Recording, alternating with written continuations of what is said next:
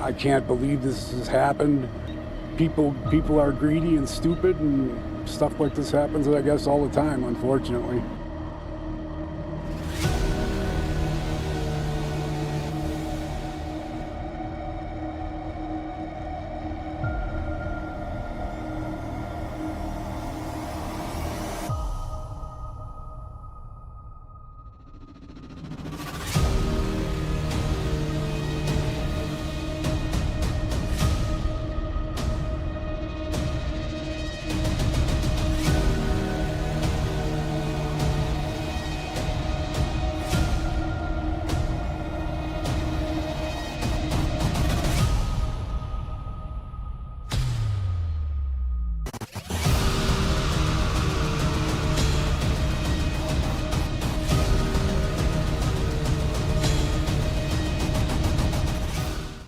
Please note that this content is for adults only. Viewer discretion advised. If you haven't yet, hit the subscribe, like, and share.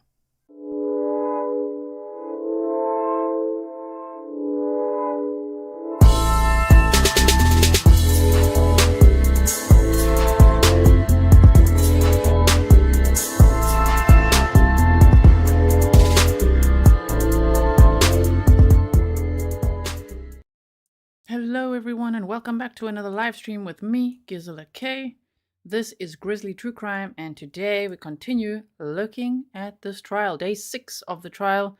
If you haven't been following with us, I would highly recommend checking out the playlist. Everything is organized for you chronologically. It's time-stamped for you as well, so you can just skip over to key moments throughout the trial day if you want to see that. Welcome everyone. Annie, thank you so much. You said thank you for all your hard work. Grizzly, we appreciate you greatly. Thank you very much. And to the earlier sticker as well, really appreciated. Welcome to all my moderators. Thank you so much for everything you do. I know these trial days are hard work as well. Welcome to all my patrons. I hope that you enjoyed the bloopers video that I put out for you today. Welcome to all my members. I know we've got to do a members only stream soon. Just know that I don't ever just like not do it. It's because my plate is very full preparing this stuff for you guys. So thank you so much for supporting the work that I do. And then welcome to all the subscribers, even if you're only going to subscribe today. Lurkers. Yesterday, a couple of lurkers broke their silence. So I hope more lurkers will break their silence today. Okay, so are we ready for day 6? Oh my goodness, Forensic Fury says, Grizzly True Crime, bought you 5 coffees to fuel the time machine. I appreciate that so much. You have no idea. I love coffees and I need coffees, especially to do the amount of work I do. Love that. Need it. Okay, so I really, really appreciate it. Okay, so we are going to be watching day 6 of this trial together. Let me just get everything nice and ready for you. I hope that by now you're quite familiar with the case. If you're not at all, and you're just popping in for the first time, maybe it's your first time seeing the channel. Hi, I am from South Africa. That's the accent, living in the Netherlands. And they're in the description box. If you just click more, there's a case background there for you. You'll get caught up in no time just with the gist of this case. So let's get started here on day 6. Okay, here we go. I still don't have a computer, Judge. All right. What do you want me to do about that? You're just telling me? Just making a record? All right. Attorney Galaviz has a computer. You have co-counsel. You told me yesterday you have a backup. Hopefully, meaning at the office. So hopefully you were able to get everything that you needed. We're working on it, Judge. Don't you think that's hilarious? The defense attorney's like, Judge, my computer is still not working. And the judge is like, okay, what do you want me to do about it?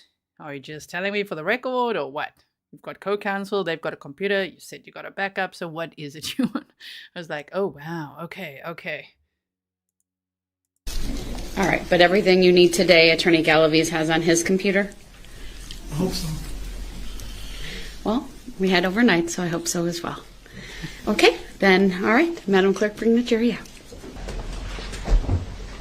Thank you, everyone. Please be seated. Ladies and gentlemen of the jury, first of all, good morning on this snowy day, and it was slippery out there, so we're glad you are all here in one piece. Yesterday, during Mr. Craig's testimony, there was reference to an exhibit that was marked as 183 and then 186. And for those of you who take notes, it's only 183. So I told the parties I would let you know that. All right. With that, the state may call its next witness. Thank you, Your Honor. The state would call Officer Stahl. Francis. Okay, so as you can see, if you haven't been following with us, this is a zero fluff way to cover the trial. I've cut out all the long pauses and, the witnesses walking up to the stand, all the paper flapping, the tea breaks, the lunch breaks, and all that kind of stuff. So we've got 4 hours and 45 minutes worth of trial footage today. I mean, the original day was about 8 hours long, right? So 4 hours 45 is what it's down to. And so here we go with the first witness. Their names will pop up on the screen in a moment as well. So we're going to be teleporting through a whole bunch of things and sidebars and all that, meaning when it's silent, when there's no audio, but those sidebars, which there usually isn't, we just teleport through that. We're not just going to watch the courtroom in silence, and we continue on there. Hilarious. Oh my goodness, you've been a member for 2 years? Happy Grizzlyversary, and you say thanks for your stellar work. Thank you so much. Okay, here we go with the first witness of the day. Francis, last name Stahl, Stahl. Thank you. Go ahead, your witness. Officer Stahl, how are you employed? Through the city of Cudahy as a police officer. All right, how long have you been employed in law enforcement? About 37 years. All right. I want to direct your attention to the fall of 2010. Were you employed with the city of Cudahy Police Department at that time? Yes. All right. I want to specifically direct your attention to September 16th, 2010. On that date, did you receive a phone call from Prime Financial Credit Union? Yes. What did you receive a phone call about? The phone call, I was actually at Prime Financial at the time, speaking with one of the employees there, and we received a call in that person's office that the person that I was there investigating a complaint for had entered the building and was there presently. Okay. What were you investigating in regards to a complaint? A fraud case. Okay. And who is the suspect of that fraud case? Jessy Kurczewski. What sort of information was provided to the credit union that sparked this investigation? There were, via fax, driver's license.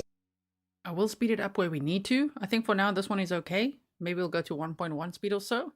Carriette Williams says, shout out to the best crime channel out there. Never misses a piece of info. Always ready for map time. Me and my mom are Grizzlies for life. That is so sweet. And to the lurker who said hello earlier, I'm so sorry, your message just flew by. I wanted to put it on the screen. Thank you for saying hi.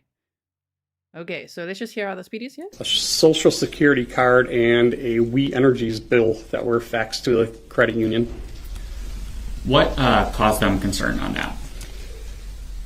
The main thing was, I can't recall exactly, but it was either the director or the chief that had recognized the defendant's name as someone who had tried to open an account once before and that red flagged them, so. Okay.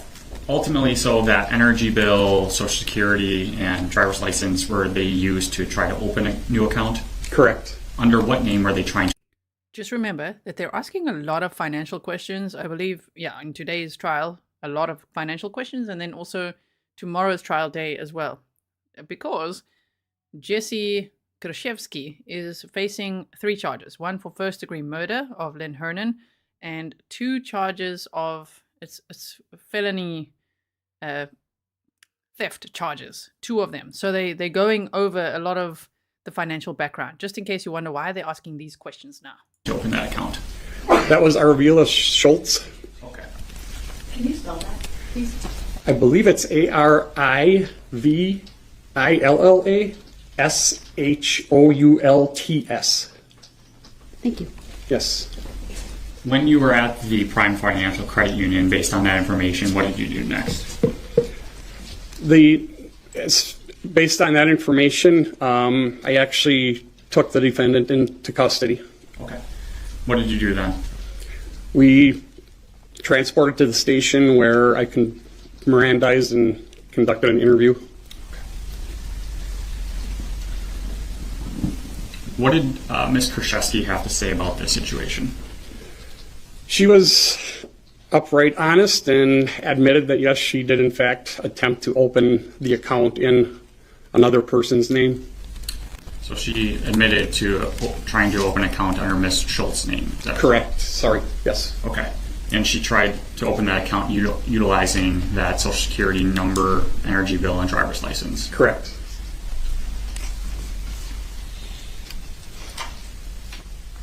Did she talk to you about altering any of that documentation, or was that actually Ms. Schultz's documentation? No, the defendant actually said that I believe she even used her own driver's license, but was able to alter it looking at that of Arvila Schultz. Do you know how Ms. Kurczewski was able to obtain Ms. Schultz's information? Yes, she actually lived above Ms. Schultz for I don't know what extended time, but there was a period that she moved in with one of Ms. Schultz's daughters that lived upstairs from them. It was like a duplex, I guess. After this account was opened or tried to be opened, did Ms. Kurczewski try to get her name added to this account? Yes. Did Ms. Kurczewski have Ms. Schultz consent to open or to use her information to open this bank account? No. I don't know. Doesn't the attorney sound so much more professional without the vocal fry? He sounds great, right? I wonder if he watched the episode a little bit. This is great. It sounds professional. The questions are coming across really well. So, love it. Any other questions? Thank you, Mr. Stahl. Hey, Cross. Again, Officer, Ms. Kurczewski was honest and admitted what she did. Correct. I have nothing further. Any redirect? No, thank you. All right, thank you. Thank you. Sit down. Here, I'd be asking that you be released from this, so you know. No objection. All right, you are released from your subpoena, sir. Thank you. State may call its next witness. State calls Leslie Booton, Your Honor. First thing I will ask you to do is to state your first and last names for the record and spell each. Sure. My name is Leslie Booton, Leslie Booton, Booton. Thank you. Go ahead, your witness. Okay, so now we're going to hear about how Jessy pawned off all of Lynn's special jewelry pieces. That's what I was talking about yesterday. It's horrible what she did. And wait till you hear later. It's very sad. Okay, what happened to the cats? I was like, wait, what? Thank you, Your Honor. Good morning, Ms. Booton. How are you? Good morning. How is it you're employed? I am employed at Robert Hack Diamonds. And what do you do for Robert Hack Diamonds? I'm one of the managers. And how long have you been a manager there? 35 years. And what sort of business does Robert Hack do? We are a full-service jeweler. We buy gold from the public. We sell jewelry. We do appraisals. We do repairs. Anything that a full-service jeweler would do. Okay. Sometime around October or November of 2018, did a detective from the Waukesha County Sheriff's Department come speak with you at Robert Hack Diamonds? Yes. And were they interested in sort of the aspect of your business that buys gold or jewelry from people? Yes. Okay. And did they ask you to pull some transaction records? Yes. Do you at Robert Hack keep transaction records in the normal course of your business? Yes. Why do you do that? It's asked of us to do. Record keeping is important. Isn't it amazing, see, Chinny, that she worked at Robert Hack Diamonds for 35 years? A lot of dedication, you know? So, yes. Okay. And could I bring up Exhibit 88 for the witness, please? Is that up on your screen now, Ms. Booton? Yes, it is. Okay. Do you recognize what Exhibit 88 is? Yes. What is it? It's a property transaction record. When somebody comes into our location and chooses to sell an item, we fill out this property transaction record. Okay. And could we move to Exhibit 89, please? And Ms. Booton, do you now see Exhibit 89 on your screen? Yes. And what is that? That is, we have to import every buy that we do within 24 hours. I don't know if this was the Nooper system or the Leads Online, but we import it so that the municipalities can see what we purchased if there's an issue. Okay. And is there, in fact, a photograph of... Okay, I'm just going to pause it there. I see there's a couple of spoilers going on in chat, which is okay. It's not a nice spoiler. Jessy had the cats put down in January. Lynn died in October of 2018, and Jessy had the cats put down one day after the other. I was so shocked hearing that today. I'm like, because yesterday when we watched the police interview, I thought Jessy's mom took the cats in. And I, for a moment, thought, okay, the cats were only 7 years old, so they should be okay. So they were old. Wait, they were 7 years old. Yes? So they would have only been 7.5 or 8. And they were both put down. So if you weren't already mad at Jessy, who is still innocent until proven guilty, but damn, there's a lot of evidence that seems to be stacking up now. But even just for the cats, Lynn's whole world was her cats. She was so worried about how sick she was getting, and she was so worried about leaving behind her cats. When Lynn died, then Jessy was immediately on Facebook saying, could anyone adopt these two? Because if not, I'm going to have to put them down. And apparently her mother took the cats, but then Jessy had them put down in January of 2019, about 5 months before she was arrested. And one on one day and one on the next. I think it was one on the 9th of Jan and one on the 10th of Jan. Absolutely horrible. So that makes me mad even at her mom, right? Yeah, you guys are like pinching my lips shut. I can't even. So I'm sure now we're all on the same page. Of the item you purchased on Exhibit 89. Very blurry, but yes, there is. Okay. And in the top middle of that form, is there a transaction number? Yes. And what is that transaction number, please? 91569. And if we go back to Exhibit 88, do you see a transaction report number on that form as well? Yes, 91569. So does that mean Exhibit 88 and 89 are linked together? Can we go back to the other one, please? Yes, 89, please. Yes. Okay. And so at this time, Your Honor, I'd move Exhibits 88 and 89 into evidence, and I would ask to publish. No objection. Exhibits 88 and 89 are received. Permission to publish granted. Okay, thank you. At least that one's quick today. All right, Ms. Booton, as we go through Exhibit 88, can you determine who the person that was selling this item was? Yes. Who is that? Jessy R. Kurczewski. Okay. Do you know who that person is? Okay, I'm not the only one who struggles with her surname, you see. They're calling her Kurczewski at the trial. That's a lot easier to say than Kurczewski or whatever.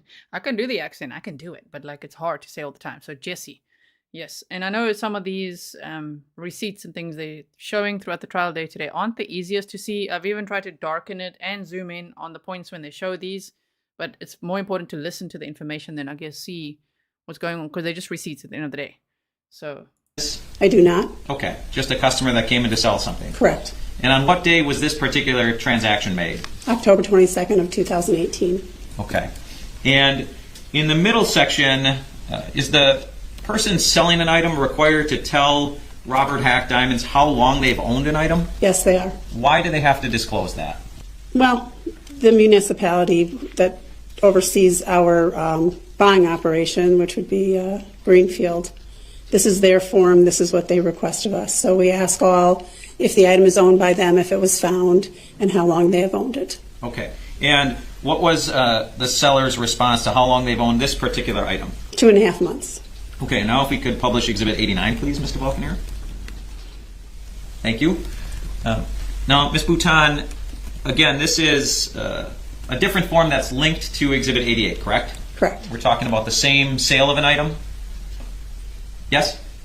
Yes. Okay. And in fact, there's a verbal description of the item on this form. Is that correct? Yes. And what is that description of this particular item?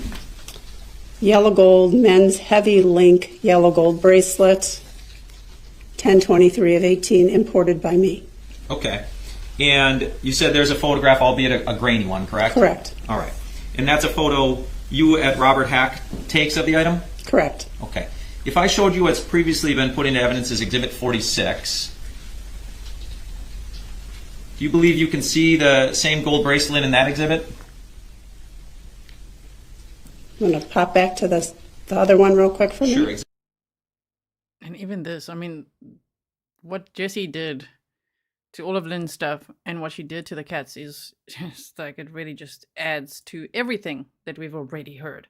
But you think that these were all of Lynn's special jewelry pieces, and she'd already said to friends and, like her ex-boyfriend and her best friends who can get what pieces of jewelry if she were to pass away. They didn't get any of that. Jessy went straight to this Robert Hack Diamonds and traded that in. She's like, okay, here you go. How much can I get for it?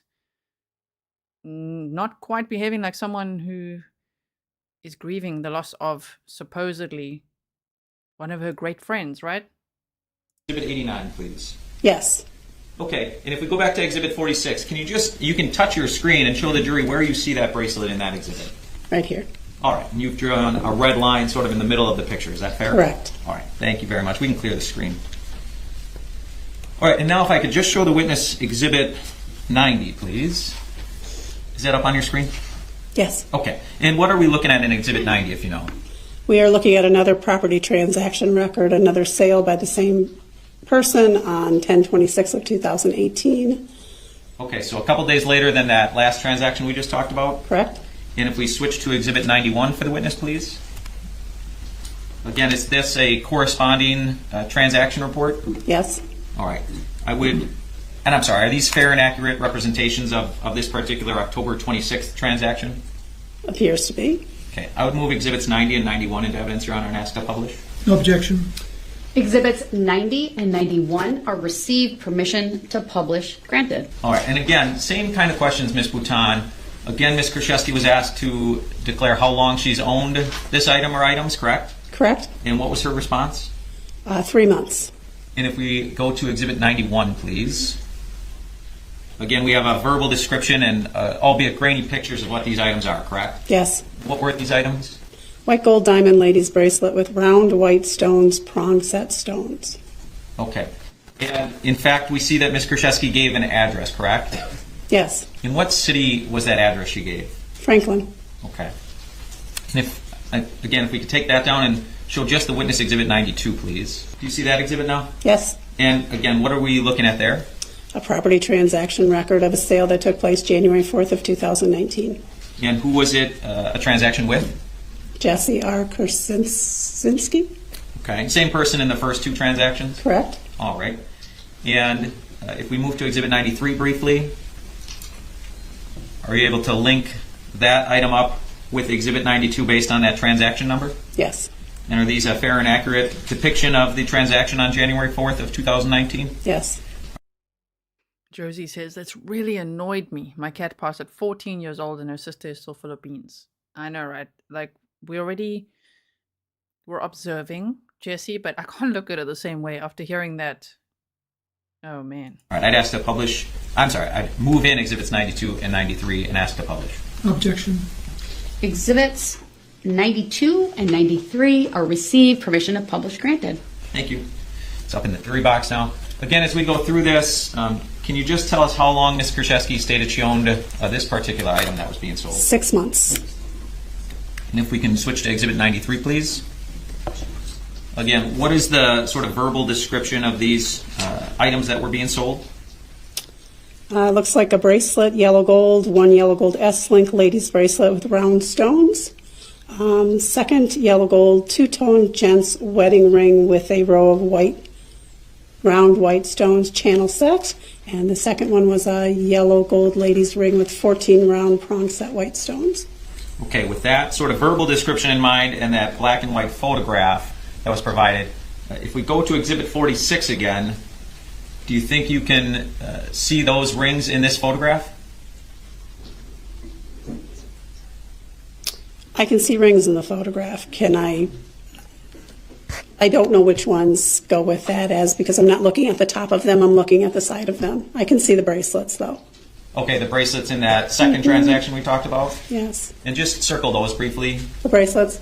Yes, please. Okay. Those are the bracelets that were sold that we discussed? Mm-hmm. Is that a yes? Yes. Thank you, Judge. Sorry. That's okay. Do any of those rings at the bottom of page 46 appear at least consistent with that third transaction report you just looked at? Yes, consistent. Which ones look consistent? Circle? Yes, please.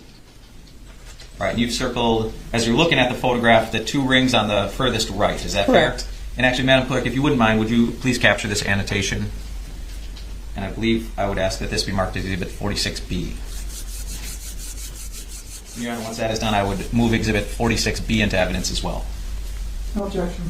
Exhibit 46B is received. Yes, please. Let's pause to look at the cat killer. I mean, she's already accused of murdering Lynn.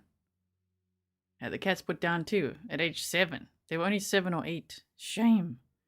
Thank you so much, Groet. You say, because you are so sweet, G. Thank you so much.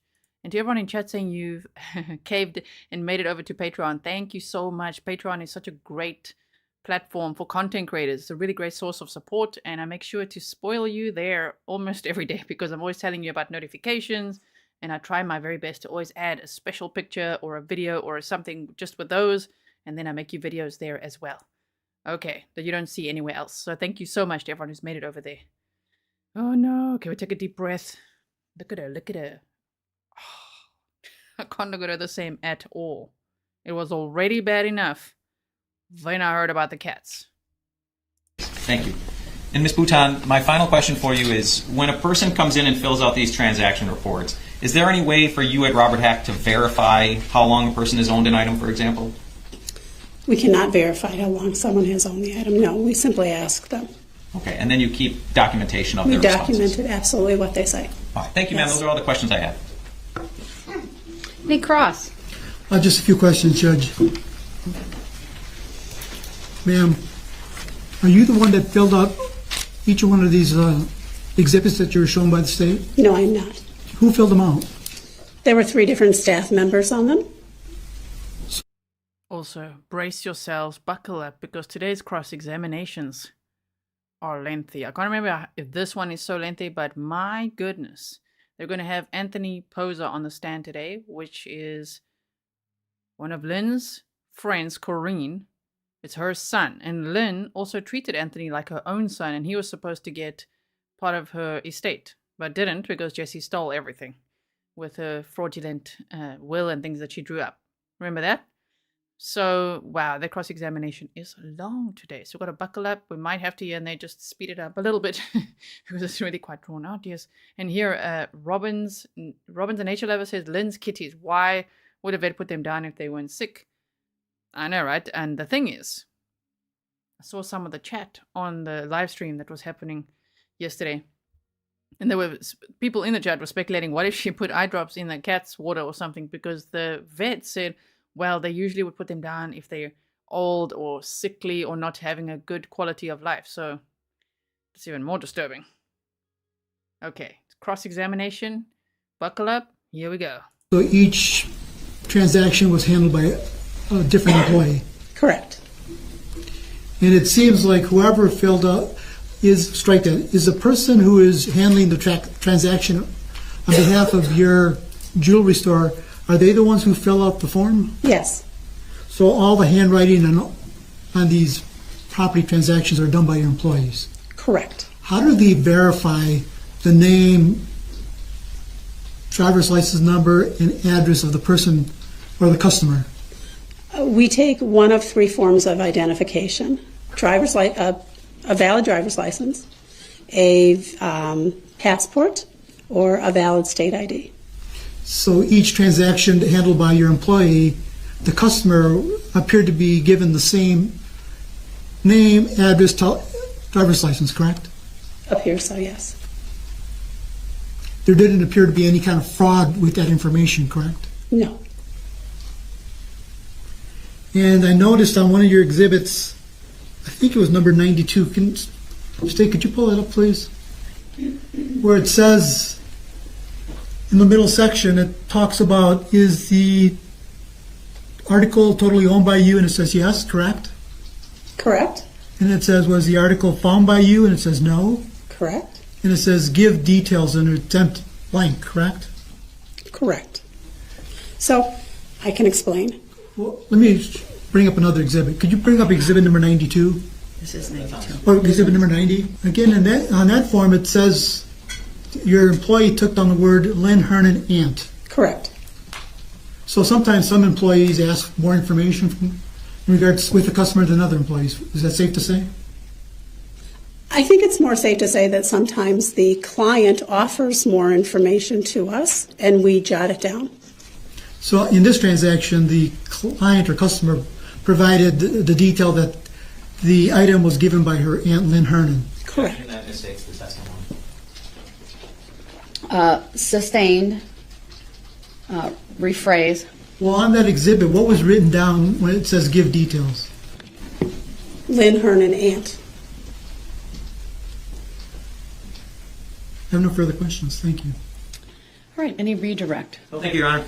All right, thank you, ma'am. You may step down. Thank you. I would ask that Ms. Booton be released from her subpoena. No objection. All right, thank you. You are released from your subpoena. Statement called to next witness. The state calls Magdalena Saboniak. Before you bring her up, can I just see the attorneys at sidebar for a second? And then the first thing I will have you do is to state your first and last names for the record. And you must see the faces that Jessy makes at those lady. This lady knew Jessy in jail. So she's got some of the tea, you know? spell each. Magdalena Saboniak, Magdalena Thank you. Go ahead, your witness. Thank you, Judge. Ms. Saboniak, thank you for being here this morning. I just have a few pretty specific questions to ask you, okay? Sure. Have you ever met someone named Jessy Kurczewski? Yes, I have. Do you, in fact, see her in the courtroom today at the defense table? I do. Okay. When you met Ms. Kurczewski, were you both in a custodial setting?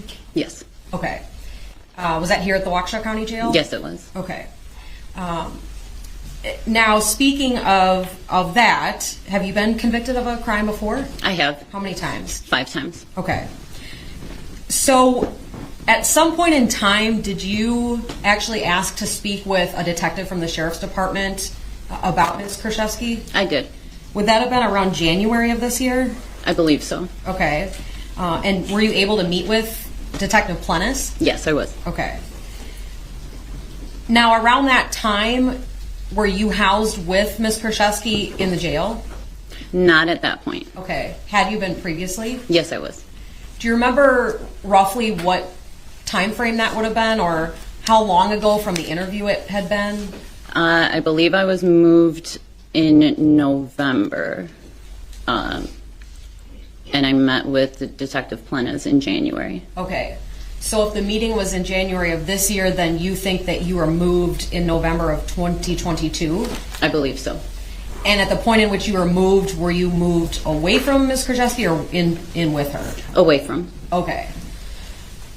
So prior to November of 2022, how long would you say you were in the same housing unit as Ms. Kurczewski? I don't know the exact time frame. Was it more than a day? Absolutely. Okay.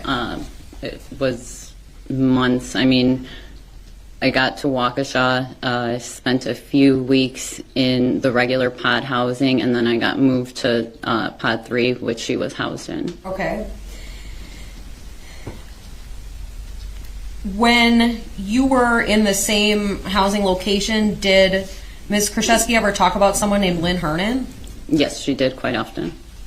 Did she talk about her to you? Yes. What would she say about her, generally? Generally, she'd just talk about her case and talk about her good friend, about her passing, and just basics of what she was accused of, what she did, what she claimed to not do. Did Ms. Kurczewski ever tell you how Lynn Hernan died? She said that it was in her belief that Lynn died from taking her own medication and taking too much. Okay. When Ms. Kurczewski would talk about Lynn Hernan, did Ms. Hernan's finances ever come up, or the money situation with Lynn Hernan? Yes. And what would Ms. Kurczewski say about that? That somehow she gained power of attorney, and she was in charge of writing all her checks, paying for all her bills, taking care of all of her finances. She was basically in charge of she had full access to all of her accounts, all of her money. I don't even know if Lynn would check up on what the money was going to. What did Ms. Kurczewski say about where the money was going to? She said she would take care of the bills for Lynn. However, she also had gambling habits. She would go to Potawatomi. She would spend days there with her boyfriend. She would only play high-limit Texas Hold'em. She would lose a lot of money. She would have to compensate with this, so she would write checks. She would write, well, she would say she had permission to write checks to redo the house for her boyfriend, redo the kids' rooms, redo all their clothing. That's why she didn't care, when the boyfriend didn't like her spending a certain amount of money, and she'd have to redo all the pictures, all the furniture, everything like that. And I'm just wondering how you can spend all this money and not care that you have to redo the whole house. When you said that, I think you said she would write checks, who would write what checks? That she would write checks because she had the power of attorney. So she could write checks to herself, or she could write checks to cash and sign for herself because she had access to the bank accounts. Whose accounts, whose checks? These were Lynn Hernan's. Okay. And did Ms. Kurczewski say that she did in fact write herself checks sometimes? Yes. Okay.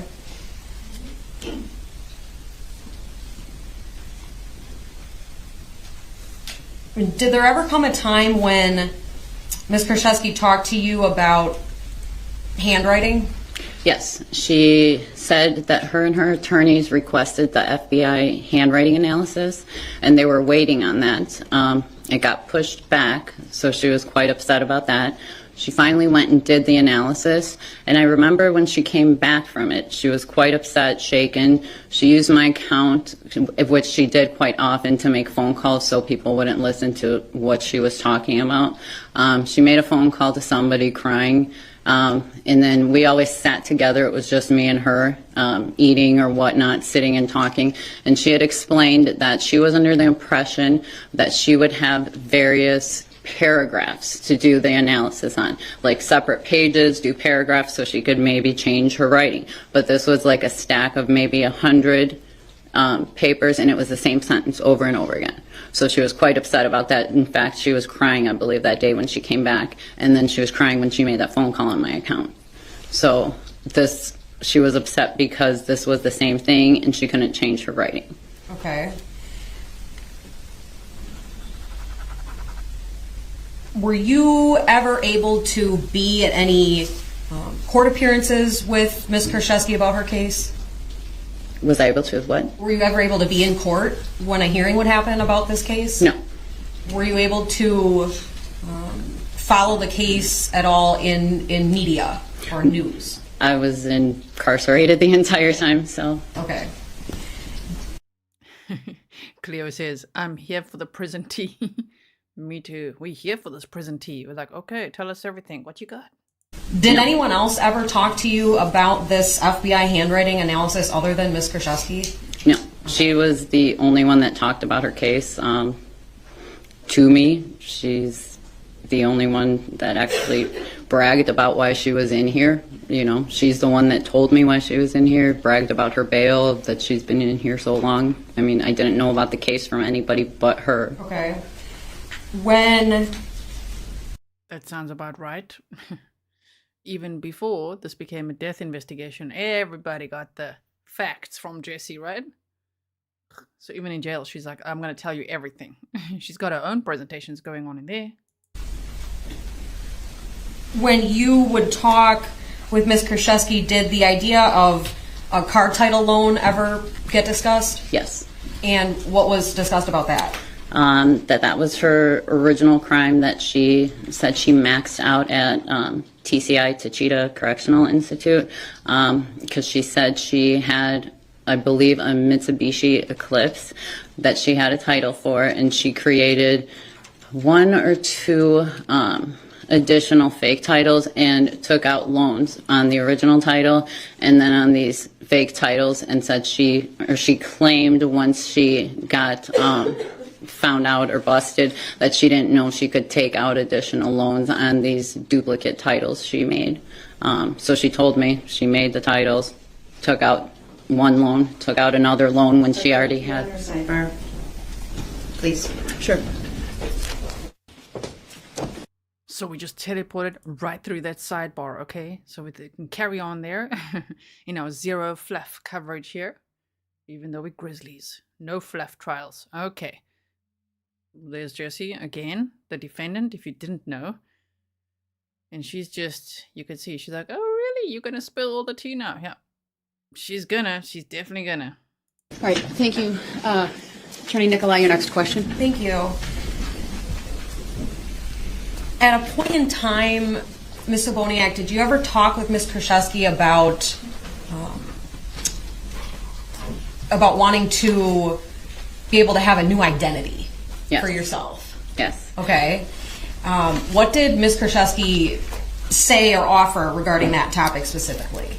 She was very proud of the fact that she worked in a dental office, but she was more proud of the fact that she could create these documents, and she was so good at forging documents that she could create a new identity, not for herself, because she would claim she would go out of the country to get her own identity, but for me.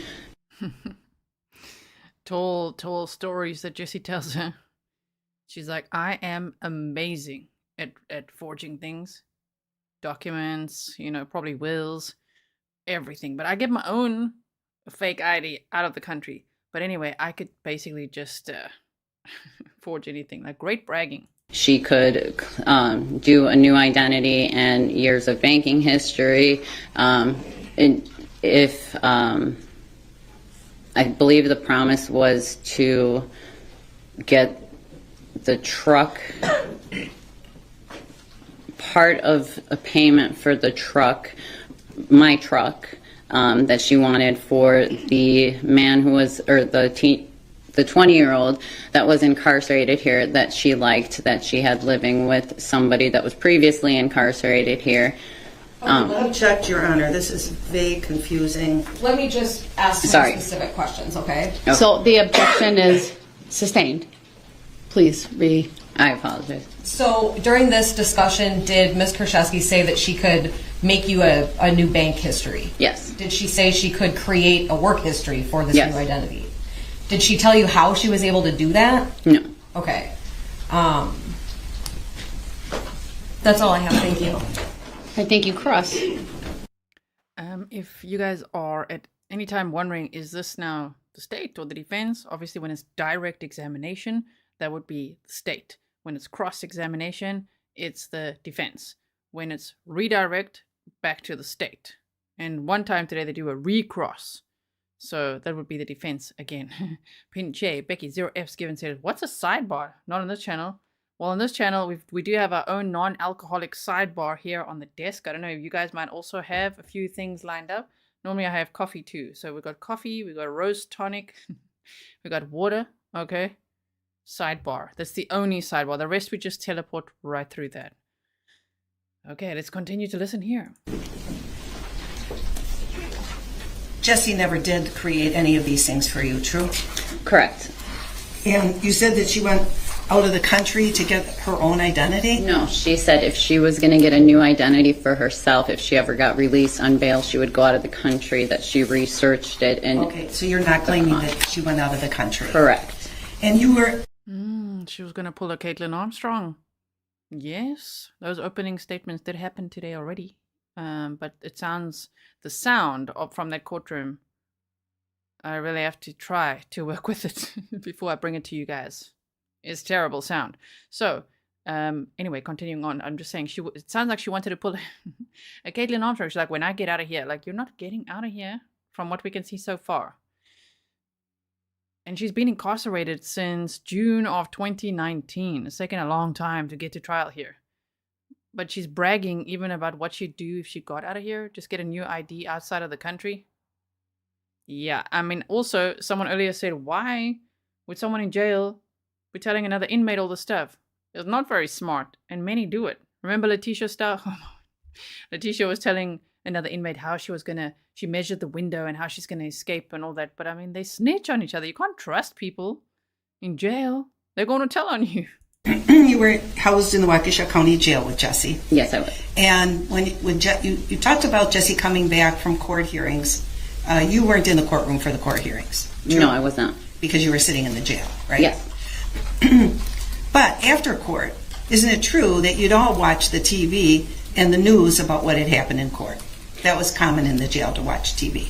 Not myself. I would be walking and listening to music all day long. I wouldn't even sit to watch TV when Jessy would ask me to.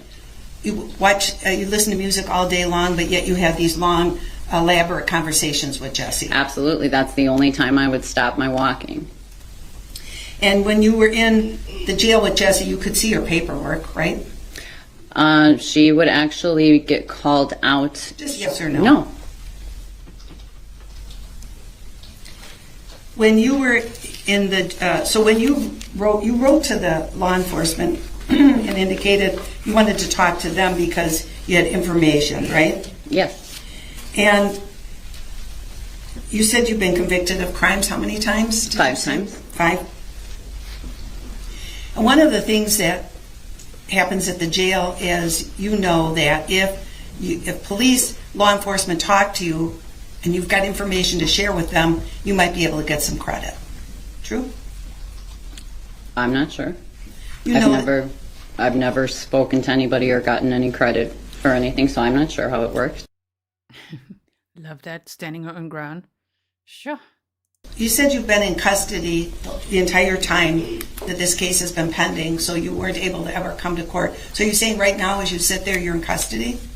No, I'm not in custody, but when I was in custody, this is the first time I've been in custody, so I don't know how this works. I asked to speak to a detective. I don't know how these things work. Well, the state's suggesting that you would have no way of knowing anything about this case, and that's clear to me that you're not in custody right now. Correct. You could have researched this case, right? I suppose.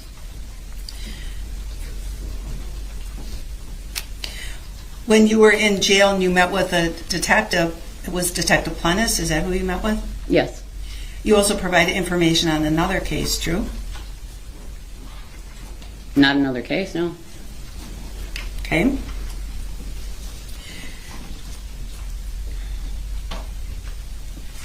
Were you interested in knowing what kind of incentives you could get for cooperating?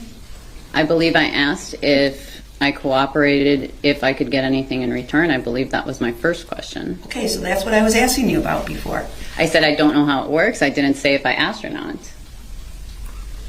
I see. Okay. So you... I love it. She's making the defense attorney work hard. She's like, I see. She's like a little bit like a step ahead every time. She's like, right. Back to the grilling. Did ask, though, if there were any incentives that you could receive for cooperation, true? Correct.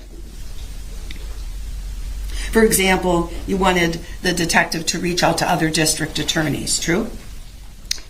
I didn't necessarily say that. I asked if I could get help with my other case. You wanted the detectives, you asked if there was something they could do for you to avoid going to prison, true? I'm not certain if that was at the time. I believe it was asking about my other open case because I already had lost my, I believe I already lost my revocation. You'd agree with me that one of the things you were hoping to avoid was going to prison. Of course. Right? Of course. But I'm not sure if that was the exact question is all I'm saying. And when you finished your interview with law enforcement, they indicated, or they agreed they would tell your lawyer, tell other district attorneys about your cooperation. All they said is they could say that I cooperated. There could be no deals. There could be no incentives. They told you that they would advise other people that you cooperated, true? They said that... That's a yes or a no. Either they did or they didn't. I'm not sure on the question that's being asked. Isn't it true that the detectives told you that they would reach out to others and advise them about your cooperation? I suppose. Thank you. I like it when she can't say, well, I don't know because I don't know how to, she's like, I suppose. So, okay. Also, I just want to say I'm always so proud of you guys in this community. You just chat so nicely, you know? It's just it's a very kind space. You make intelligent comments here and there. I know we get a little snarky where appropriate. So thank you so much just for being you. Any redirect? Just briefly, Ms. Saboniak, the things that you testified about today, are they consistent with what you told Detective Plennis in January of this year? Yes. So has anything that you've said today something that you made up based on watching the news since you've been out? No. Okay.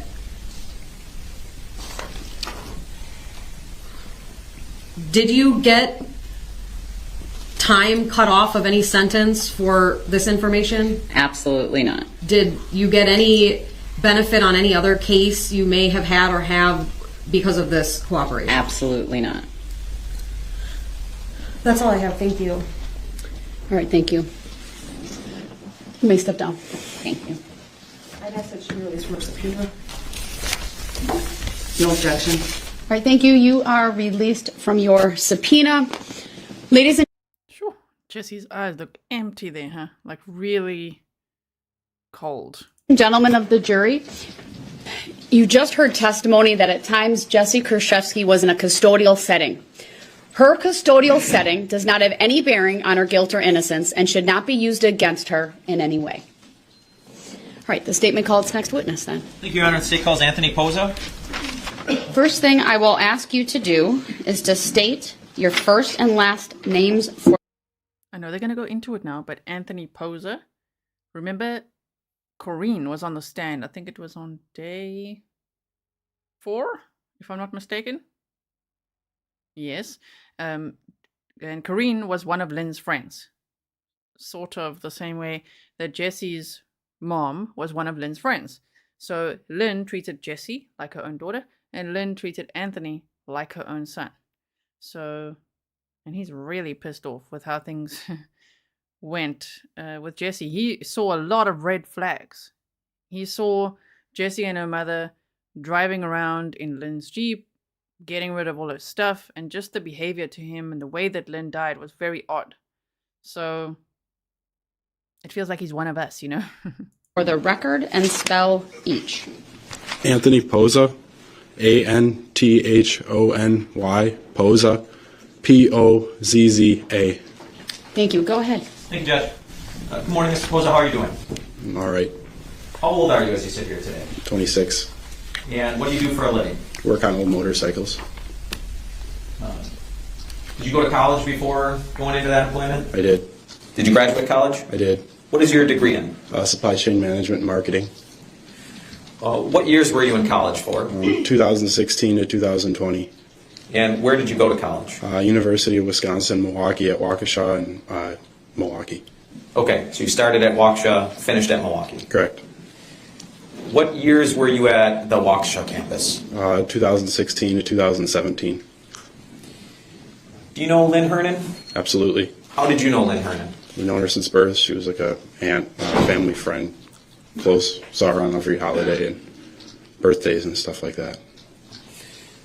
So on those birthdays and holidays, would you all get together, or was it phone calls, or just sending cards in the mail? We'd always get together on my birthday. My mom would have parties and stuff, and she would always show up. It would always depend on Aunt Lenny. Did that tail off as you got older? As I got older into high school, it was a lot more phone calls. But as I got into college, I'd go and see her at her residence in Pewaukee. Okay. How often would you say you went and visited her? Once or twice a month. And was that while you were at the Waukesha campus? Correct. So that was 2016 and 2017? Yes. And how was it you would go visit her? I would just drive over there for lunch because I had a long lunch break, and she'd usually offer me food or whatever was in the fridge, and it's just a cool place to hang out, I guess. So Anthony is the exact opposite of Jessy. And Lynn's kindness extended to everyone she knew, but, to Jessy and Anthony. So it's really like you could see how Jessy treated Lynn. And based on her charges, think about that. and her animals, and how Anthony treated Lynn. It's just so opposite. You'll see. Away from campus and, but still close enough to where I could get back to class pretty quick. Okay. So it was kind of between classes over the lunch. Yeah. When you went there, you said she would kind of make you food or let you go into the fridge and things like that? Absolutely. Would you guys sit and talk? Yes. What kind of things would you talk about?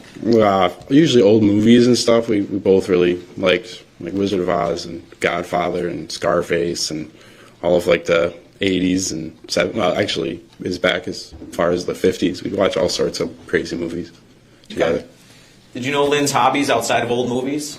Yeah, she liked to have fun with my mom on the water. She loved the lake, and for a while she was living in various lakes as I grew up in like the Muskego, Mukwonago area. Okay. Was she crafty at all? Oh yeah, she could reupholster anything. She made by. Okay. Was she a big home repair person? Yes and no. Did you ever see her with power tools out and say, Lynn, what are you doing with that drill or that saw today? No. Okay. What about guns? Did you ever know Lynn to have an interest in firearms? No. Not at all? No. What about those movies you talked about, though, like Godfather and Scarface? It was just a movie, it's just stuff we're watching, but she loved those movies, absolutely. Okay. So she was never talking about trying to get guns or anything like that? No. Did you ever see any guns at Lynn's house? No. Let's talk about Lynn and technology for a second. Was Lynn technological at all? No. I mean, if I had to show her pictures on my phone, and usually my phone was so cracked up, she'd say, "Oh, you have to go, print those out. I want this picture, that picture." And she didn't have anything really. There was no sending stuff to her via email or even text message. There was none of that. You just called her. Which is consistent with what all of her friends have said. Her ex-boyfriend, Lynn, had a flip phone and she had a landline, and she didn't, you didn't email her or connect on social media or things like that. So Nicola Moffat says, I missed your reply earlier. Did you say direct was the defense or prosecution? So the reason I'm doing this, I could label it again yesterday, all the days so far, I've had it more like direct examination, state questions their witness. But I feel like a lot of things that we do, it's a learning experience, right? So we're learning so much about trials here. So when I just say direct examination, yes, that would be the state. And when it's cross-examination, that's the defense. So if you don't have any law experience, I'm not a lawyer either. It's just nice to learn the whole lingo, right? Giovanna, thank you so much. I really, really appreciate it. Welcome to everyone who's only joining now. Really appreciate you being here. Hope you know a little bit about the case. If you don't, just click more below the video, and there's a case background write-up that I've done for you. And we are now watching day 6 of this trial together. Okay. Did Lynn have a computer? No. Did she have a phone that could access the internet? No, not that I'm aware of. Do you know what kind of phone she had? Flip phone.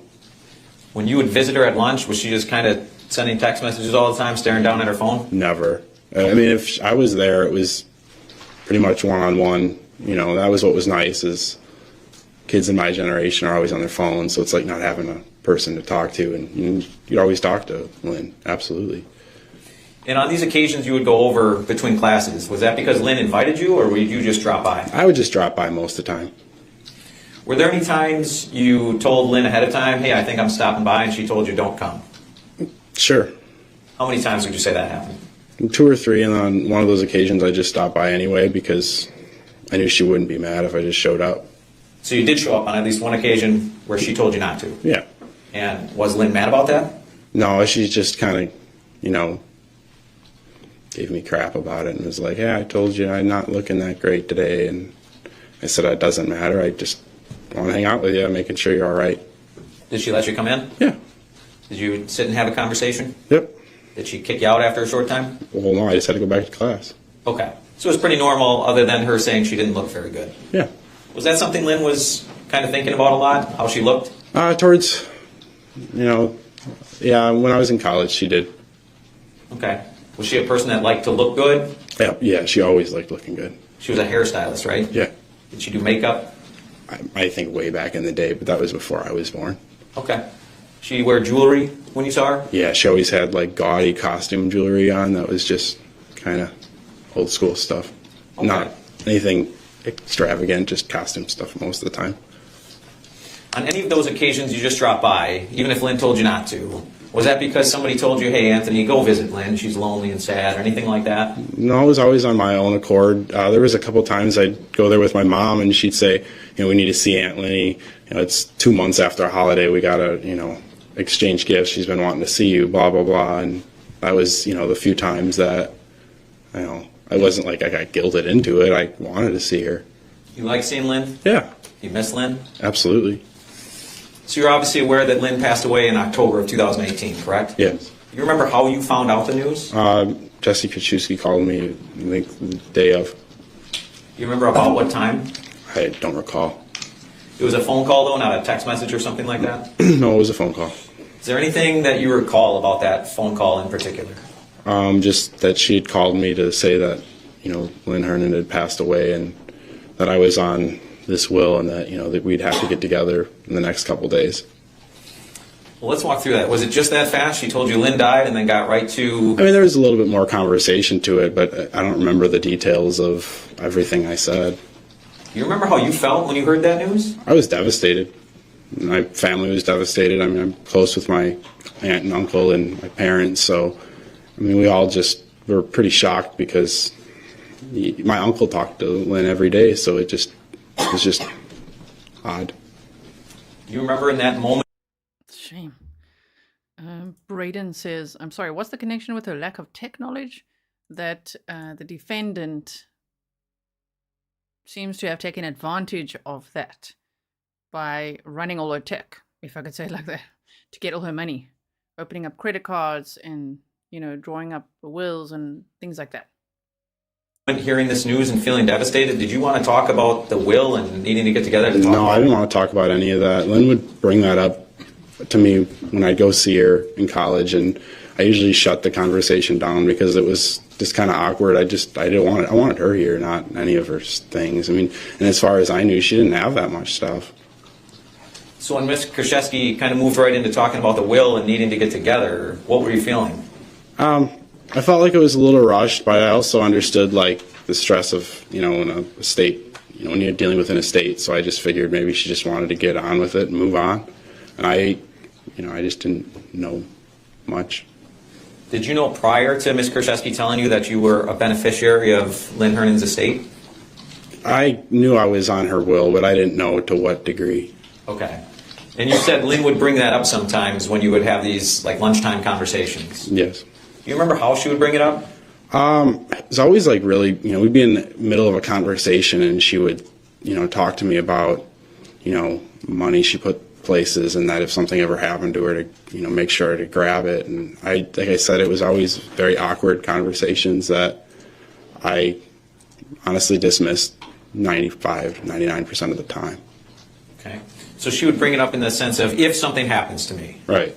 Did you ever take that to mean Lynn was thinking of committing suicide? No. Did you ever, in your whole time knowing Lynn Hernan, believe she might commit suicide? No. If you thought that, would you have taken some action? Absolutely. I guarantee you if my mom and I knew, we would have taken some action with getting her some help. Do you recall when the last sort of in-between classes, lunchtime kind of conversation you had with Lynn was? The last time I saw Lynn was a month before she passed away with my uncle. They were on their way home from a restaurant, and they met at my uncle's house, and I live really close by, and I walked up there, and she was there and she looked pretty good, and we talked for a while, and that was the last time I saw Lynn. Was that in August or September of 2018 then? It was August. August. And you said she looked pretty well? Yeah. You understood she had just come from lunch, it sounds like? Yeah. Out at a restaurant? Yeah, with my uncle. Okay. And did you have a pretty standard conversation with her that day? Yeah, I talked to her for about an hour and a half. Do you remember leaving just feeling like, hey, something's not right with Lynn, anything like that? No, in fact, she said she was starting to feel better, and she did complain about back problems and certain things before that, and she's like, I'm fine, I'm glad I'm getting out again, and we need to do this more often, and you need to come with us next time. And I didn't think it was like the last time by any stretch of the imagination. So she was setting up times to get together in the future with you? Yes. If we sort of move past what we've been talking about, where Ms. Kurczewski now tells you have to get together to discuss the will and things like that, okay? Did Ms. Kurczewski tell you who would be in charge of handling Lynn's estate? Yeah, she said she was appointed power of attorney. Okay. Did you Carrie Summers says that's right, it was just stuff. He said he would have rather had Lynn here. But no, Jessy was a greedy monster. She had stuffitis. That was more important to Jessy than human life. Yeah, seems so. ever have to like okay that or anything? No. Okay. Did you ever have to sign a form saying you were okay with Ms. Kurczewski handling the estate? Not that I'm aware of. Okay.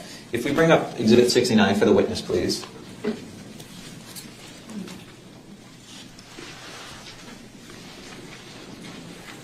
Is that on your screen, sir? Yes. Okay. Do you recognize what Exhibit 69 is? Yes. Okay. And what is it? It looks like, oh, my bad. It just looks like it's I consent to the admission of the will dated November 26, 2016. It looks like I signed off on it, and I consent to the appointment of Jessy Kurczewski as personal representative. Okay. So and that's your signature on Exhibit 69? Yes. All right, Your Honor, I will move Exhibit 69 into evidence. Objection. All right, Exhibit 69 is received. Okay. So a couple things with that document, Mr. Pozza. You sort of said, I'm okay with Ms. Kurczewski running the estate. I believe I had to sign this, or it was just going to just sit open. Well, let's come back to that for a second. But you would acknowledge that's what you were signing off on. Yes. And that the will that was put forth, you said that looks good. Yeah. Okay. Now, you said you felt like you had to sign that form? Yes. Why is that? I was, Jessy gave me all these forms to sign, and I'd read over the will and I read over everything that she gave me, and she says I was appointed, and it looked like in the will that she was appointed. It was notarized, and I just felt like, okay, well, this is Lynn, and I signed it. Okay. And your signature was dated October 11th of 2018? Yeah. And would that mean that there was a will at least given to you to review prior to that date? Yes. Okay. Now, from there, did you really pay attention to what was happening to the estate very closely? No, I would just check up with Jessy every once in a while via text and ask her if she needed any help. Okay. And I should go back. Prior to Ms. Kurczewski calling you to tell you that Lynn had died, had you ever talked to Ms. Kurczewski before that? Never. Did you know who she was? Lynn would bring her up on occasion, but it was rare. Okay. Had you ever met her in person? No. All right. So at what point did you and Ms. Kurczewski either start talking on the phone or getting together in person to talk about the estate? Like the day after Lynn passed away. Okay. October 4th? Yeah. Was there ever a time where Ms. Kurczewski invited you to come to Lynn's condo to sort of go through personal belongings? Yes. Tell the jury about that. She asked us, and my mom and my uncle came with us to go into the condo, and I was a little distressed. I wasn't really thinking about stuff as much as I was just kind of thinking about what had happened. And of course I walked through it because it was more of a memory of our friend. And I took some of her parents' things from like World War II, some dog tags, and a little box of just mementos from her family, because I was close with her dad when I was a little kid, and he would tell me stories about World War II. So that stuff was important to me. I had a little box, and they said, "Hey, could I grab this stuff?" And Jessy said that was fine. Okay. She let you have some of Lynn's property, or actually it sounds like Lynn's parents' property. Yeah. Okay. Was there ever a time where you said, "Hey, could I have that?" And Jessy said, "No, absolutely, you can't have that." I asked about certain things that were like higher ticket items toward like later in the month, and I said, "What are you going to do with this?" And it just, like the Jeep was signed over to her mom 2 weeks before she died, she said, and all this stuff. So I just assumed that, Lynn had gotten rid of all of her stuff that was of value, and I didn't question it any further. You just made that assumption? Yes. Is that based on what you were seeing as you kind of went through the condo? Yes. All right. Aside from the Jeep, you said big ticket items. Was there anything else you asked about? She had a bracelet that, to my knowledge, was supposed to be given It's speculation. Overruled. He may answer. He said, to my knowledge. To my knowledge, was supposed to be given to my uncle, and that was discussed with me in August, which was 3-4 weeks before she passed. So that was a little bit of a red flag, but again, I didn't question it because I just assumed that Lynn was getting taken care of by Jessy, and you know, she just assumed all the high ticket items. Did you ever ask Jessy about that gold bracelet? Yes. Did she tell you what happened to it? She told me that it would make more sense to sell it and split it than give it to my uncle. Okay. And do you recall what day this was, or how close in time to Lynn's death? I don't recall. Okay. Do you think it was still October of 2018 or beyond? I think it was October, maybe early November. Okay. Now, did there come a time, well, let me ask you this. Did Lynn ever tell you that you were a person who was granted access to her bank lockbox? She wanted to give me access when I was a minor, and my mom didn't want me to have access to it just because she was worried about any, you know, repercussions of that, just because I was, was under 18. And honestly, she showed me where the lockbox key was, and I never really paid much attention to it after that. Okay. Did there come a time where you had to sign some form with the bank that Lynn asked you to? I don't know if I ever did sign that form, but if I did, I was probably fairly young. Okay. But your mom, it sounds like, didn't want you to have a key of your own. No, she didn't. So if I'm understanding, Lynn told you where her lockbox key was kept? Yes. Where was that? It was in this, like, little cabinet. It was behind, like, a DVD box set, like, hanging up on this little hook. Okay. So like a DVD cabinet, you said? Yeah, it was like a cabinet. She had all this trinkety stuff. And okay. And was the key sort of like hidden behind DVDs, or was it just kind of... Yeah, it was kind of hidden. I mean, you have to look for it. Okay. If Lynn hadn't shown you where it was, would you have just seen it hanging there? No, there's no way. Wouldn't even. And if I would have found it, I wouldn't have known what it was if she wouldn't have said anything. I just thought it was some key that, was for a safe of, a bunch of paperwork that she'd, have sitting around from her parents' estate. Okay. She had a lot of paperwork from her parents' estate still laying around. Did there come a time after Lynn died that you went looking for that key? When Jessy had me come over, I asked about it because they noticed that the cabinet was open and it's kind of a mess. So I just said, where did you know about safety? And she said that the safety deposit box was emptied months ago. Okay, let's go through that a little more. So there came a time where you looked for that key? I asked about it. I didn't really look for it. More so asked about it because I looked at the cabinet when you walked into the main living room, and I saw that the cabinet where the key was hanging was gone through. Okay. The key was not there, or you couldn't tell? There was no key there. All right. So then you asked Jessy Kurczewski about that key? Yes. And what did she tell you? She said that the safety deposit box that Lynn had was, she went through that money months ago. Okay. Why was it you were looking for that key? That's what Lynn told me to look for, and I just asked about it. It wasn't something that I was real stressed about or anything like that. I figured Lynn needed it, and that was a good enough answer for me. Okay. Did Lynn tell you why she wanted you to look for that key if something happened? It would help me with my college or something like that if I had access to it, if something happened to her. Okay. So was she telling you there was money in that lockbox? Yes. Okay. Did she tell you about how much? It differed from time to time. One time it was $10,000, another time it was $50,000. Okay. And when you asked Jessy Kurczewski about that lockbox key, was that same sort of late October, early November time frame? No, that was probably fairly early. It was probably I think we came to Lynn's house that weekend, or maybe a couple days after she called me to let me know Lynn had passed. Okay, so within a couple days of Lynn's death. Yeah, I did ask about it. Okay.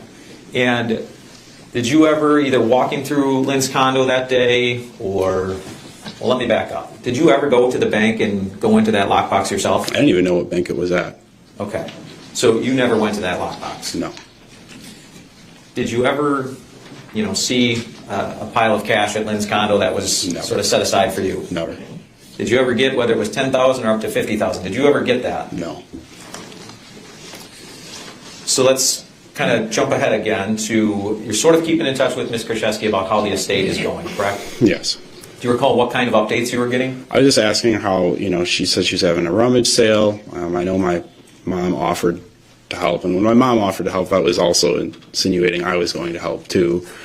So I know that they had talked about, together if they my mom could assist her in any way. She said she had it handled and that she was happy to take care of it. So I would just check in from time to time to see, how things were coming. And she said, oh, it's going fine. And then I'd check in around about the sale of the condo every once in a while. But that was like the year after. It was in 2019, I think I started asking about the condo just because I was curious to know what was going on. Okay. Yeah, you started getting curious, saw some red flags, started asking questions.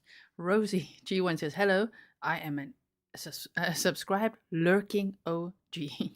Thank you to all the lurkers saying hello today. That's so nice. I hope more of you say hello. So we're into 2019 with sort of these general updates. Right. Right. Any red flags or anything like that in these updates? Early on, no, because I figured it was a lot of work. I mean, my parents had to go through my grandparents' estate, and I watched how long that took. So I just, early on, I was like, yeah, this is going to take some time. And honestly, if Jessy needs the time, give it to her. And then it came to be like March of 2019, and that's when I started getting, I started thinking about like what had happened, and the estate, I think, was finally starting to close up, and I was starting to get things from what I believed was Lynn's attorney with, final account bills and stuff, and that's when I got a lot. Stop you there for a second, because I'm going to show you Exhibit 76 when we talk about final account bills, as you said.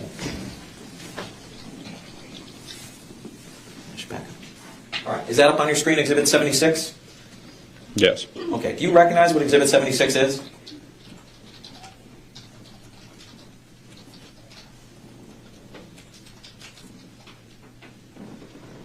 Think so. Okay. Have you seen that before?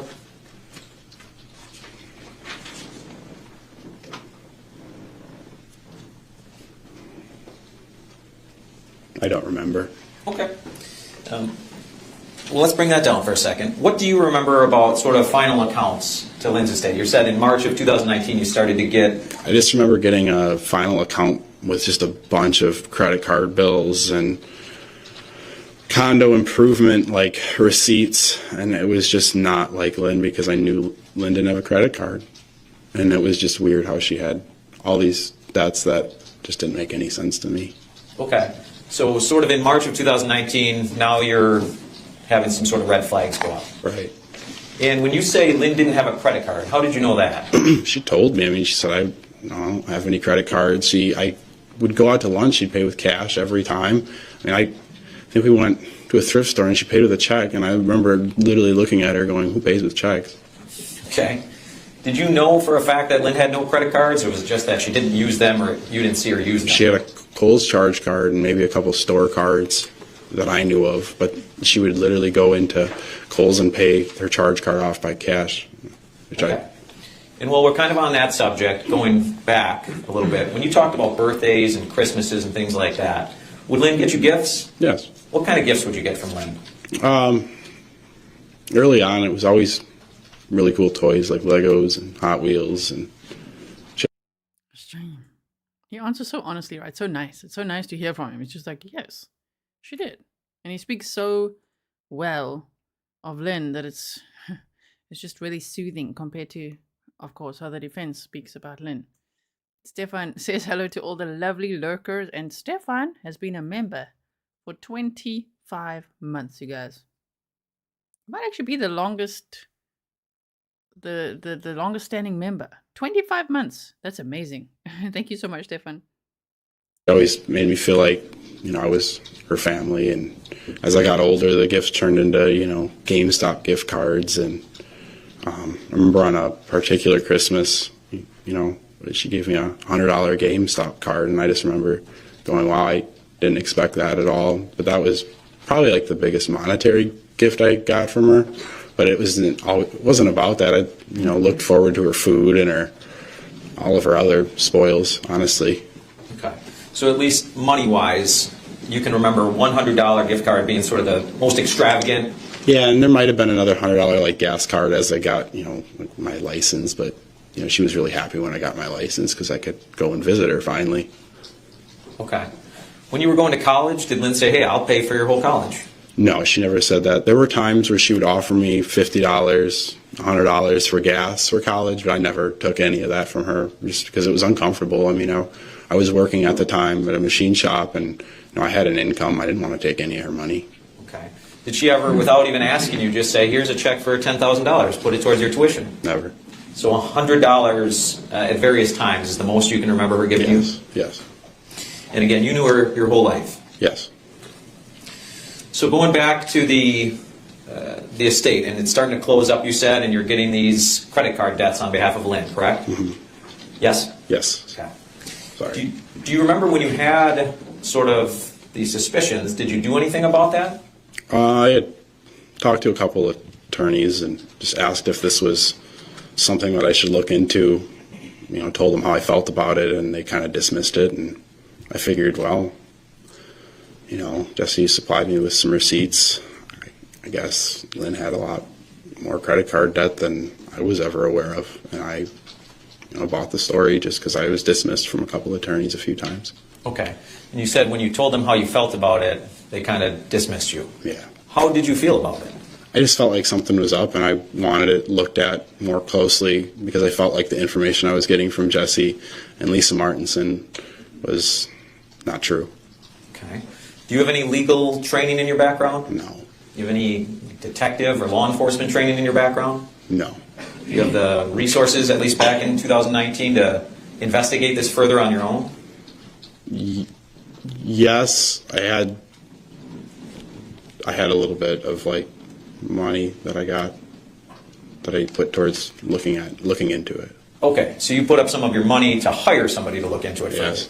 And was that those calls to attorneys or something different? That, and I finally retained an attorney later on. Okay, we'll come back to that. As far as the receipts, you mentioned you got some receipts from Jessy Kurczewski? Yes. Tell us about that. How did you get those? I asked her for receipts when I got the final account statement from Lisa Martinson because Lisa Martinson wasn't providing me with really anything, any details. Correspondence was kind of weak. And I asked Jessy, I said, can we just talk about this? Do you have any receipts about it? And then a couple days later, she sent me a big packet of receipts. Some of them looked to align with the final account. Some of them didn't. So we decided to meet up at a restaurant and talk about all of the receipts and how it reflected the final account statement. Okay. So when you asked Jessy for these receipts, do you remember what time frame we're in? Are we still in March of 2019? I think March to May. I'm not really sure. Okay. Sometime spring of 2019? Yeah. All right. And was that a phone call or was that a face-to-face meeting where you asked her for receipts? It was a phone call, and then we met face-to-face, I think, within a week. Okay. So on the phone, you say, hey, I'd really like to see some receipts. Judge, I think a lot of this is leading. Didn't have a question just yet, but I'll take that under advisement. Attorney Sitzberger, he's your witness. Avoid the leader. Understood. What occurred in the phone call, just the phone call? Don't skip ahead a few days. She said that there was no problem getting any receipts and that she'd get them to me in a couple of days. All right. And you said that she did give you receipts. Yes. How did she get those to you? She emailed them to me, and then I downloaded them and printed them, I think. Did you look through them? Yes. Did you have anything to compare the receipts to? Yes, I had a final account statement that Lisa Mortensen provided to me also via email. After looking through all the receipts, did you still have any suspicions? I did, and that's when we met up to discuss that. All right, so tell the jury about that meeting in person then. We decided to meet at That's Amore on Highway 100 to talk about the final account statement. I went through some of the receipts that didn't match the final account statement. She assured me that, on every single one, she assured me that this was, that Lynn had all this credit card debt and that, she had tried her best to sell everything, as fast as she could so that, she could get us something. The final account statement, for the entire estate was, I think, $26,000, which I thought was strange considering her house was $145,000, and it's hard to believe that she had that much debt. I talked to her for probably 2 to 3 hours, and she kind of had me convinced that that was true and that she had racked up all this debt. So we settled, or what I believed was settled, the estate that day, and I signed a check for half. Okay. And so eventually you got a check for half of what did you say the total estate was at the end? $26,000, So you got roughly what? $13,000. Okay. Now, you talked about these receipts. Can we bring up Exhibit 65, please?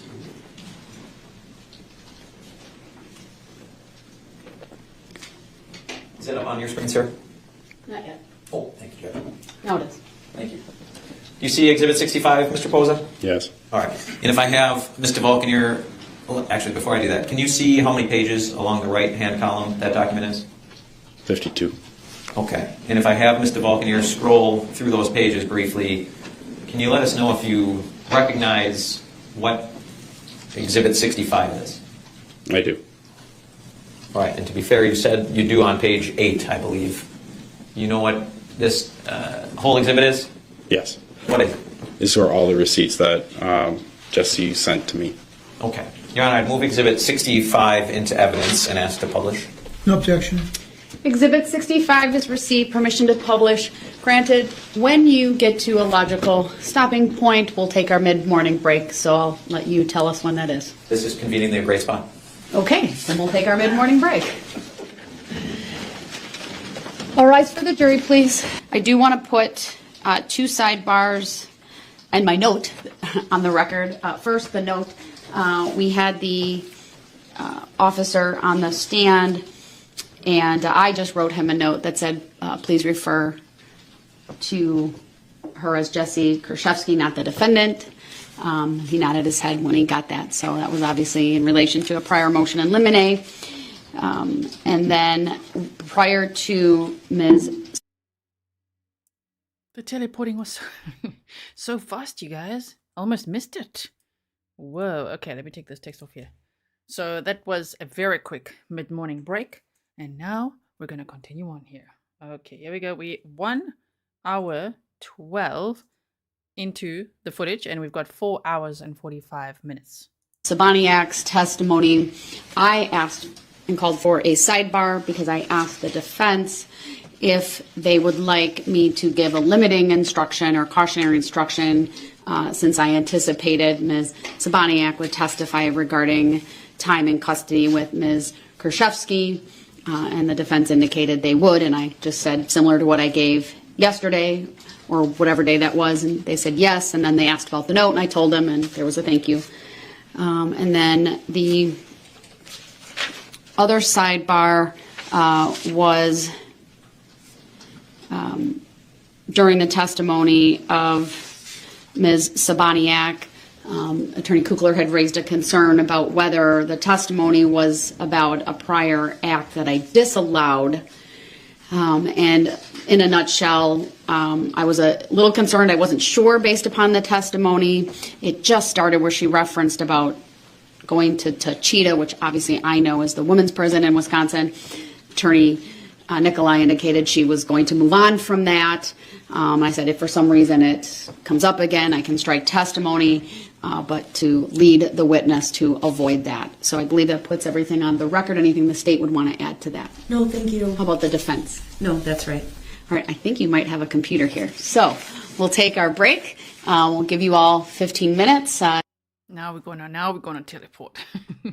Are we ready? 15 minutes. Look, we're gonna do it in less than a second. If you need a little longer with the computer. All right, is there anything? We're back on Wasn't that so nice? the record, I should say. Is there anything we need to address prior to bringing the jury out from the state? Not from the state, thank you. From the defense? No, Judge, thank you.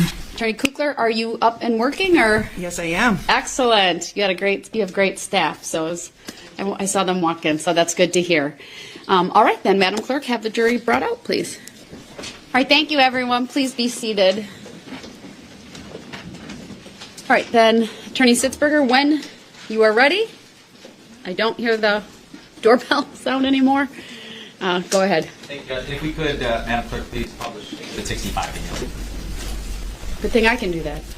Oh, there is no Madam Clerk. Thank you, Judge. And I'll just wait for the jury box to give me the thumbs up. Oh, thank you.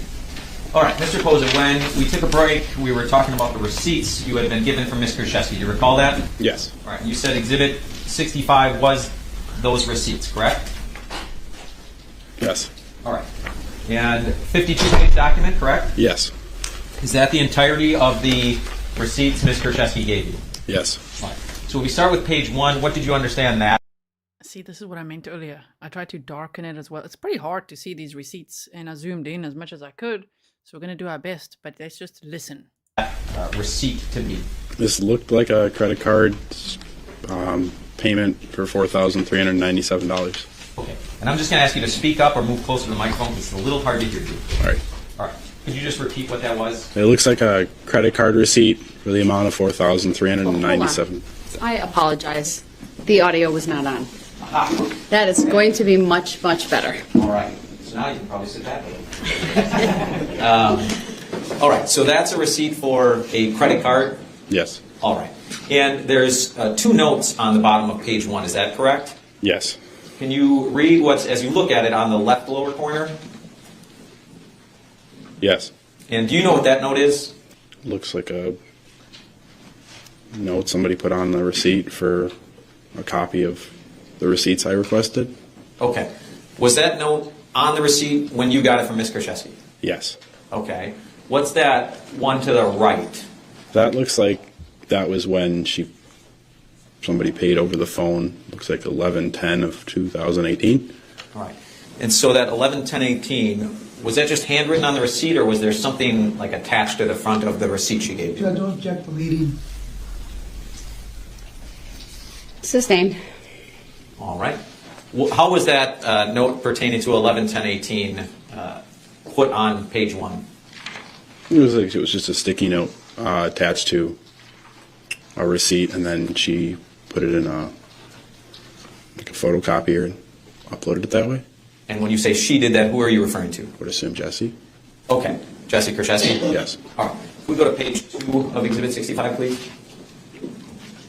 Thank you. And this is another receipt that was in the packet? Yes. What did you understand this to be?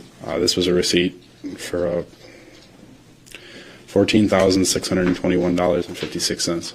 And to who? To Wells Fargo. And then with the post-it note, it looks like it was paid 10/31 of 2018. It was mailed in. And I want to object to speculation as to when it was paid or mailed in. The document can speak for itself unless he has personal knowledge, so sustained. Sir, that handwritten note on the bottom right corner, did you write that? No. Was that on the receipt when you got it? Yes. All right. And you got that from who again? Jessy. Okay. Can we go to page 3, please? Again, what did you understand page 3 to be? I thought that this was a bill for a cleaning service for her condo. And again, the handwritten notes, did you put those on there? No. All right. That's how you received it? Yes. All right. Can we go to page 4, please?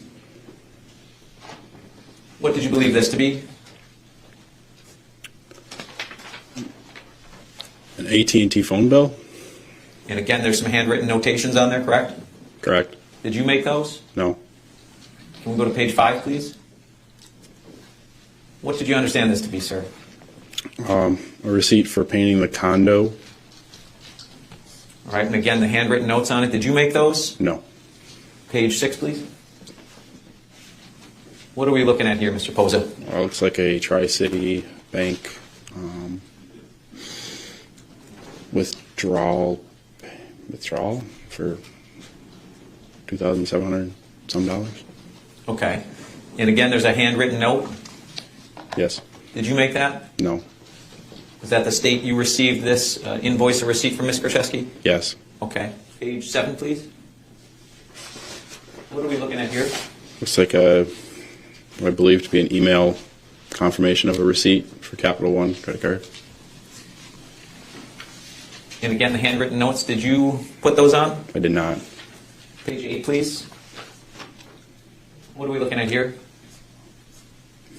Another, it looks like an invoice sent to an email for the amount of $13,663. A credit card is what I would assume. Okay. And again, you didn't know Lynn to be a credit card user at all, correct? No. Did this amount surprise you? Absolutely. Again, the handwritten notes on it, did you make any of those? No. Page 9, please. What is that? This looks like a second page of the last document. Okay, page 10, please.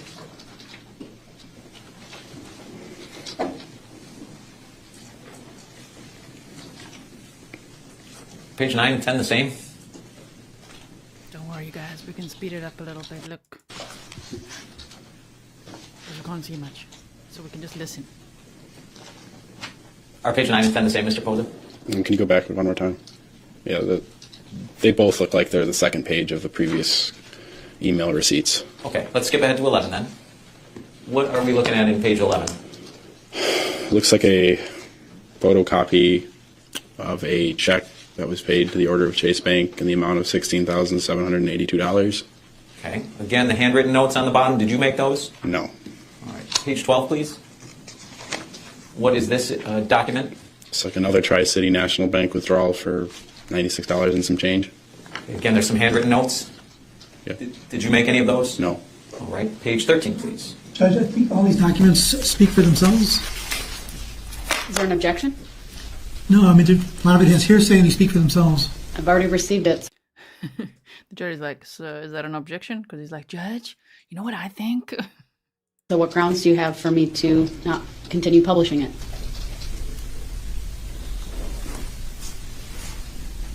I would call my objection. All right, thank you. You may continue. Okay, Mr. Pozza, what are we looking at here?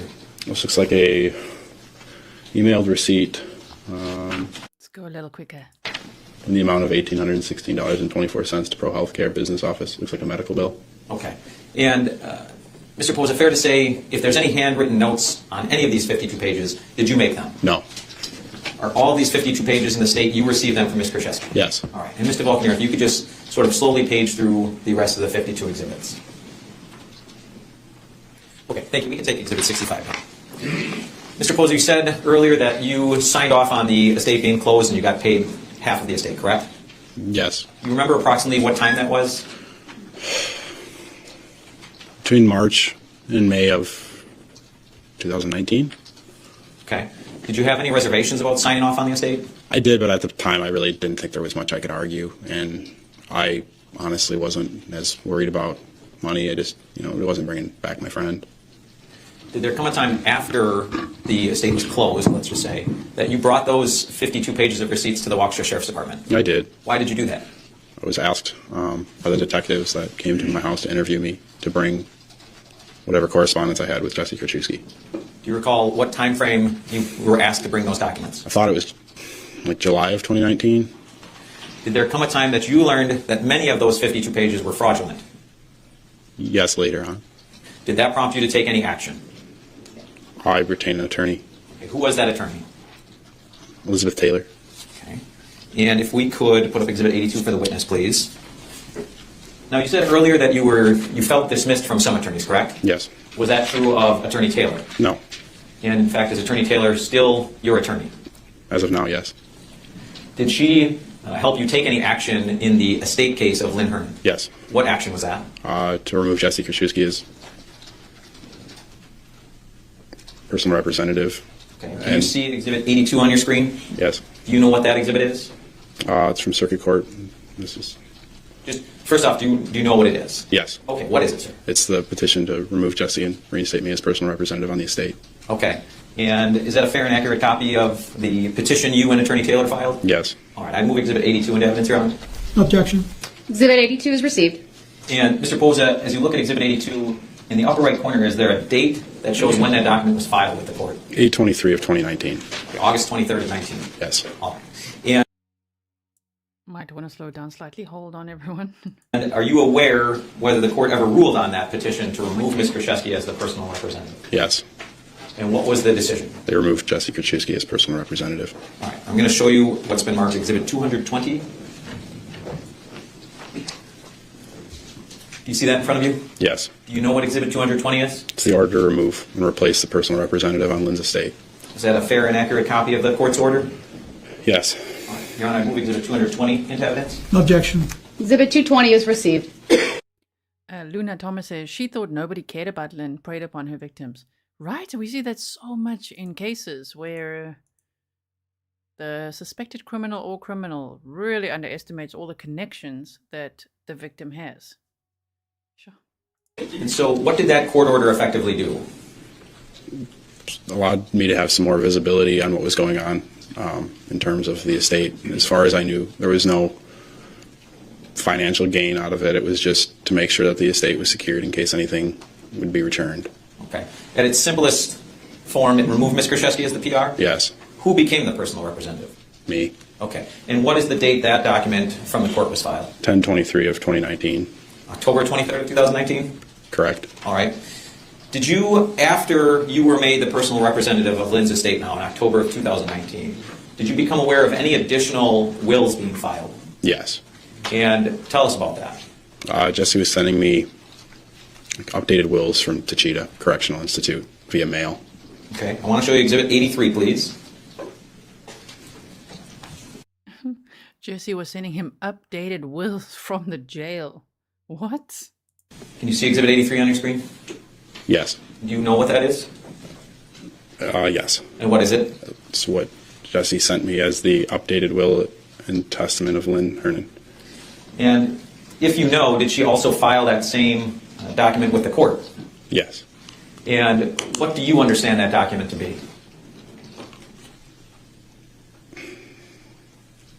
Looks like a handwritten will that was filed after I was put as personal representative. In that updated will that was filed, are you still a beneficiary of Ms. Hernan's estate? No. Does it say who is the beneficiary?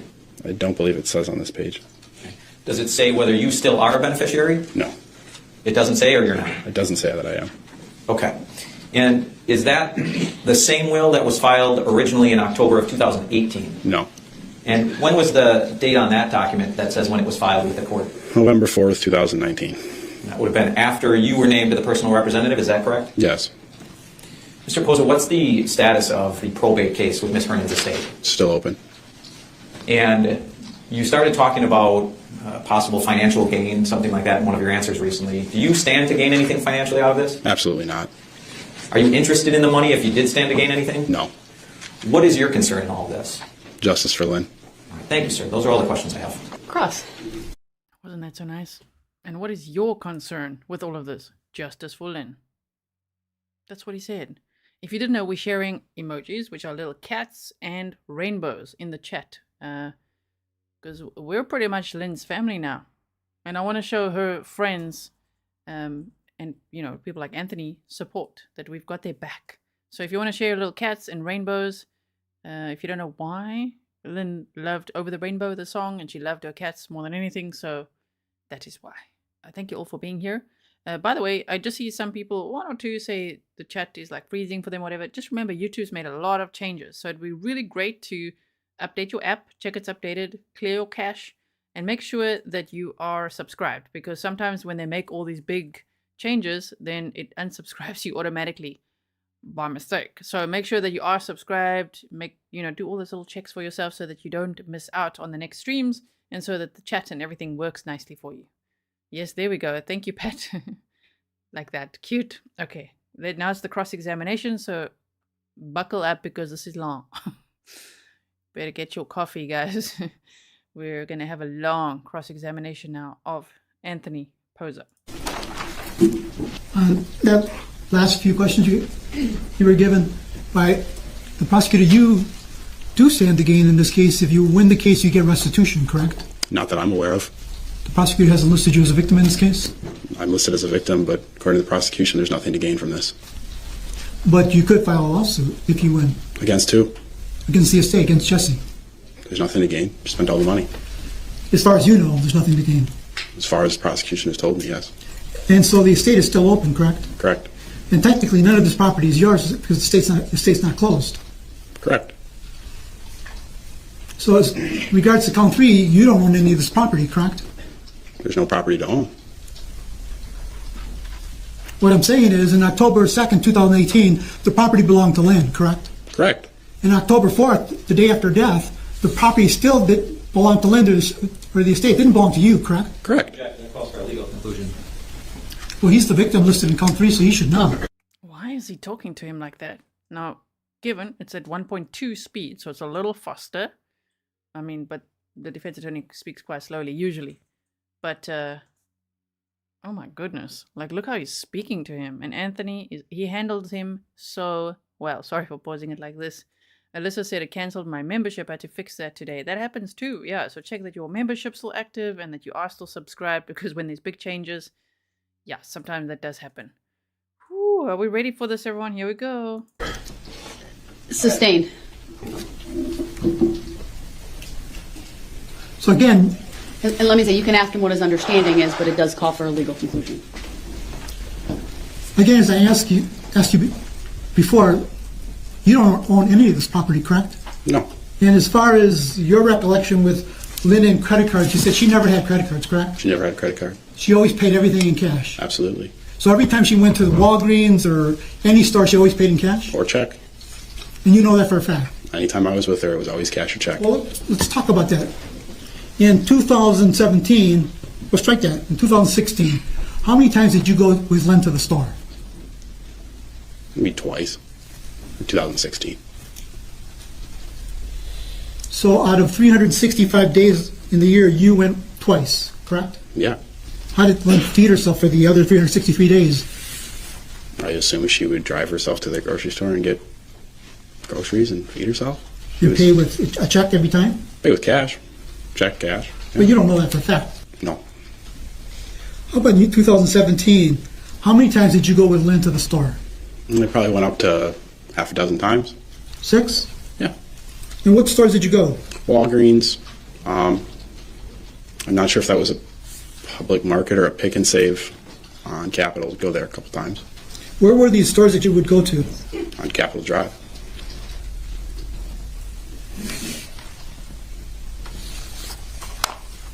And to your knowledge, that every time she paid with cash? Yes. Anytime, Or check? anytime I was with her, yes. Up to 2018, how many times did you go to the store with her? My goodness. Let me just check the speed, guys. Like 4 times. Yeah, 1.2. When was the last time you went to the store with her in 2018? I don't recall the time period. What store did you go to? Walgreens. The one on Capitol Drive again? Yes. Was it in the wintertime, summertime? I recall it was like early spring. Do you remember what you bought? Some prescriptions and some holiday junk from the holiday aisle. She liked sales. So it's safe to say Lynn always kept a lot of cash on hand. Wouldn't say a lot. But she was always paying in cash, correct? Yeah, but she never had a ton of cash on her person. You know that for a fact? I mean, I was young, and of course I'd look at what she had when she opened up her wallet. It was usually under $200. So every time she opened up her wallet, you would look inside. Not every time, but on occasion. Do you know that she liked jewelry, correct? Yes. And she bought a lot of jewelry, correct? She bought a lot of costume jewelry, and after her parents passed away, she decided to invest in some bigger pieces that were real gold. Yes, she loved jewelry. She expected.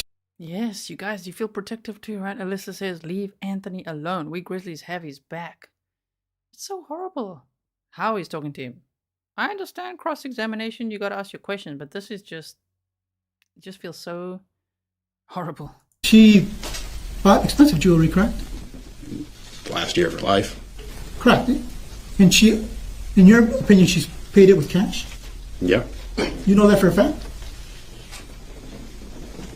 Yeah. Or a check. I'm showing you what's going to be marked as State's Exhibit number 595. Could you? Correct, that's Exhibit 595. Did you see that exhibit on your screen? Yes.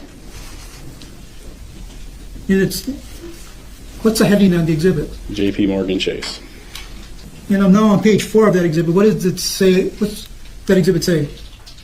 It looks like it's a balance of $64.42 on what appears to be Lynn A. Hernan's name. It seems to be a credit card account, correct? That's what it appears to be. Judge, I'm going to object to any lack of foundation or authentication at this point. Sustained. Once you can establish the foundation that he seems To be able to see knows that? what they are. Well, you've been sitting here in court throughout this trial, correct? Yes. You've been sitting here and back, correct? Yes. And you've been watching everything, correct? Yep. And you heard testimony that Lynn had credit cards, correct? I don't recall Lynn ever having a credit card. I don't recall any testimony saying she had a credit card. Well, you heard that when she went to the hospital in September 15, 2018, when they checked her in, she had credit cards. Don't recall. You indicated that you never went to the BMO Harris Bank? I never did. And if I did, I was a minor when I did, and I don't recall. So you could have gone to the BMO Harris Bank? As a minor, maybe, but I don't, like I said, I never remembered even what bank it was until somebody reminded me of it. Do you recall whether or not that bank was in Waukesha or Waukesha? I have no recollection of that. So when you were in college between 2016 and 2017 at UW Waukesha, you would go visit Lynn, correct? Yes, for lunch. And you never went there much in 2018 because you were going to UWM? Yeah, I transferred to UWM, and I probably, I'd see her a little bit less in 2018, but then the summer of 2018, I saw her a little bit more frequent. We went out for St. Patrick's Day, and we did a few things in 2018. When did you transfer to UWM? I think it was winter of, I don't remember, because they're all in the same school system. So in 2018, January, you were going to UWM, correct? Correct. I think that was my first semester there. And because of that, you couldn't visit Lynn or stop in on her anymore, correct? Not as frequent, no. It was UWM's on the north side of Milwaukee, and Pewaukee's 40-minute drive, the opposite direction of where I live. There was prior testimony about Lynn moving into that condo. Did you help her move? No. Did Lynn tell you she was moving into that condo? Yes. But you didn't help her move? I helped her take some stuff back from Madison with my mom. But moving into the condo, you didn't help her, correct? Just a couple pieces of furniture from our car into her condo. I guess if that consists of helping is moving, that's what I did. After Lynn passed, on October 3rd, 2018, you and your mom went to the condo of Ms. Hernan, correct? Not on October 3rd, 2018, no. After she passed, or a couple days afterwards? After, but we had no intention on going. We got invited from Jessy. You didn't want to go to the condo? Not right away. I was still in shock. Did your mom want to go to the condo? No. But Jessy invited you out to the condo? Yes. And do you recall how much time had passed when you went to the condo? I don't recall. It was a couple days. And you and your mom went together, correct? Yes. And Jessy invited you into the condo, correct? Yes. And you got to look around the condo and grab take items if you wanted them, She offered whatever I wanted. She, Jeez, even the way he talks about it. So you were able to go there and just like grab whatever you want. He's like, I mean, take what you wanted. Ooh, it's so uncomfortable, right? But we're going to get through it together, right? How on earth is the jury going to take this? I mean, Anthony is the loveliest guy. Listen how he just spoke about Lynn and everything he just said, and now this. So I don't know why some defense teams, it's not all, some defense teams just have no idea about, I don't know, what do you call it? Just even that this is about how the jury will perceive it, not grilling the crap out of someone. It's not an interrogation, it's cross-examination, and it's because you're defending your client. So you need to get through to the jury. We're kind of like a mock jury, an international Grizzly jury. And I can only imagine if we feel like this, the jury over there feels like that. There's no point in doing this the way that he's doing it. Sure. As long as I showed it to her, I could take it. And your mom had testified earlier that you guys had spent a couple hours there looking around. Yeah, I've been talking with Jessy, trying to figure out what had happened and put the pieces together for ourselves because we just lost our friend. Right, but you got to look around the condo, correct? Yes. You got to look around the kitchen area, correct? Yes. The bathroom. Yeah. Lynn's bedroom. That wasn't uncommon. I'm not saying it is, but I just wanted, you got to look around the garage. Yeah. And Jessy said, take whatever you want. Yeah. And isn't it true, you told detectives that when you were doing this, you saw a lot of prescription bottles laying around? I don't recall. Judge, I'm going to bring up exhibit number 9. You know, he's being so abrasive, even Jessy looks uncomfortable, and that's saying a lot. Even she's like, whoa, bro. Like, what are you doing? Ooh, sis. Okay, so Tracy, thank you so much. I really, really appreciate it. 596. Would that be right? I'm sorry, we just don't have a copy. If I could just see a copy of what it is first, please. What's Mr. Story? Pozza's recorded interview with detectives.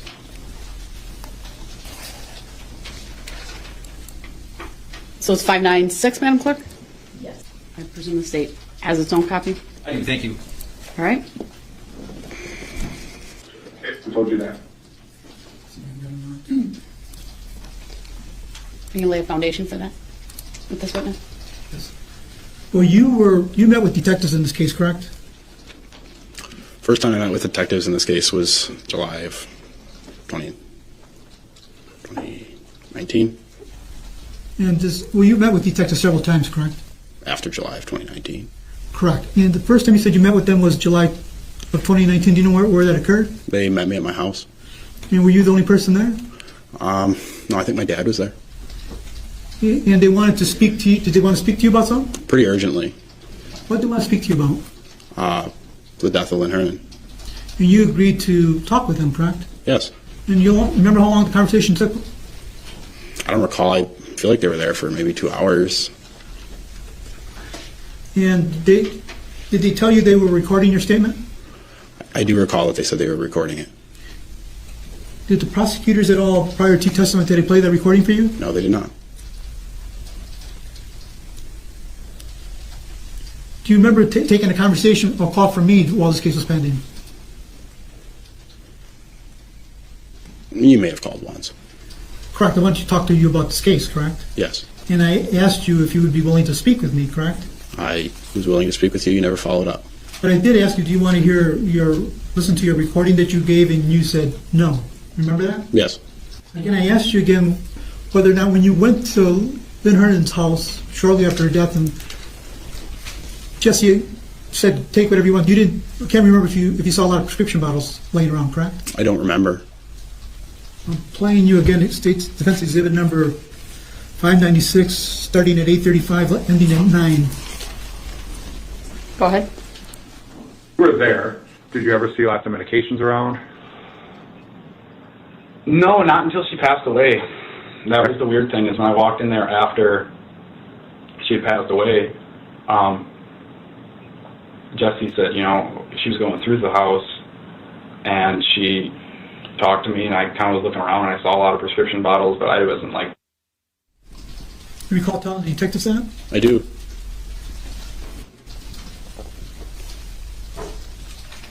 And during that same time, while you were at the house, do you recall Jessy telling you that she found some letters and notes from Lynn Hernan that kind of were on the borderline of being suicide letters? Objection calls for hearsay. I'd ask to strike the question. The objection is sustained. The question is struck. Jury will disregard it. The objection is sustained. The question is struck. Nice, nice. Marie, thank you so much. Look how cute it is. Thank you. Thank you so much. I really appreciate it. Did you at all see any kind of documents there at the scene that were written by Lynn? I was shown some documents that were handed to me by Jessy. And do you recall what those documents were? Did you take a look at them? Yeah, some handwritten letters that were on loose leaf pieces of paper. And do you recall what they were referring to? It looked like they were referring to Lynn. It looked like Lynn had written them, but I honestly didn't pay too much attention to them. Did you kind of glimpse at the subject matter on these letters and notes? Yes. What was the subject matter? That she just was unhappy the last couple months. And did it appear to be in Lynn Hernan's handwriting? No. And these letters that you found on the scene, this was a couple days after Lynn's passing? Didn't find them. I was given them. Correct. But this was just a couple days after Lynn's passing, correct? Correct. Did they appear? Just that Stefan's like, struck, Pablo. Pablo's trying to have his big moment here. It's not working out so well. To be copies of letters or originals? They look like originals. How close did you look at these letters? Glanced over them. I'll be honest, when she handed them to me, I was still pretty distraught over the whole thing, and much of that day, it's foggy. Do you recall how many pages of? She might have handed me a couple loose leaf pieces of paper to read. 1, 2, 15, 20, 25? I don't recall. I don't think it was 15. No, maybe 3, 4. And you got to read, you read every sentence of each? I glanced over them and I got the subject matter and didn't read too deep into them. And based upon your reading of the letters, it sounded like Lynn was depressed? Yes.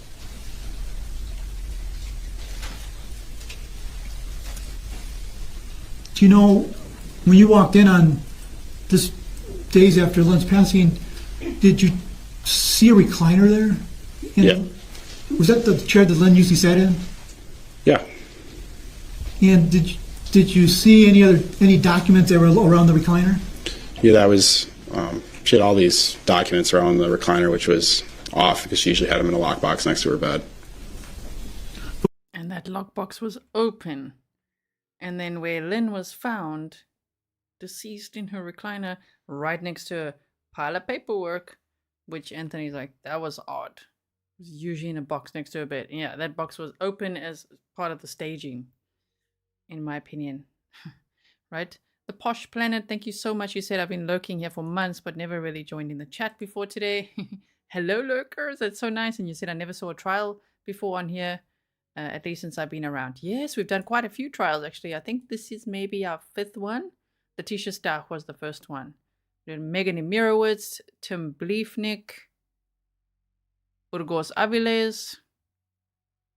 Which other ones? Do you guys remember? Yes, so now we are covering this one as well. I hope that you're enjoying the trial with us. This is a little bit different to what we did before because this is the zero fluff format, which I thought would be nice. I'm always trying to make you guys things that I wish that I had. I'm always like, oh man, can't someone just cut out all the fluff? It'll be so nice to watch. I would wait a day for that. So then I make it for you guys. So thank you all for being here. Here and there, I just pause so we can just take a moment and bring some light into this dark moment here, this cross-examination. It's just horrendous. I really hope they do watch and take some positive critique. It's more like critique at this point because it's like, ew, why do you talk like this? This is getting you nowhere. Yes. Okay. So, continuing on. But when you were there, you saw them around the recliner, correct? Yes. And but normally, as far as you know, she kept them in her bedroom. Yes. But she would allow you in her bedroom, correct, to look around. I was allowed anywhere. I played with her cats, and they usually run into her bedroom. With the cats, were the cats still there when you went to the condo after her passing? I don't remember seeing the cats. So as far as you know, the cats were gone. I think Jessy said her mother was taking care of them, but she needed to find a disposition for both of them. Is it safe to say that Lynn was super careful with her money? Yes. I mean, if a quarter was missing, she would know it. I don't know about a quarter, but she was careful with her money. So if something was missing out of her bank account, she would know it, correct? Because she was careful. Objection, calls for speculation. Sustained. But again, as far as you know, she was careful with her money, correct?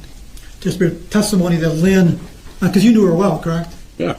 That Lynn was very sick the latter part of 2018 and she would not want to come out of her house anymore. Is that true? 4 weeks before she passed away, she was out and about with me and my uncle. And that was in August, right? Or July? Sure.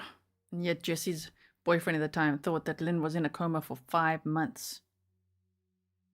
And listen what Anthony just said. 4 weeks before she died, she was out and about with Anthony and his uncle. So things really escalated when Lynn went to the hospital for 13 days in September, and she left the hospital on the 28th of September. She died on October 3rd. One might speculate then the first attempt at this Visine poisoning was before that hospital time. Right? 13 days. It's hindsight, of course. The hospital wouldn't be like, let's test for eye drops, but wouldn't it be great if they did? I wouldn't doubt. 2018, It was correct? August, late August. And you indicated she was talking about her estate with you, correct? She was bringing it up, and she brought up the bracelet because that was the first time I ever saw that thing. But she was talking about her estate with you, correct? She tried to bring it up, but I don't recall the exact conversation.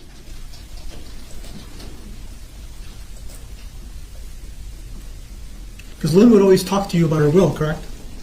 She'd always try to bring it up.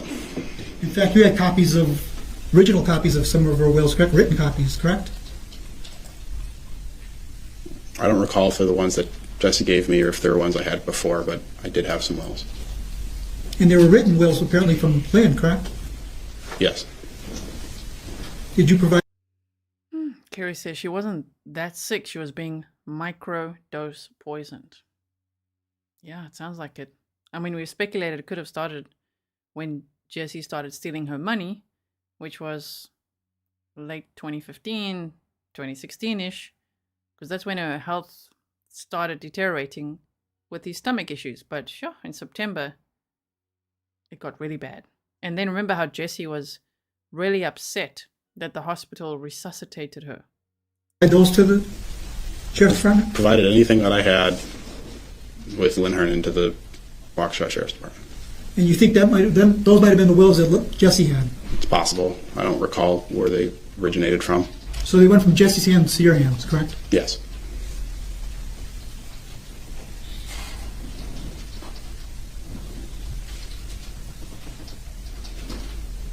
And you and your mom appear to be very close. Is that true? We're close. Because your mom testified that you still live with her. Is that true? I do. You must talk about everything in your life with her. That's not true. No? No, it's my mom.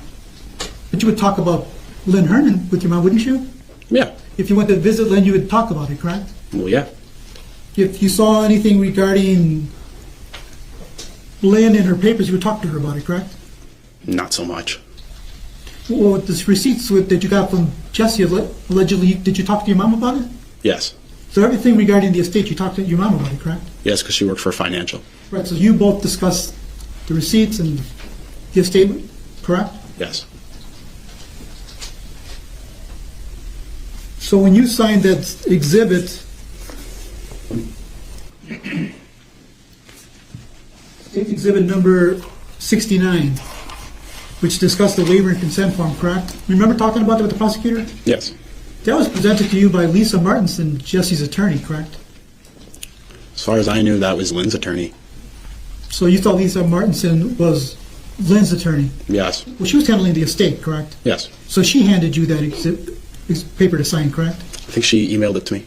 Right, it wasn't Jessy that gave it to you, it was the attorney, correct? The attorney gave it to me, and then Jessy proceeded to ask when I was going to sign it. Right, but it was the attorney that gave it to you, part of the estate, correct? And you also testified on direct regarding this bracelet that Jessy had sold. She discussed that with you, correct? She discussed it, but she didn't really give me an option or a choice in the matter. So, but she did discuss it with you, correct? Yeah, she was a personal representative. She discussed it with me. It wasn't like she was doing something without discussing it with you, correct? In that particular instance, correct. Because you would say you and Jessy communicated a lot, correct? I wouldn't say that. You talk frequently. Oh, my word. Suzanne says, 2 things. You don't mess with cats, and you don't piss off the judge. I'd say 3 things. Or the Grizzlies, right? Correct, about the estate, correct? Yeah, we would talk, catch up every couple weeks, maybe a couple months on it, yeah. And again, regarding this money, you said Lynn would tell you that she put some money in the lockbox, and every time she spoke with you, she'd have a different amount, correct? I think back in 2016, she spoke in the amount of somewhere between 10 and 20,000, and then as it got closer to 2018, it became, she said I have $50,000 cash in that, and as far as I know, it didn't change. But again, I never pried into these issues. This isn't something that I was all that interested in. But you don't know for a fact that she actually had any money in the lockbox, do you? No. I mean, she didn't take you to the bank and say, "See this lockbox? It's full of money," correct? She wanted me to, but I never went with her. But when she passed, you went back you wanted to get that money, correct? She told you to get that money, correct? I was curious as to where the whereabouts of it was. Right, you wanted to get whatever money was in that lockbox for yourself, correct? No, I would assume it needed to be split in the estate. When did you have that thought, that you thought it should be split? You didn't know anything about estates. Because she was a personal representative, and according to the original will, everything was supposed to be split down the middle. When did you see the original will? When I came to the property after Jessy invited me and my mom to go. When was that? A couple days after Lynn had passed. So you saw the will? I saw a will. When you went into Lynn's condo with your mom, you guys were looking around for the money, correct? No. Because your mom had told you that Lynn had taken the money out of the lockbox, correct? I don't recall. You don't recall your mom telling you that Lynn told her that she took the money out of the lockbox? No. It was nothing that was ever important to me. And that's why you were looking so hard in that condo, because you were looking for that money, correct? No. That's been answered in Ms. States' testimony. His answer may stand since he answered it. Please move on.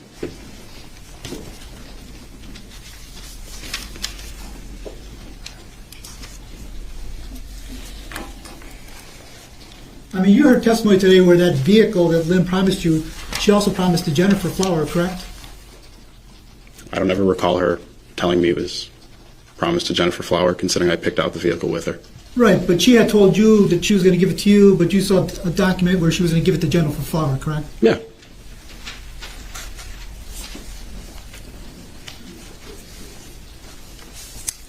And you said that Lynn would buy you gifts like cards, gift cards, correct? Just for holidays. Plus, she would give you cash too?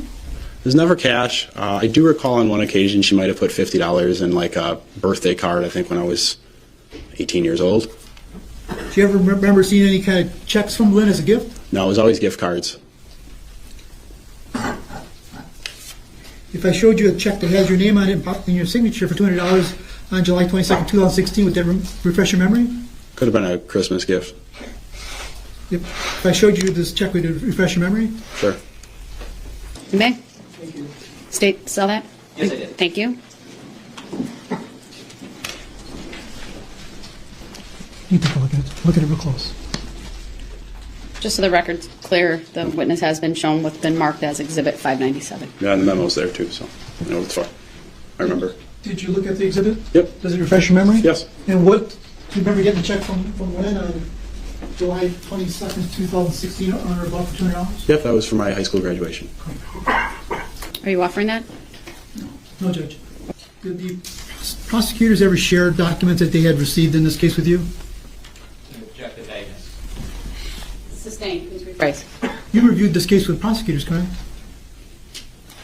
And parts of it. Did you recall seeing a document that was authored by Lynn at the BMO Harris Bank that talked about division of property? Do you recall seeing a document that Lynn had authored at the BMO Harris Bank on or about January 2016 where she divided her property? I don't recall.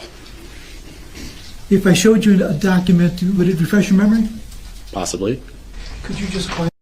Oh man. Shauna says, please, someone tell me, what in the heck does this have to do with anything? Am I the only one losing it today? When I was preparing this trial day for you guys, I'm like, oh crap, this is going to be such a hard day for us. Oh man, that's the one downside of doing things like this with the zero fluff way, because I could see obviously, you know, and if you're watching elsewhere, we could see what we're going to expect together. And I'm like, no, no, no, this is such a long and horrible cross-examination. But we're in it together, and we're in it for Lynn. Let's do this document. Let's see if it refreshes your memory. I've never seen it before. This appears to be a document that Jesse handed to me in October of 2018. I do recognize this document.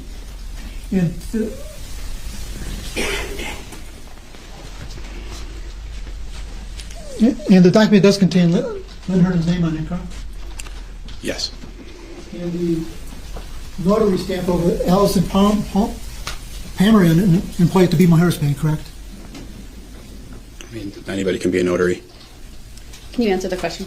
Yes. And it seems to talk about Lynn dividing her property, correct? Appears that way. And it has property given to Corrine Lang. Do you know who that is? That's my mom. It's a maiden name, which is strange that she would use her maiden name when my mom's been married for 27 years.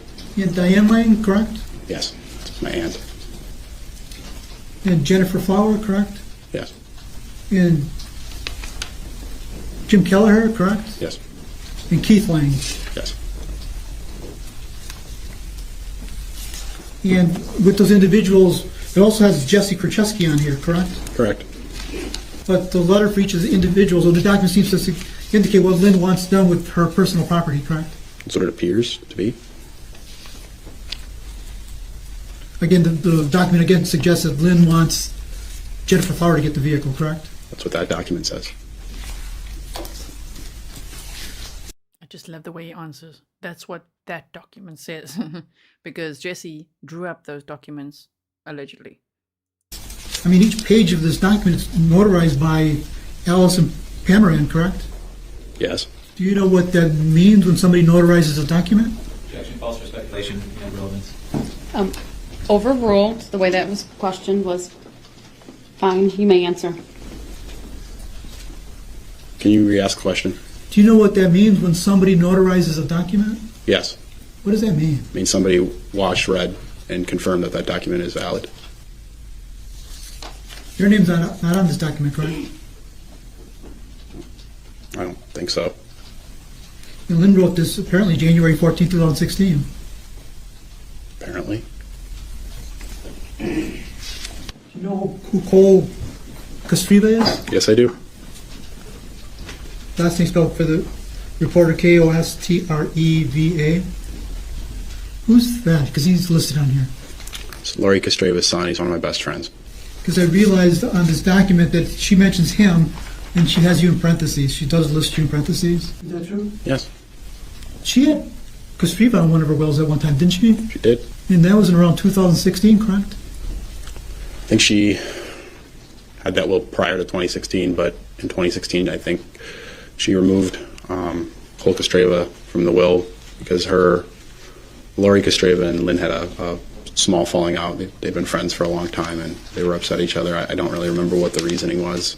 Right. Lynn Hernan talked to you about that, correct? Why she was taking him off the will, correct? Yeah, she talked to me about it, and there was another uncomfortable conversation way back when. And that's the way Lynn was, correct? Somebody pissed her off, she'd take him off the will. Wouldn't say that. What? Well, she took Cole Kostreva off her will. Cole is still listed on that. On the present will? That's what it looks like. No, this is just a BMO Harris document. This is not the will. This is not a will. Okay. No object. Is there a question there? Sustained. The jury will disregard any statements by Attorney Galloway as he cannot testify. You want to see the document again? No, it's you said it's from BMO Harris. I've seen it. But my point was that she had Cole on the will and she took him off, correct? Correct. And she took him off because she felt pissed off about him, correct? I just don't think she'd seen Cole that much in the past couple of years due to her parents falling out, and he was a minor, and so was I, so he didn't have a chance to foster or continue fostering a relationship with Lynn.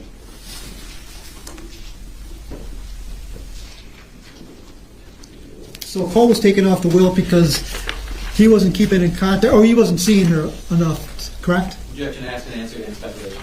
Sustained.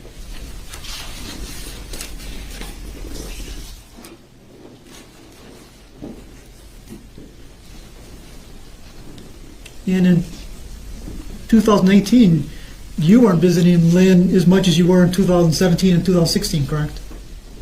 No, we were doing more things, though, in 2018 together outside of her condo. You said you only saw her 2 or 3 times the whole year. In 2018? Correct. That is correct, but it was St. Patrick's Day. I think me and my mom went over there one time in the summer. We talked a lot that summer, and then in August, I got together with her and my uncle. I mean, when she was in the hospital in September of 2018, you didn't go visit her, did you? I didn't know she was there because my mom was in the hospital. They were in the same hospital, correct? Yes. But Lynn didn't try to call you. Did you have a cell phone? I believe at the time I did. I mean, Lynn didn't call you on your cell phone and say, I'm here at the hospital, come to visit me, correct? No. I mean, you never took bought Lynn's groceries, did you? I never bought groceries for her, but I went to the grocery store with her on occasion. But you didn't personally go take groceries to her, correct? No, I was in college, didn't have any money. I mean, you didn't take her to her doctor's appointments, did you? Never did. When she was sick at her condo, you didn't go take care of her, did you? I offered. She said she had help. But you didn't. And why was she sick? Why was she sick, sir? I wish I could grill this guy myself. So what you call it's like direct cross-examination, and then it's the Grizzly interrogation time. We're coming for you, sir. We're gonna grill your ass. I just can't. It's horrible. And we had 1.2 speed. Should we speed it up more? I think the speed is fine for now. Go, did you? No, I just called her. Did you go visit her when she was sick? Offered.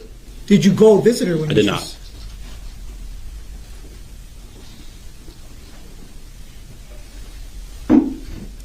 You indicated that your Uncle Keith spoke to her a lot? Every day. So there should be calls from Keith to Lynn's phone at her condo, correct? Either that or a cell phone, although she used her landline a lot. So there should be, so Keith called her every day, starting when?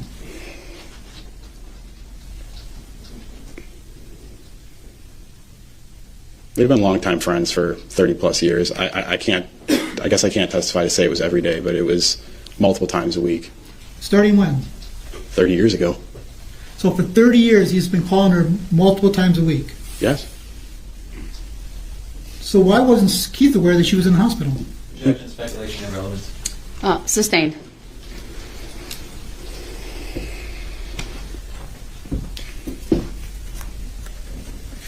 And you, To strike the question, assume it's facts, not amendments. I sustained the question and jurors to disregard it. Jurors can disregard. That's the second time, Pablo. Right? I mean, yeah. I'm not really here to rate defense attorneys on how they do, but this is the worst I've seen. I mean, we thought that Tisha's ones were pretty bad. You know, all the chair rocking and the laughing and all of that.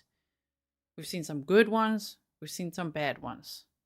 This is the worst, in my opinion, that we've watched together. I should say I sustained the objection. Juries to disregard the question.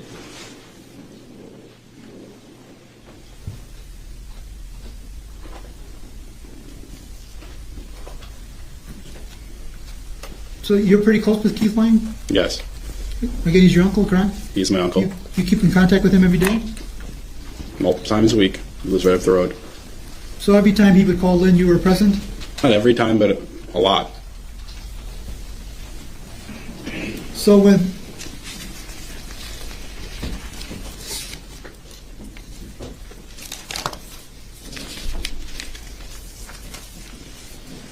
on exhibit number 598 that we were just talking about, the BMO Harris document, when Lynn writes Keith Lang, glass butter dish in courier cabinet next to fireplace, he knows he already received personal gift early.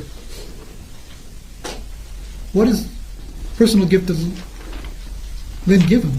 Objection calls for speculation. Yeah, what's that personal gift? I want to put my nose in that business because it's got everything to do with defending my client right now.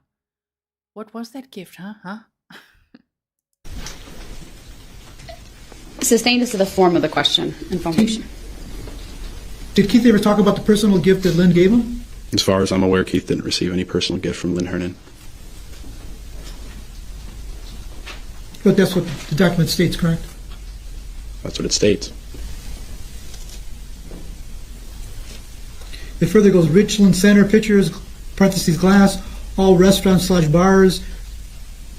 Apparently the pictures of restaurant bars, which was a dry county when grandma were alive. Do you know what she was referring to? I think there were old pictures of a bar that was in I don't remember what state, and it was during like the Prohibition era, and it was just like kind of like a cool old outlaw picture.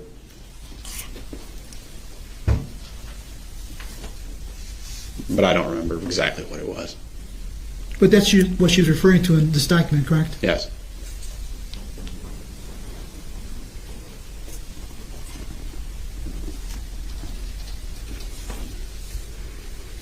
The gears are turning. Pablo is thinking of his next terrible question to ask. So, you walked around the house, didn't you?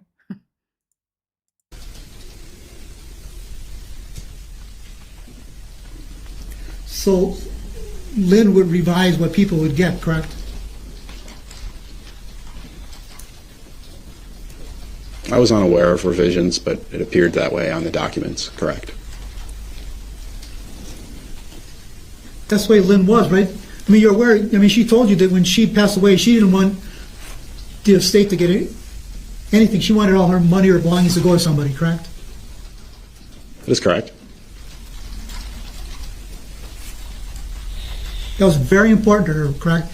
That when she passed away, she wanted her money and all her property to go to certain individuals and not the estate.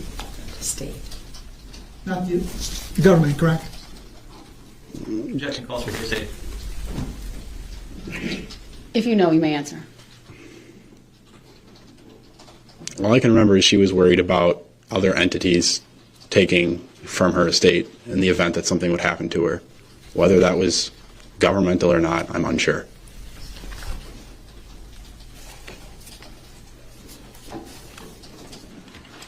And on page 2 of exhibit number 598, it states, I, Lynn Hernan, being of sound mind and body on this date, January 16, 2016, if any of the following people listed below,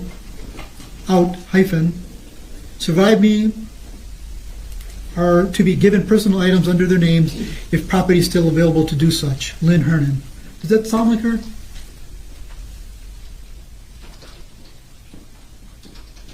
Yes. And again, on this document, she doesn't leave you anything. Sorry, I just didn't hear the question. Again, I'll say it again, Judge. Again, on Exhibit 598, the Beamer Harris document, she doesn't leave you anything. That's what that document appears to say. Judge, I think we've talked enough about Exhibit number 598 that I move into evidence. No objection. Exhibit 598 is received. Make sure Madam Clerk gets a copy of that. That be published, Judge? No objection. Permission to publish granted. I'm just looking at the screen, correct? Correct. It's not on. Okay. It's in front of the witness of the court and the parties.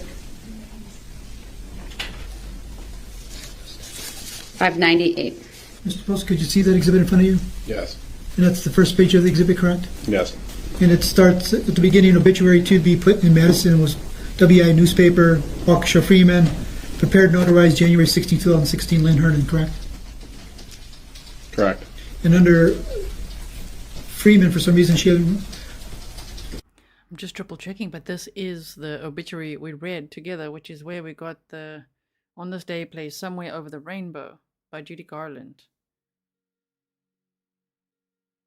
I worry about who wrote it now. But anyway, we are listening. We are listening. Written the word Sunday paper, correct? Yes. And it states Lynn Hernan, loving daughter to Bob and Lorraine. Hernan, deceased. You know who Bob and Lorraine are? Robert and Lorraine are her father and mother. And in 2016, were they deceased? They both were deceased, I think, in 2016. And it says passed away, and then there's several, like 2-3 lines in a comma, correct? Correct. Born June 26, 1956. Is that her birthday? That's Lynn's birthday? Correct. Is that Lynn's birthday? Yes. And it says Lynn lived more life in her first 40 years than most people do in a lifetime. Due to being surrounded by the same lifelong friends after leaving Madison, graduating class of 1974, Lafayette High School. Does that sound? Do you know where Lynn graduated from? I don't recall. Do you know that 1974 seemed correct? Seems about right. I mean, me and Lynn are the same age, and I graduated in 1974. So I'm going to object. Is that a question or outside the realm of this witness's knowledge? Sustained. Jury will disregard that last comment. It says followed her passion to be a salon owner, hairstylist. If you knew Lynn, her other passions, without a doubt, were the sun, water, entertaining, and cooking. Does that sound like Lynn? Yep. But most of all, Betty Davis and black and white movies, and The Wizard of Oz. She liked all that stuff too. So on this day, play Somewhere Over the Rainbow, in parentheses, correct? Yep. Does that sound like Lynn? Yes. Is that the song she liked? That's the song that's in Wizard of Oz that everybody knew she liked. Yeah. By Judy Garland, as Betty would say, fasten your seatbelts, it's going to be a bumpy ride. Favorite line from movie All About Eve. Does that sound like Lynn? Yes. So remember, Lynn, when you see a black and something movie and smile. I think she's writing there white, but on my document, I can't totally make out what it says, but it seems to appear to say black and white movie and smile. Would you agree?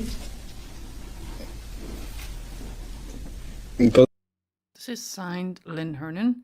It says here, as we saw in the obituary, any donations please give to a no-kill animal shelter. Because another one of her passions was saving all the unwanted stray animals. Which is so weird to say. Like, who wrote this? Did Jessy write this or what? I'm just saying because it said any donations please give to a no-kill animal shelter because another one of her passions, but then it says signed Lynn Hernan. So they're switching between writing first person and third person, which is quite odd. And also, Jessy had her cats killed, euthanized just a couple of months later in January of 2019. Whoa, like, oh my goodness, this is just, I wonder what all Lynn's friends think of that. Doesn't sound like something she would say, but it looks like it's written by her. Surviving wonderful cousins, aunt and uncles located all over. All donations please give to a no-kill animal shelter because another one of her passions was saving all the unwanted stray animals, which she has had all her life. Is it something that she would talk about stray animals? She always had cats. It says, P.S. Do not change. Not having a service, a memorial, or party just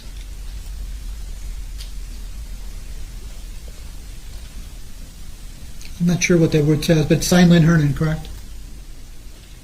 That's what it appears.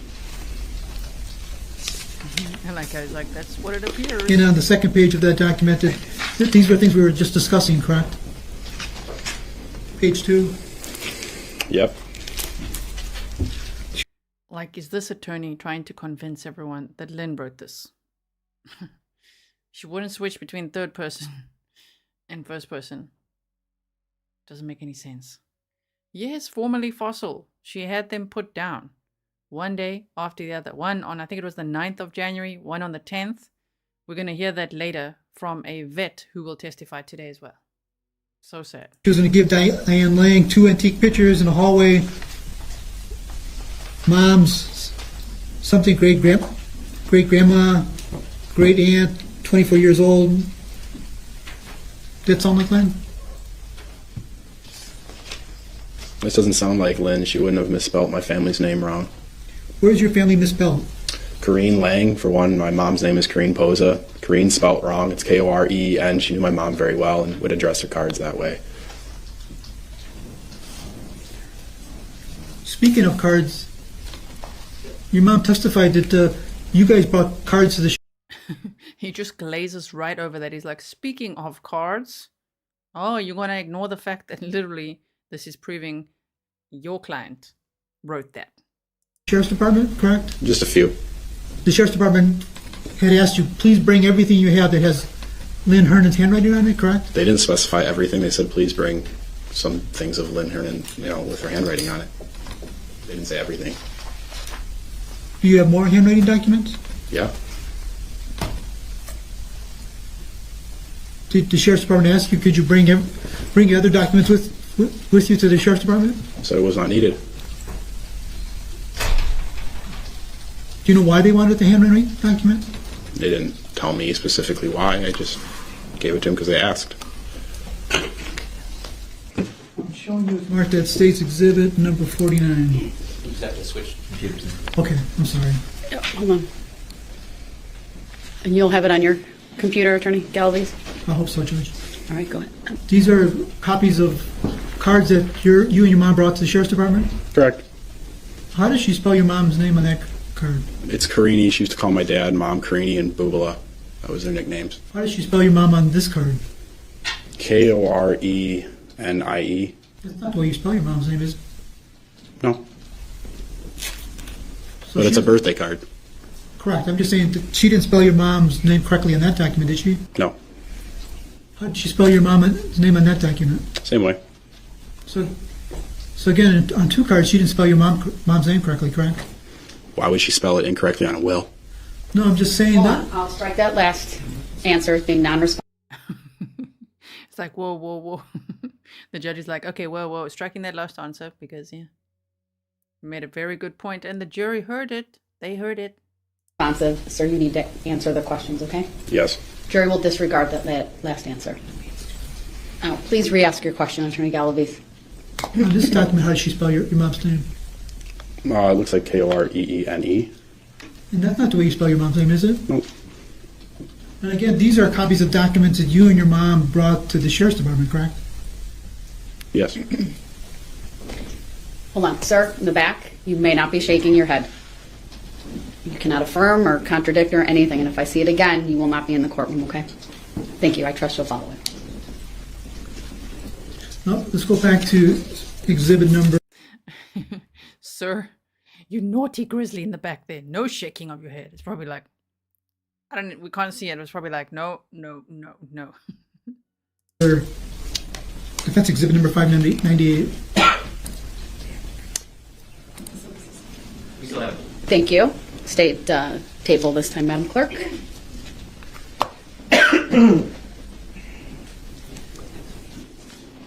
On page 3 of that exhibit, do you see that in front of you? Yes. And on that exhibit, she talks about what Jenny Flowers should get, correct? Correct. She talks about the gold cross with ashes, in parentheses, and final disposition papers, correct? Correct. On the next paragraph, she talks about my vehicle driving at the time of death, correct? Correct. She's currently a Jeep Patriot 2014, correct? It wasn't her car when she died, but correct. And below, regarding Jessy Kurczewski, what does she give her? It says, in parentheses, Jennifer Flower can reach, and then it says Wizard of Oz, memorabilia, started with the first something in window you gave me, and then she talks about Cole Kostrava, correct? Correct. And again, that was when person she took off her well. Yes. And on that same page, you are mentioned, correct, in parentheses. Yes. On the next page, she talks about Jim Kelleher. Do you know who's Jim Kelleher? It was a longtime friend and ex-boyfriend. She talks about things in the house that she wants to give him. She talks about grandma's champagne glass, 2 bracelets in the ashtray. She talks about a television set. Do you know what she's talking about, television set, that Emerson? Yeah. Lynn, from everything we've heard about her, doesn't sound like the type of person who's going to write all this out. This bracelet goes there. And it sounds like she got the car model wrong. All of this stuff. Lynn sounded like a really kind, warm person. She'd probably write cards to everyone if she knew she was not going to be with us any longer. It was making me mad. Yeah. Is that what she owned? I'm not sure what brand TV she had.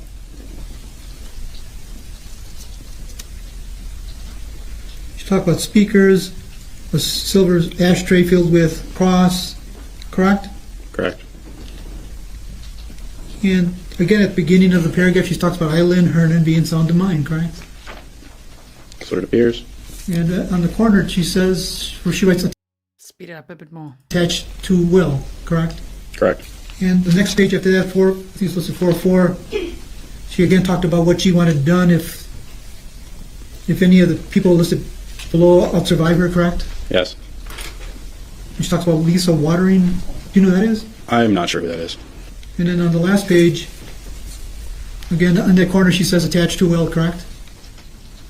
Correct.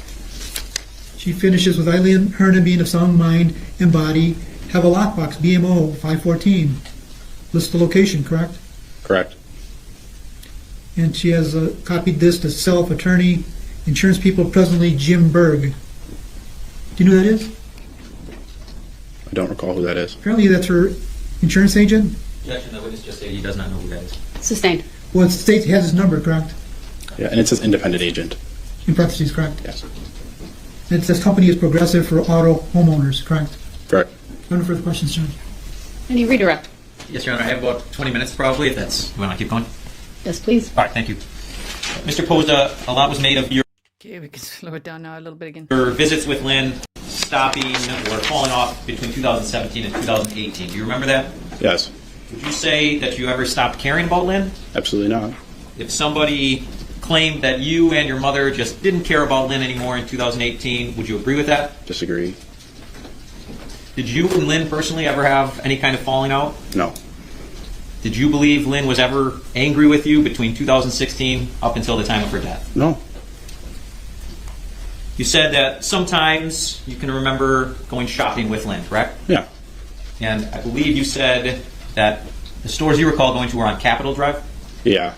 Is that in Waukesha County, do you know? I think Pewaukee's in Waukesha County. Okay, it was close to her house in Pewaukee? Yeah. Okay.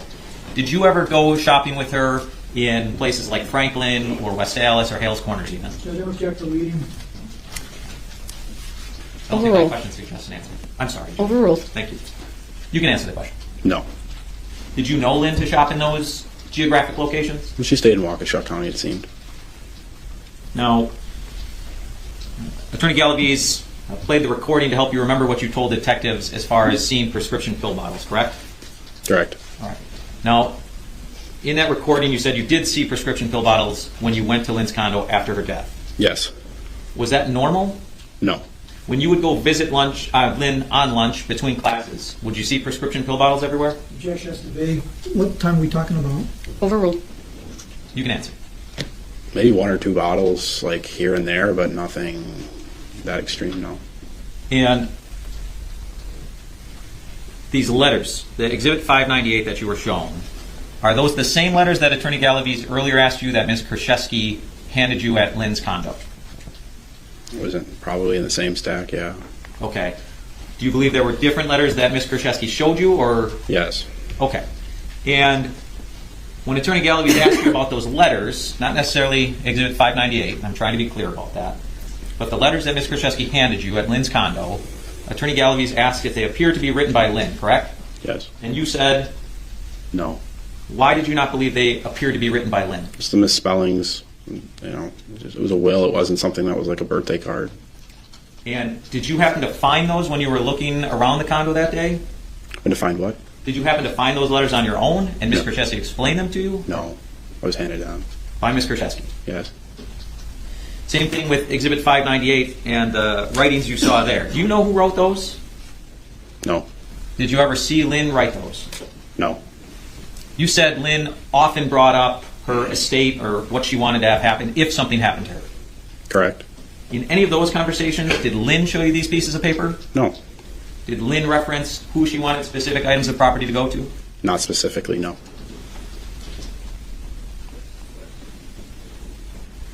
When Lynn would bring up her will, and you said she was always doing that and made you uncomfortable, what do you mean she would always bring up her will? She would reference it a lot while we were, together, and she said, it's important for you to pay attention to this, and I would just reiterate that the importance was hanging out with her and spending the time with her. It was awkward for a 18 to 20-year-old to be talking about finances with a 62-year-old woman. And when was the first time you can remember her bringing up her will or her wishes if something happened to her to you? Shortly after her mother passed. And do you remember what year that was, roughly? I don't recall. Okay. What is she writing so much? Like at this point, she's probably writing something in her own handwriting, to prove that was Lynn's handwriting. But yet she bragged to that other lady that she spoke to in the jail about how she was so good at forging documents and things. In any of those conversations where she wanted to talk about if something happened to her, did you believe she was suicidal? No. Did you believe she was thinking she was going to die very soon? No. Okay. And again, you didn't see Lynn write these, and Lynn didn't bring these letters up to you. And is that true of the letters Ms. Kurczewski handed you, as well as what you saw in Exhibit 598? Can you ask again? Sure. Let me ask it better. The letters Ms. Kurczewski handed you a few days after Lynn Hernan died. Judge misstates the facts. Those letters were never handed to him, but I think the record says they were emailed to him. I think he's testified several times that Ms. Kurczewski handed him letters at the condo. Oh, those letters. Withdraw the objection? Yes. Okay. Sorry.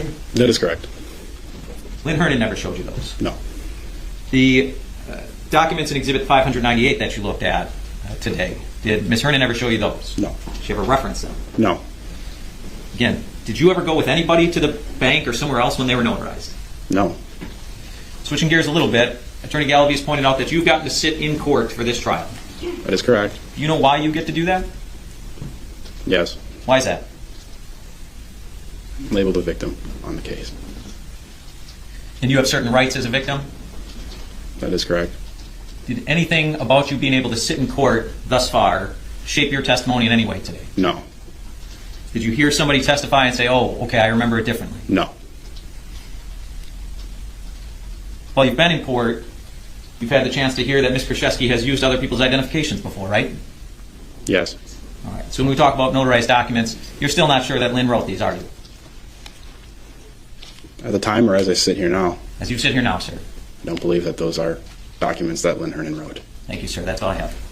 All right, thank you, sir. You may step down. All right, ladies and gentlemen of the jury, that was not 25 minutes. Maybe that's a good thing. But it is 12:05, and this will be an excellent time to take our lunch break. You can be seated. Do you like that? It hasn't been lunch yet. Now they're going to first outside of the presence of the jury. So jury's out for lunch. Now the judge is going to be talking to the attorneys. Then they'll have the lunch break. We're going to just teleport right through that, okay? So we're now at 2 hours 31 out of 4 hours and 45 of trial footage for day 6. Thank you so much all for being here with me. I really like how you're genuinely interested in this case and invested, as am I. You know, it's never a given that if I'm going to bring you something that you might be interested in it with me. But I find this case very interesting, and I can't wait to see justice for Lynn. And I feel protective, you know, over Lynn. And because she had no immediate family members or children of her own, I feel like we are her family now, you know? If only she knew. You've got a whole international family of Grizzlies now who have your back. And I can't wait to see justice for Lynn. Okay, so let's hear this discussion, and then we'll teleport through the lunch break and go on to the afternoon portion of the day.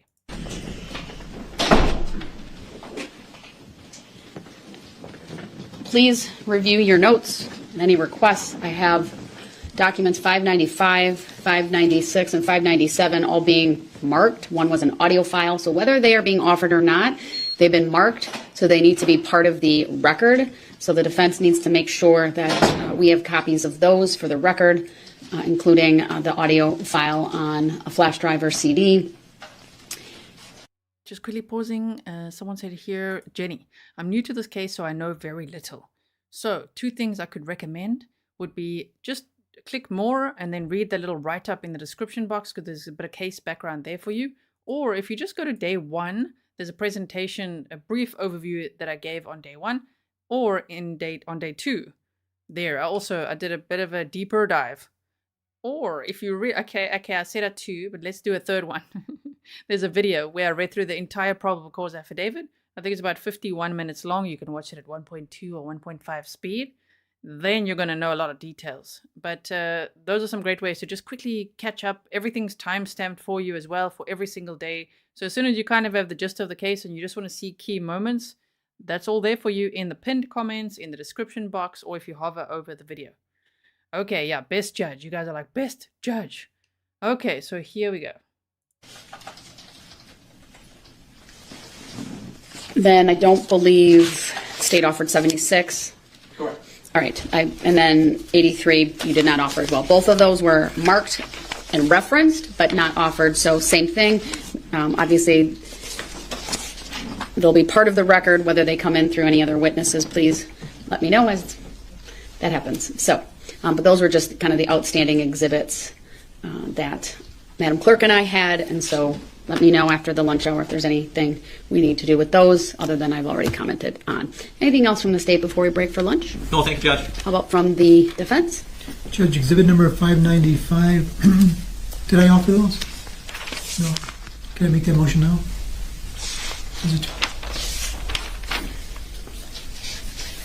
595, there was an objection to foundation, so if you're offering it, it's, what's the state's position? I would object. There's been no foundation to explain what it is. Right, then I'll deny that at this time. 596 was the audio recording that you played a portion of. Are you offering that? Yes, Judge. I have no objection to it coming in for those 30-some seconds. I'll receive it, noting that a very small portion of it was actually played to the jury. And 597 was the check. It was clearly shown to the witness. He testified about it, but it was never offered. I'll make that motion. No objection. 597 will then come in. I'll just need to make sure I tell the jury it is both 596 and 597 are received. 596, of course, just the clip that was played. So I'll make a note to let them know when they come in.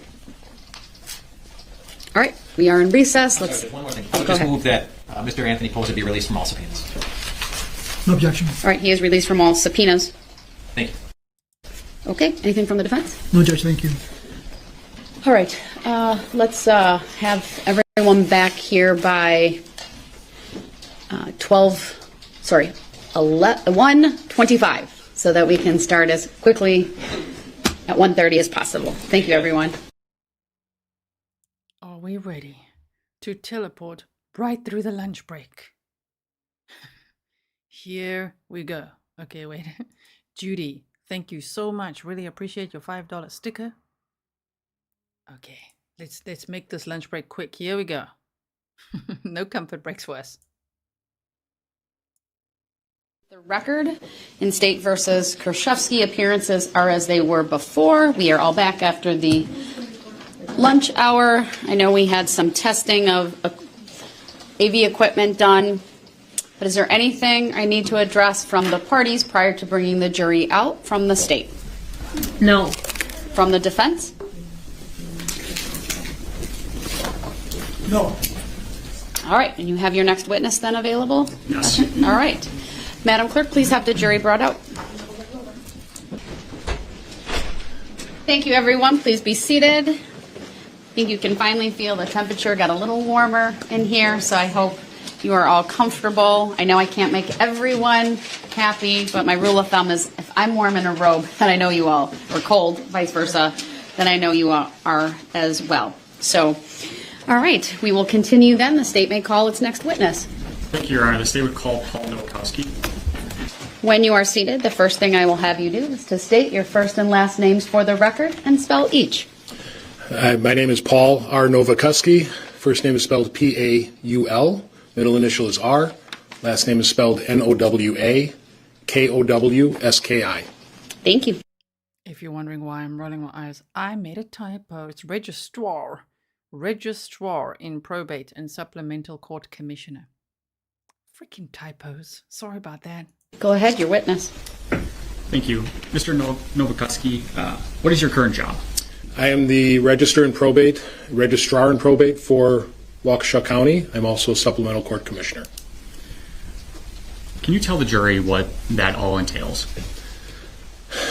The register in probate is basically the clerk that handles all of the probate matters that get filed in Waukesha County. The registrar in probate is the judicial arm to the registrar's office when they're handling informal administration, allows me to sign certain documents, notices, statements, domiciliary letters, and the like.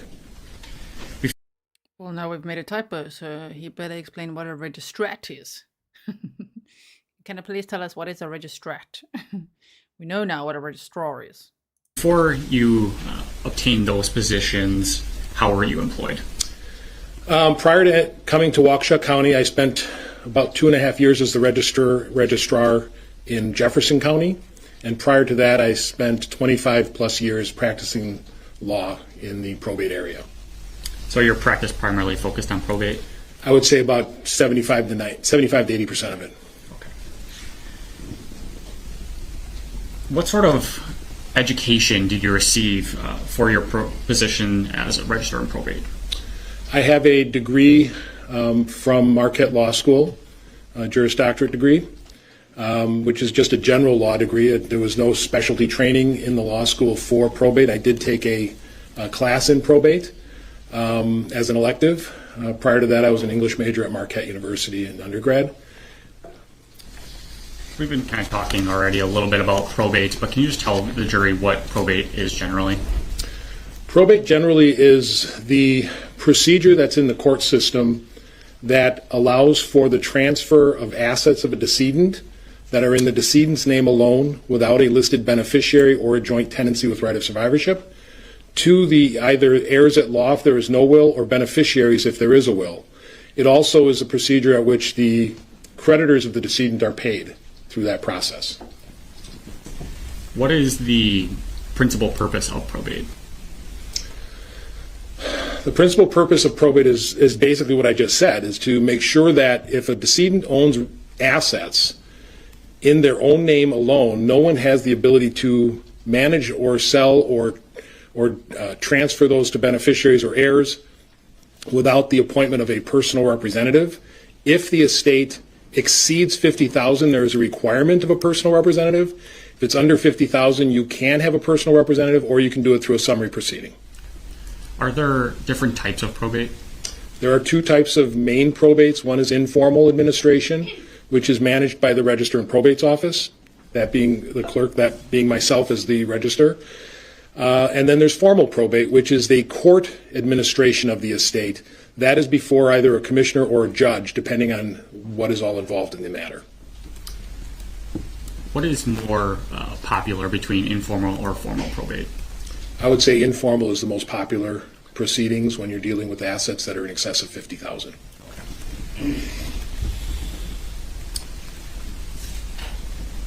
If there's a will that exists at the time of death in a probate matter, how is a personal representative appointed? Well, the will nominate someone as the personal representative. That nomination is purely that, a nomination. Until the will is admitted to either informal probate or formal probate, that is still just a nomination. If the will gets admitted and the court, either through the registrar's office in an informal administration or through the judge in a formal administration, they will then appoint the personal representative, whoever that is agreed upon or determined based on the needs of that estate. Okay. Speaking further about personal representatives, if a personal representative is appointed and they are represented by an attorney, whose interest does that attorney represent? That attorney represents the personal representative in the administration of that estate. It's a misconception a lot that that attorney would represent the estate. They are truly not doing that. They are representing the individual as the personal representative. So I just briefly mentioned a will. If you could just tell the jury what determinations are made in admitting a will to probate. Well, first of all, the will is required to be in writing, and it is required to be witnessed by at least two non-interested parties to the administration of the decedent's estate. It can be witnessed by an interested party as long as they are not getting any more than their intestate share through the will itself. But normally in Wisconsin it's two witnesses. It can be more, and there is something called a self-proving will, which is where the signature of the testator or the testatrix, that's being the decedent, and the witnesses are notarized by a person who is a notary public. Okay. How is a disinterested witness defined or determined? They basically cannot have any interest in inheriting any assets of the estate. They can be nominated as a personal representative and still be a witness to the will as long as they're not inheriting anything beyond their intestate share. When I say intestate share, I mean the share that they would receive if there was no will. Okay. What's the next step in the probate process after a will has been admitted to probate and a personal representative has been appointed? We would, in the appointment of the personal representative, we would issue domiciliary letters, and those letters give the power to the personal representative to step in the shoes of the decedent and do all things necessary to administer that administration, to pay any outstanding creditors, pay any bills, and distribute any assets throughout the course. We would also schedule if it's on notice, meaning that if there was a hearing on the admission of the will, there would be a deadline for filing claims, which is usually between 3 and 4 months after the notice has been signed. If it's on waiver, then it would be done at the time of the admission of the will as well. And that would be, again, 3 to 4 months. Usually in Waukesha County, we've usually done about 100 days for the creditor's claims. Once that deadline is set, it gets published. In Waukesha County, we use the Waukesha Freeman, although it can be a different newspaper, as long as the newspaper is published once a week and it has a certain circulation level, which off the top of my head, I don't know what that is. And then you'd file an inventory within 6 months of date of death, or date of the appointment of the personal representative, excuse me. Okay. So I want to kind of go back to the creditor portion of this. Mm-hmm. Does the personal representative have a legal or fiduciary duty to notify those potential creditors? If the personal representative reasonably should have known of a creditor, they are required to send to them a copy of either the notice to interested person deadline for filing claims if it's on notice, or the notice to creditors if it's on waiver. They are required to send that to them, giving them the deadline for filing that claim. I believe that has to be done no later than 30 days prior to the deadline for filing the claim.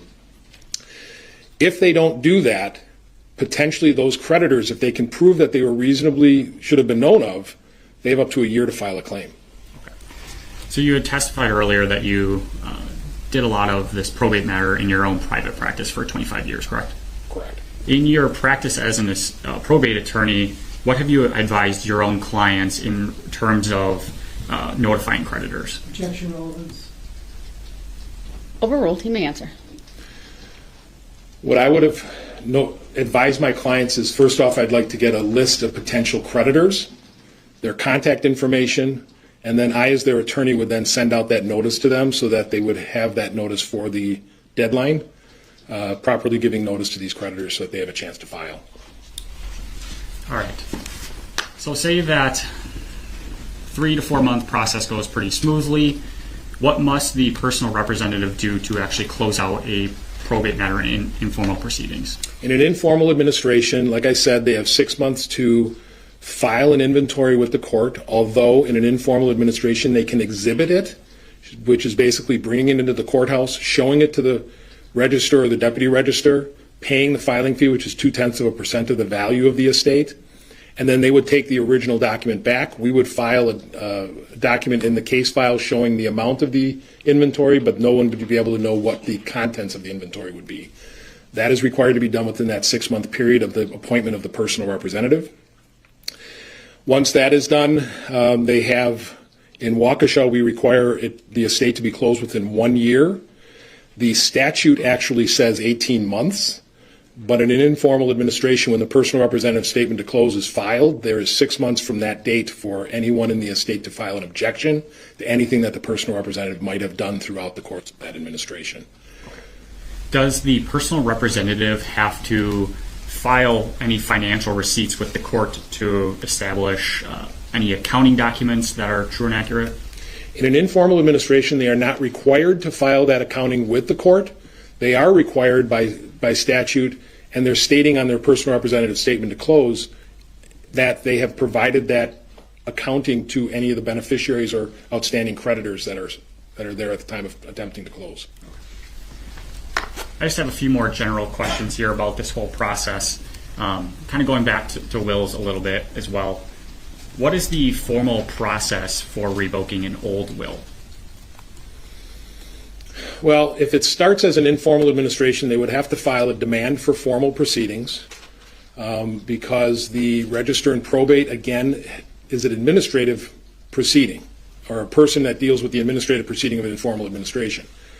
They cannot necessarily, they don't have the authority to revoke an old admission and put in a new admission. So it's going to go before the judge to make that determination as to whether or not that second will that comes up is a valid will and should be replaced by the old one. Now, it rarely, if ever, happens, but so that could happen in that respect. But they'd have to go through a demand for formal and be a formal proceeding moving forward. What about just generally? So if someone had a will at their residence that was old and they wanted to replace that with a newer will, how would they go about handling those two wills? Well, they'd have to petition the court to admit that secondary will. If the first one was already admitted, then the court's going to have to make a determination as to which will should have been admitted and which will is the one that should handle those assets. All right, now we got kind of the general probate matter here. I just want to direct your attention here to an estate related to Lynn Hernan. Are you familiar with that estate? I am. Was that estate opened in October of 2018? To my recollection, yes. Okay. Was there a will filed in that case? There was a will that was dated from 2016 that was filed in that, and an application for informal administration was filed with it. Did you admit that will into the probate case? That will was admitted to informal administration, yes, after the application was filed and other documents filed with it. So by admitting that will, you believe that it had complied with the statutes and that it was a valid will, correct? Correct. Either myself or my deputy, I can't remember which one of us, examined that will and determined that it was obviously in writing, whether it's typed or handwritten. It can be either way as long as it's written. It was an original signature on the document, and the witnesses on that document, as I recall, were representatives from BMO Harris Bank, so we presume they were non-interested parties based on their affiliation. They were not listed as beneficiaries under the will. Well, I mean, Jessy thought she could just quickly type it up a few times, just like make new wills and brag about it in jail. Like, I just can forge things, type up wills. This must be like, oh, this is how it's done. Was that will actually notarized as well? I believe it was, yes. Okay, so I think you mentioned earlier that it would essentially self-prove, correct? Correct. Okay. And in an informal administration, they don't need to prove up the will. We just have to make a determination as to whether it's a valid will. All right. And moving forward in regards to the beneficiaries of that will, are you familiar who was listed as the beneficiaries in that estate? Beneficiaries, there were two of them, Jessy Kurczewski, and I'm drawing a blank on the other gentleman. It was another friend. It was not a relative. Okay. If I was to tell you that name of Anthony Pozza, would you have any reason to disagree with that? No, that is the correct name as I recall now when you told me that. In terms of evaluating this case, you mentioned Jessy Kurczewski. Was she the personal representative in this estate? She was the appointed personal representative. She was also nominated under the will. Did Anthony Pozza have to consent to Jessy Kurczewski assuming duties as the personal representative? He did sign a waiver and consent, having no objection to the appointment of her as the personal representative. Okay. When that whole process... Ooh, Objection Cake says, I guess we all know what Jessy was working on when she was pretending to go to work. Yes, if you see me looking to the side all the time, you guys, I'm literally reading your comments the whole time, okay? This is done, so after he had waived here and she was ultimately appointed the personal representative, what happens at that point? Like I said, the notice to creditors was issued, the deadline for filing claims was stated, and then she went and published that creditor's notice in the newspaper, or her attorney did, one or the other.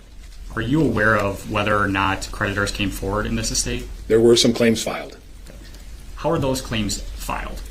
The creditor would file a document called a claim of an estate. They would spell out what their claim consisted of, how much it was. They usually attach some sort of proof to it, not a lot on a normal basis, and then they pay a $3 filing fee. Did you accept into probate some documentation of these creditors related to the estate? Yes, I did accept some claims that were filed. Okay. For example, did you accept some claims from Pro Healthcare? Judge, object the leading. Overruled. Yes, I did accept the claim from Pro Healthcare. Ultimately, at some point during this probate proceeding, there was a filing regarding a loan from inheritance funding. Can you talk about what inheritance funding is in those types of loans? Sometimes beneficiaries will want to receive a portion of their estate early before distribution, so they will contract with a company that will give them a percentage of their benefits from the estate for an amount that they agree upon. So they'll maybe get like maybe a 60% of their payout, and then the inheritance fund company would then step into those shoes, and they would be the ones would be receiving the beneficiary's distribution when it comes to that point. Based on your experience as a probate attorney as well as the registrar in probate, how common are these types of loans? Not extremely common. I mean, I've seen them over the course of time. When I was in private practice, I don't think I recall ever having any of those come through an estate, but that could have happened. I don't remember. Okay. Moving forward. Forensic Fuhrer says, how do I grab Jesse's notes without anyone noticing? I don't know, but can you please do it? What will it be? Is that a doodle? What is she drawing? What is she writing there? In the probate matter with Lynn Hernan, ultimately, did Jessy Kurczewski successfully close out the estate for Lynn Hernan? Yes. Okay. Do you recall when that actually happened? I don't have an exact date to my memory. Are we talking spring of a year or 2019? It was within the 1 year period, I believe, that it got closed, because it did not appear on the order to show cause at any point in time during the course of the estate, that part of the estate. Okay. Can you close out an estate if any outstanding creditors who file claims against the estate are not paid? If a claim is filed against the estate and it's filed appropriately with the court, then those claims have to be satisfied before I will allow the estate to be closed. So you mentioned earlier, though, that ultimately this was successfully closed, correct? Correct. All the claims that were filed prior to the filing of the personal representative statements were satisfied. There were estate receipts from all the parties involved. Once a probate file is closed, what happens if any other creditors come and say that they have some claims against the estate? There's two theories on that. Potentially, a lot of attorneys that represent estates would want to have that claim resolved, so they may petition the court for a special administration or a request to reopen the estate. As I stated earlier, when a personal representative statement to close is filed, if it's filed within that 1 year period, there's 6 months, or whenever it's filed, there are 6 months after that the estate should remain open for some of these things to happen. If a creditor thinks they are entitled to payment or that they weren't properly noticed, they could file that claim, and then the personal representative is going to have to deal with that claimant at some point. In this case involving Lynn Hernan's estate, did claims come against the estate after it was closed originally? There was one claim that got filed. I don't recall what it was for. Okay. Do you recall what happened after that claim was made against the estate? The attorney for the personal representative requested that the estate be reopened, which I agreed to. They filed an objection to that claim, and they filed a demand for formal proceeding because, as I stated earlier, as an informal administration, you cannot deal with any contested matters. It has to go before either a court commissioner or a judge for determination. And even a probate court commissioner, if it is contested throughout, cannot make a decision on that. Any ultimately contested matter has to be decided by the judge. So what they did is they filed a demand for formal, and they asked for a hearing to be held on that claim. Do you know what happened with that claim at that point? I believe that claim, eventually the creditor did not appear at that hearing, so I believe that claim was dismissed for lack of prosecution of it.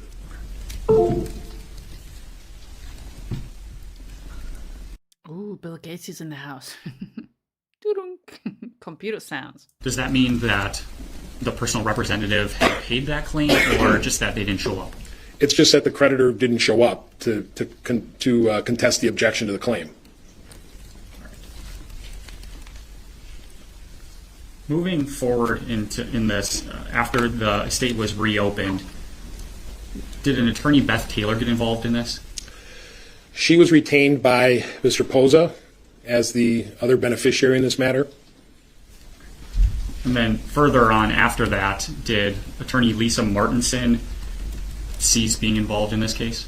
I believe she withdrew as representing the personal representative at some point. Okay.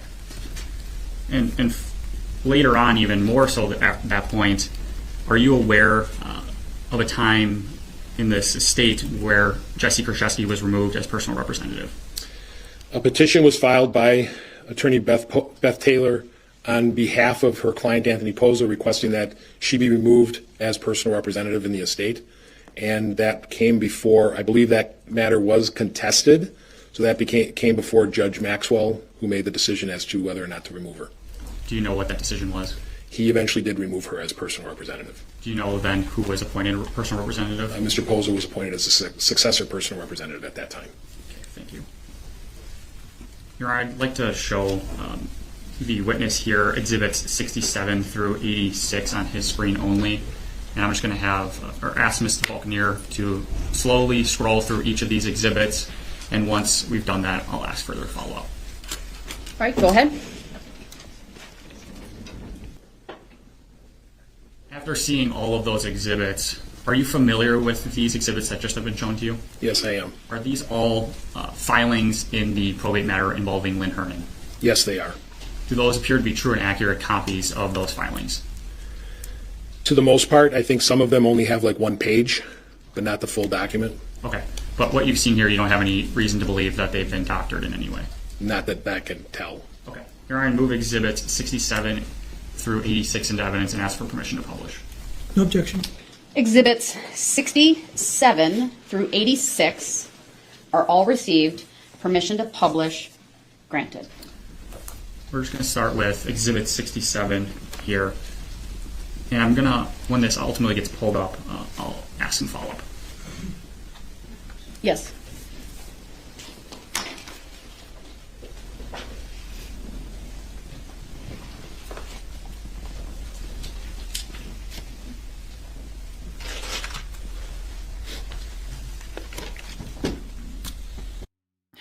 Sweet and Salty says, we want Jesse's Google searches.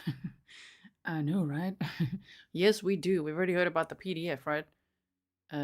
Phantom also says, come guys, G needs, we don't need members, we're okay. We never expected at all. I'm very, very grateful for all members. Love it when you guys go to Patreon. That's a really great source of support. But I'm just saying what I was saying about the emojis, because you know how everyone during stream says we need this emoji and that one and this one? YouTube only unlocks a certain amount for every level of members that you have. And it actually takes a lot of members to be able to unlock the next batch of emojis. So right now, this is what we got. Okay. Sorry, now I can maybe zoom out a bit again. I just didn't like the typo in my witness name up there. Okay. So here we go. We're 3 hours and 2 minutes out of 4 hours 45 of trial footage. It's in the jury box. Awesome, thank you. So exhibit 67, what is exhibit 67? That is called an application for informal administration. It is an initiating document for opening of informal probate. On that document, does it discuss further down on page 1 a will dated November 26, 2016? Yes, it does. Okay. And further down, does it talk about, on the top of page 2, does it talk about who was nominated as personal representative? It does state on page 1 who the nominated personal representative is in the will, and then it also states that they are nominating that person as the personal representative. It is actually on the line above paragraph 8 where the initial nomination shows up. Okay, thank you. Can we move to exhibit 68, please? What are we looking at in exhibit 68? 68 is the first page of the will that I believe was the will that's discussed in the application of informal, but I'd have to see the final page to see the date. Okay. If we could just scroll down. All right. So the date of that will was that Ms. Hernan signed that will in November of 2016. And it was. And that is the will that was admitted into probate in this matter, correct? That is correct. Okay, thank you. Can we move to 68 or 69, please? With exhibit 69, what are we looking at in this? This is a waiver and consent in an informal administration. Waivers and consents are allowed for a person to not object to the admission of a will, to the use of informal administration, and to the appointment of a specific personal representative. All beneficiaries or heirs at law would have to agree to the same personal representative. So in exhibit 69, it appears Anthony Pozza signed it and waived any issues in terms of this administration. That appears so, yes, based on the document, and he signed it on October 11th of 18. Okay. Exhibit 70, please. There was some talk about some domiciliary letters. Can you explain what those are again? Domiciliary letters are the document that grants the authority to the personal representative to act as the personal representative. It shows anyone who receives that document, the court has approved them as personal representative. Okay. And have Mr. Vulcanier pull up Exhibit 71, 72, and 73 kind of in short order.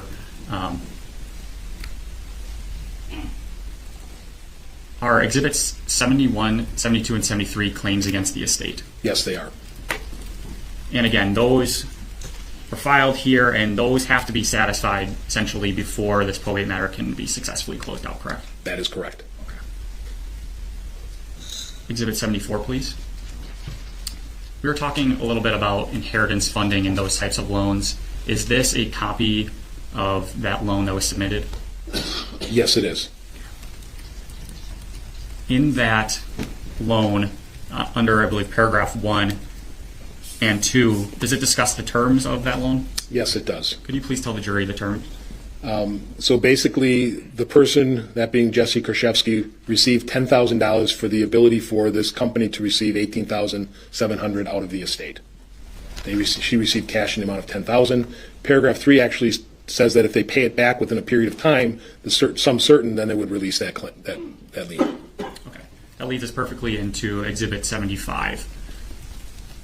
Does Exhibit 75 talk about the satisfaction of that claim or that loan? Yes, that document is the release and satisfaction of the assignment, showing that Ms. Kurczewski has paid back that company $14,000. So therefore, they are no longer an interested party in the estate. So I just want to make it clear for the jury. So essentially, Ms. Kurczewski receives $10,000 originally up front, and then she ultimately pays them back $14,000? That's correct. And that's from her share of the estate, correct? Correct. All right. Can we show him Exhibit 76, please? What is Exhibit 76? Exhibit 76 is the accounting that was prepared by Attorney Martinson and filed, and it was signed by Ms. Kurczewski. This is what is called a final accounting, showing basically the accounting from the start of the estate to the time that they were ready to close it. I want to direct your attention here on page 1 to debts of decedent. Do you see that on page 1? Yes, I do. Does anything about that number stick out to you? Well, it's a fairly large number. Okay. And then I want to go to actually the next page. Or, I apologize, page 3.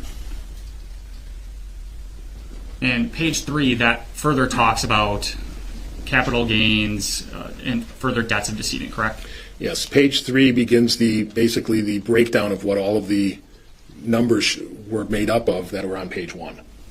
So page 1 is the synopsis. Page 3, moving forward, is the breakdown as to what that consisted of. Are there several credit cards listed under debts of decedent? Yes, there are. I'd like to move on to Exhibit 77, please. This is like $100K of debt, several credit cards. Yeah, that doesn't sound like Lynn, right?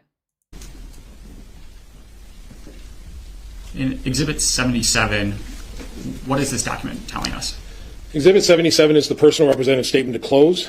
This is the document that the personal representative files with the court to tell us that they are ready to close the estate.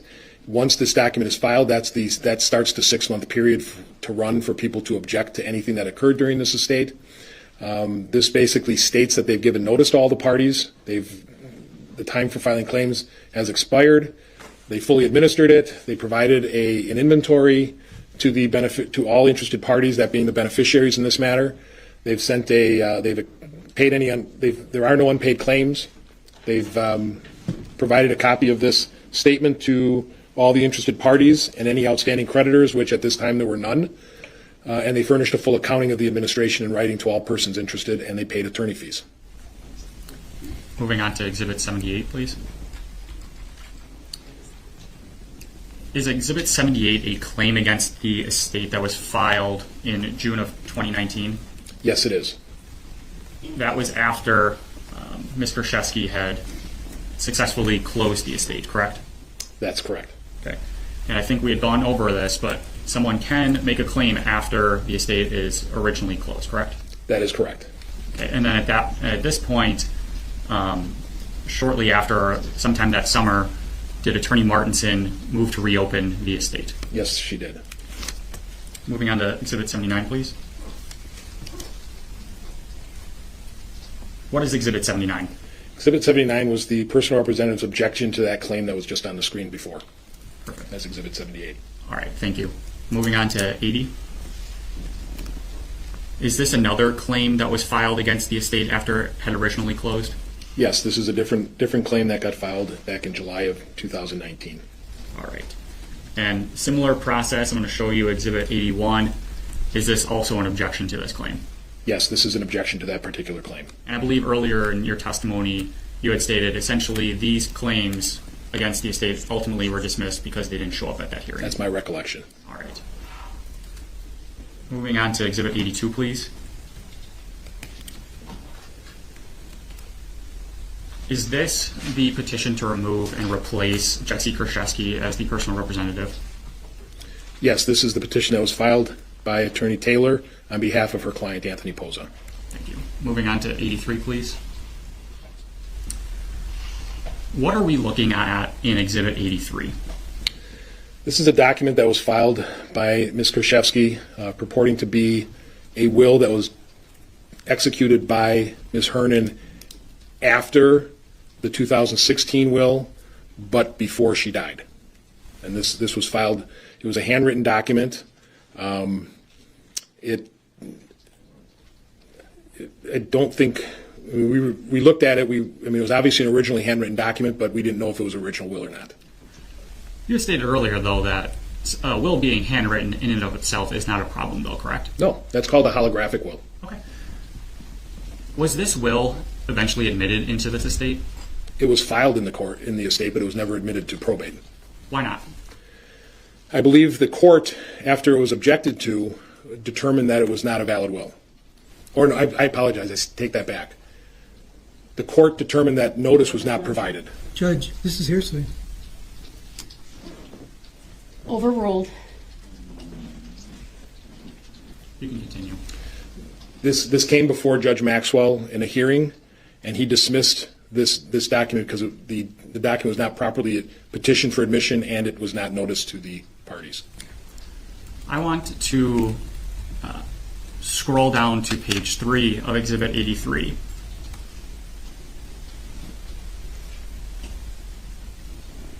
Do you see who the witnesses are? The witnesses were Jennifer Flower and Jessy Kurczewski.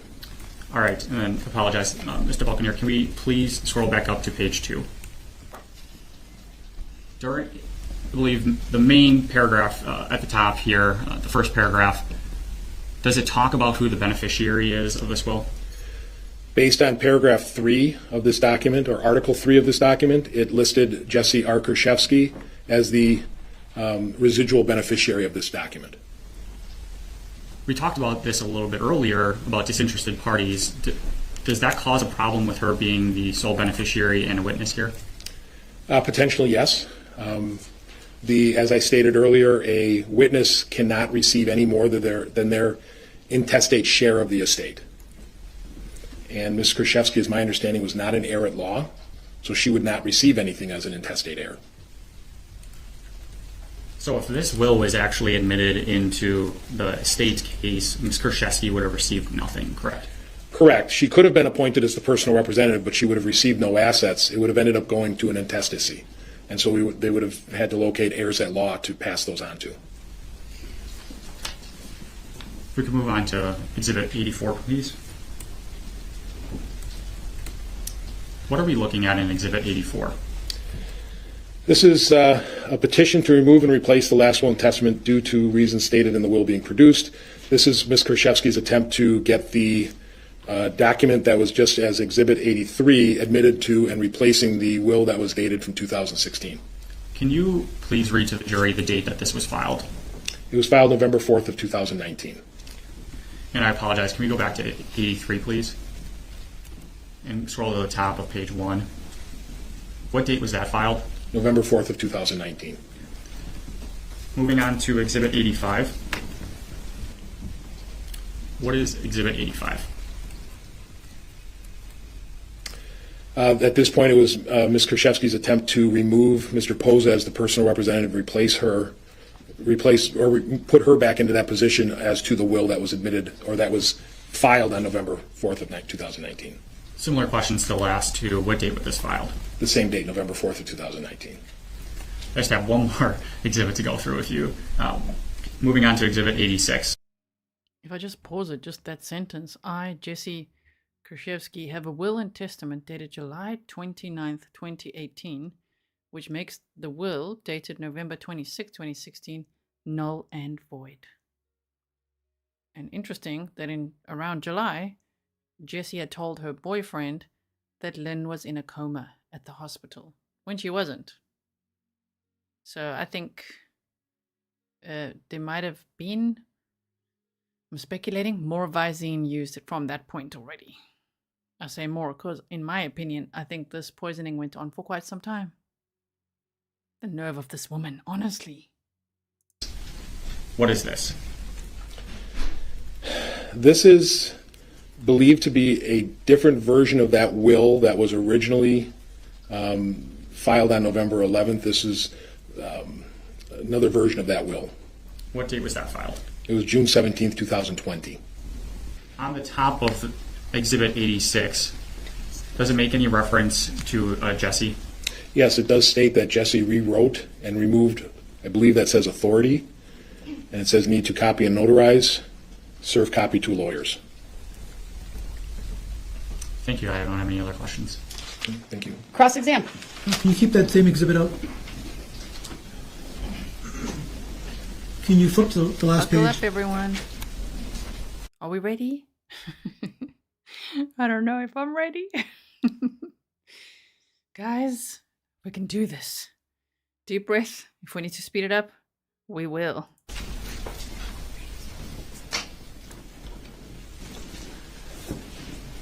Sir, that will was signed by Lynn Hernan. Do you see her signature on there?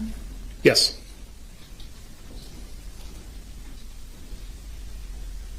And it was signed by her in July of 2018, correct? Per that document, yes. I love it. Per that Can I document. see exhibit number? Per that document, yes. Karen Kennedy. Oh my goodness. Thank you so much for the $20 super sticker. You are amazing. Thank you. I really appreciate it. Okay. So, cross-examination. 83, please. Could you scroll to the last page? That will was also signed by Lynn Hernan, correct? That is correct. Can you take me to exhibit number 68, please?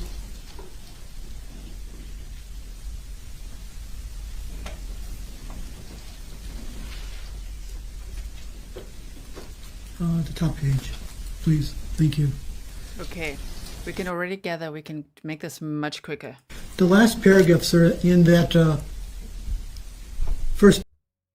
second to last sentence, it says, wish I may own at the time of my death to Corrine Mary Pozza, correct? Yes. And Corrine on that will is spelled K-O-R-E-E-N-E. Is that true? That's what it says right there, yes. And that's not her, you would know if that's her correct spelling or not a correct spelling, correct? I have no idea if that's a correct spelling. I have to assume it was when it was filed. So if I would tell you that Corrine is spelled K-O-R-E-E-N based upon her testimony, would that affect the will? It probably could not. It might. Depends on what the objection to the will would be. But her name is, if her name is spelled K-O-R-E-E-N, it seems like somebody misspelled her name, correct? Could have been a drafter's error. And quite frankly, it's a contingent beneficiary. It's not even a beneficiary that was named in the will. She only would be receiving if the other two were not there. Correct, but if her name is spelled K-O-R-E-E-N, it was misspelled in the will. Yeah. This initially started with a petition put into informal. It was initially started with an application for informal administration, yes. And that was drafted by Attorney Martinson? That is correct. Is it safe to say because Attorney Martinson is, who is she representing? What's her part in this? She was retained by Ms. Kurczewski and was representing the nominated personal representative in the filing of those documents. Does it matter much if she was also the one that drafted the will that was accepted? It doesn't matter unless the will is contested, in which case then she could, and although she didn't witness the original will, so she would not be brought in as a witness, so she could move forward as in a contest. So she could have drafted the will for Ms. Hernan, correct? She could have, but that will doesn't state who actually drafted it. Do you ever find out who was involved in drafting the will? No. What law firm is involved? Might have been stated throughout. It might have been her law firm, but I don't recall for sure. I'd have to be refreshed. Can you believe the defense attorney is at 1.4 speed right now? He almost sounds normal speed. Okay, I sped it up a little bit. I have nothing further. Thank you, sir. Thank you. Any redirect? No, thank you. All right, thank you. You may step down. We can go back. Sorry, yeah, be released from the stand. No objection. Thank you once again, sir. You are released from your subpoena. State may call its next witness. Thank you. State calls Attorney Elizabeth Taylor. First thing I will ask you to do is to state your first and last name. This is who Anthony Pozza said his attorney was. For the record and spell each. Elizabeth Taylor, ELIZABETHTAYLOR. Thank you. Thank you, Judge. Good afternoon, Attorney Taylor. How are you employed? I am an attorney at Walden Knights Ginkgo Harry here in Waukesha. And how long have you been an attorney? I've been an attorney for about 27 years. Do you practice a certain type of law? I do. I do estate planning and estate administration. Is that the entirety of your practice, or do you do some other things here and there? I guess there are some other things that come into play from time to time, but all of it is related to estate planning or estate administration. And is that the type of law you've done for your 27-year career? It is. Okay. And just real briefly, what was your educational background leading into becoming a lawyer? I went to undergrad at Northwestern in Chicago, and I went to the University of Wisconsin-Madison for law school. As a probate or estate attorney, what's your general job duties? I would say my job is really divided into two parts. The one half of it is working with people to develop their estate planning, wills, trusts, things like that, powers of attorney. And then the other half, the estate administration piece, is helping families after somebody has passed away settle all of the financial affairs. In your daily job activities, do you ever represent personal representatives of estates? I do, very often. And as a lawyer, how do you assist a personal representative? Really, we work together on the entire probate process, so handling the decedent's estate from filing the initial paperwork to open the estate to ultimately paying all the bills, distributing all the assets, and then wrapping up the court matter. As a personal representative's attorney, do you just kind of take care of all of the paperwork, or does the personal representative have to review your work and sign off? Personal representative is ultimately the one who's responsible for all the actions we're taking, of course, with my advice and counsel. So we really work through that whole process together. But no, there's nothing I'm filing that the client hasn't seen and reviewed and okayed. Do you generally come on as an attorney at the beginning of an estate case, or I should say a probate case? Yeah, typically I'm involved from the beginning of the situation. Most of the time, families don't have a real good idea of what to do after somebody passes away, and so their first call is often to somebody like me to help them with that process. There are, though, some cases where somebody else has been involved at the beginning and there's something going wrong or something isn't working right, and they bring in a different attorney. So there have been some estates that I've started in the middle, I guess. Do you know an individual named Anthony Pozza? I do. And how do you know him? He is a client of mine. How is it he became a client of yours? He called me in the spring of 2019 and let me know that he was a beneficiary of an estate, and he had some questions and maybe concerns about what was going on with that estate. And actually, the first time he called me, I asked him a few questions. We kind of talked through what had happened so far, and I honestly told him I didn't think there was anything wrong. I told him that I didn't think things were amiss at that point. You said that was spring of 2019? That was spring of 2019. Then later in the summer of... Stop you for a second, Okay. because I want to stay there for a second. Do you recall at what point the probate case was at? Was it still open? Had it closed? Where was it at when he first called you? When he first called me, it was right around the time that the probate was being wrapped up, and the steps that come into play at that point are filing a final account showing the court and the estate beneficiaries where the assets of the estate, where they used to pay expenses, where they distributed to beneficiaries, showing... Sorry, just stop for a second. Can I have the witness just answer the question? I believe she is. She's going on a narrative. She's explaining a process that's, I think, requires a longer answer, so she may continue. Thank you, Judge. I'm sorry, you remember? Wow. Rich coming from the defense attorney saying that, huh? West said, where did she get the idea to give someone Visine to kill them, I wonder? She must have, I don't know. That's a good question, actually. But she created a PDF document that the investigators found deleted from her phone where she was looking up household poisons. So she was definitely looking into it. Like, what could be around the house and could kill someone? Mm-hmm. Where you left off? Can you remind me? Sure. We were just talking about where the estate was, as you recall, when Mr. Pozza first called you. So I can't remember whether the final account had been filed and the receipts had been signed or whether we were just before that time, but we were right around in the period where that initial administration was being wrapped up. And you stated that at that point, over the phone, you thought there really was nothing amiss, I think were your words, right? Correct. Why did you feel like that? He had been provided an inventory. He had been provided evidence that expenses were paid, as was shown on the final account. His answers to my questions just really lined up with the way things should have happened. At that point, spring of 2019, did you have anything in front of you that you could look at when you were sort of making that initial determination? I didn't. That Okay. was just from our conversation. Okay. And before I cut you off earlier, you were saying something changed in your assessment. And then later, Anthony called me again in July and let me know that there were some detectives investigating how the estate had been handled and that he thought I should take another look at it. And so I did. We sat down with the final account and reviewed things a little more carefully. Okay. So let me ask you this. In that July phone call, did you know where the estate was at that point? Yes, I knew that it had been closed and, in fact, had been reopened at that point to address a couple late creditor claims. So it had already been reopened without you becoming Mr. Pozza's attorney? Mm-hmm. Yes? Yes. Have you ever had to move to reopen a probate case on behalf of a concerned party? Yes. Is that an easy process? Yes. Okay. Very easy. But that's not what you had to do in this case.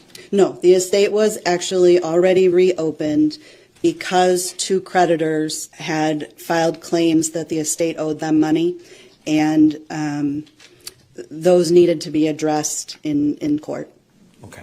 And you said one of the first things you did with Mr. Pozza was look at what document? The final account. Okay. Could we pull up Exhibit 76 and publish it? It's already in evidence. Go ahead. Thank you. And Ms. Taylor, Attorney Taylor, we just have to wait for the jury box TVs to click on. Thank you.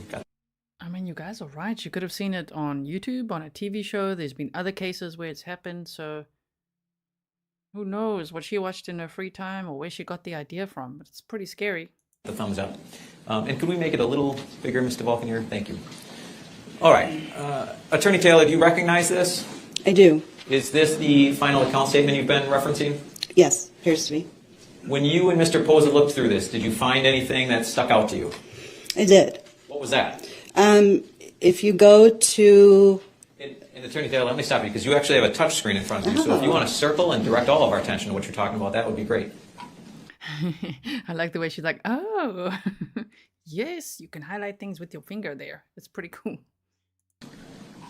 Can I... Oh, we can clear the screen. How do I move to the next page? Oh, we'll do that for you. Oh, okay. You can't do that. We'll do that for you. So you'd like us to go to page 2? I'd like to, it might be 3 or 4, I'm not sure. Okay, let's scroll through them. All right, that's page 2, it looks like. Should we keep going? Keep going to the bottom of that page, or it might actually flow onto the top of the next page. So this right here is what concerned me, Just let me stop you for a second, Attorney Taylor, just to document the record. You've drawn a line to the right-hand side of what's labeled on the left there as SCH capital G, debts of decedent. Is that accurate? Correct. All right, thank you. Keep going. Why was that a concern to you? So this showed that credit card bills of, if you look to the top of the next page, you'll see they total about $100,000. For the record, we switched to page 4, Your Honor, of Exhibit 76. So there are $100,000, some of those are medical bills, but almost $100,000 of credit card debt, which is pretty unusual for an older woman who, by all accounts, didn't leave the house much. And where were you getting that information about? From Mr. Pozza, from Anthony. Okay. And so, Attorney Taylor, you've been doing this kind of work for 27 years, you said. Are you saying that that was such an unusual number, it caused you some suspicion? Yes. Had you ever seen a 62-year-old decedent with that much debt before? No, and it's not just the amount of the debt, it's the amount of the debt relative to her assets. So only after selling her condo was there enough money to even approach paying all these bills. And does somebody run up credit card debt that's more or close to the equity in their condo or house? It just struck me as unusual. So with that then, what did you do with Mr. Pozza next? At this time, Jessy Kurczewski was still the personal representative of Lynn's estate, and she was incarcerated at that time, and we felt that it wasn't appropriate for her to serve as personal representative when she wasn't available to handle responsibilities of the personal representative. So what did you do in light of that? So we petitioned the court to remove her as personal representative and replace her with Anthony. Okay. Can we put up Exhibit 82, please, Mr. Vulcanier? And Attorney Taylor, this has already been received as Exhibit 82. Do you recognize it, though? Yes. And what is it? That's our petition to the court to remove Jessy and replace her with Anthony as personal representative. Have you had to do that before in your career? No. This is the first time? This was the first time. Was it a simple process where the judge just kind of makes a ruling, or are there court hearings involved? How does it all work? No, we submit a petition to the court and serve it to all the interested parties, and then the court schedules a hearing where everybody has an opportunity to be heard, and then the court makes the determination. And did the court make a determination on your and Mr. Pozza's petition? It did, yes. All right. Can we pull up Exhibit 220, please, which is already in it? Just pausing here for a second. Pat said, frugal flea market lady having 100K debt? No way. No way. I agree with you there. Mm-hmm. And Emily Hayes said, I hate it when vulnerable persons are taken advantage of. This world is so cruel. Yeah, people like Jessy are very cruel. Horrible. Evidence. Yeah, do you recognize that? Yes, that's the order that Judge Maxwell signed. And what is the date of that order? October 22nd, 2019. 2019? Thank you. And what does the order essentially do? It removed Jessy as the personal representative of Lynn's estate and appointed Anthony in her place to continue the administration. So as soon as this order was signed by Judge Maxwell, you were now representing the new personal representative of Lynn Hernan's estate? Correct. Did you have additional work to do then on the estate? Yeah, part of our reasoning in wanting Anthony to be the personal representative is that would allow us to gather some additional information about the estate and see what was going on with all of those credit card bills. Up until this court order was signed, did you personally have access to the probate file? No. After Anthony Pozza was named personal representative, did that grant you access to the probate file? That granted me access to the court probate file. So all the filings in that estate that had been made with the court, it didn't give me access to Jessy's attorney, Lisa Martinson's file. So I'm not sure which court file or which estate file you mean. Well, I think you answered my question, but essentially you then had access to the actual court filings Yes. in Lynn Hernan's probate matter. Correct. Okay. And is one of the, I'm sorry, let me not assume, did you go through that court file? We did, yes. In looking through that court probate file, did you find something involving an inheritance loan? Yes. Tell us about that. So in the court filings, there's quite a bit of paperwork that deals with an inheritance loan. That's the best way to describe it. It's a program where somebody who's a beneficiary of an estate can pledge their inheritance and basically get cash up front. Have you had clients of yours utilize something like that before? I have not. Have you been familiar with that type of process in your career? I've known that it existed, but I've never dealt with it before. Okay. So I'm not very good with numbers, but can you, as basically as you possibly can, in a perfect world, how would an inheritance loan work?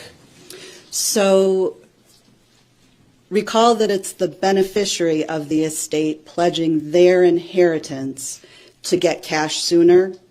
So Jessy pledged, in theory, her share of the estate. She got $10,000 of cash in, I believe it was February of 2020. And then she was obligated to repay the inheritance funding company $18,700 if the amount was repaid kind of at a later date, if that term extended longer. She was able to sell the condo and get cash and pay back that loan in about 2 months. So she paid $14,000, and that extra $4,700 was refunded to her. Okay. Let's pull up Exhibit 74, please. I think I heard you say February of 2020, Ms. Kurczewski did that? I believe so. Okay. And do you recognize what Exhibit 74 is? Yeah, yes, that's the assignment that Jessy and the inheritance funding company both signed and filed in the probate. Okay, and do you see? Steel Guitar was just asking, how did Lynn, get all this money that she had, being a hairstylist and being so frugal and everything? Where did all this money come from? I think, if I'm not mistaken, so correct me if you guys remember better, what I remember is that her parents died about 4 years or so before Lynn died, and Lynn got an inheritance. I think the amount was $250,000 or so. And she was so frugal her whole life, everyone knew her like that. But when she got the inheritance, she bought herself 2 things. 1 was that Jeep, and 2 was that tennis bracelet. And what did Jessy do? When Lynn died, Jessy and her mom took the Jeep and drove it around, and Jessy went and pawned off the bracelet. Nice, right? It's just so terrible to think how Lynn spoiled herself for once. Just thinking, okay, I'm going to put this away. I'm just going to take a little bit out of it, and I'm going to finally get myself this Jeep, and I'm going to get a nice bracelet. And Jessy treated that like crap. And then Jessy had Lynn's cats put down as well. So that tells you a lot about the kind of suspect we're dealing with here. The kind of criminal, right? Oh my goodness. So, okay, just carry on. The filing stamp on there in the top right corner? 2019. I had my years wrong, sorry. Okay, no worries. I just want to make sure we Yeah. have it right. So February of 2019. 2019, yep. Okay.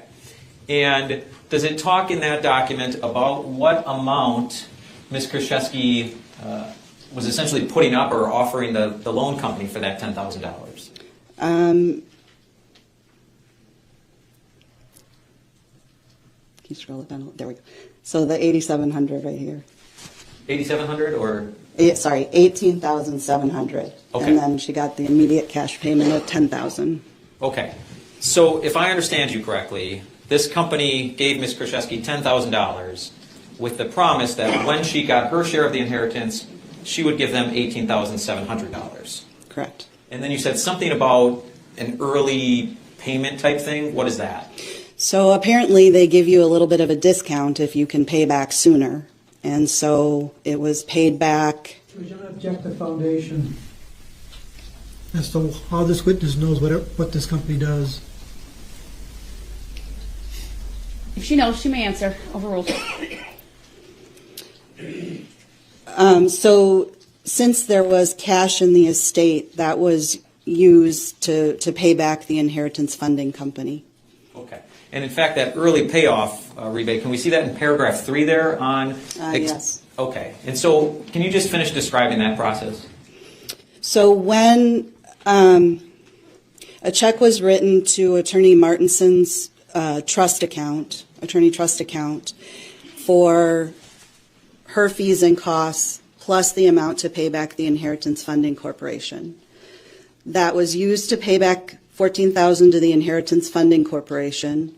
$4,700 was rebated to Jessy, and then the balance was payment for Attorney Martinson's fees and costs. So the loan was actually repaid with estate funds rather than inherited funds. Is that how it's supposed to work? No. If we can go briefly to Exhibit 76, please, page 1.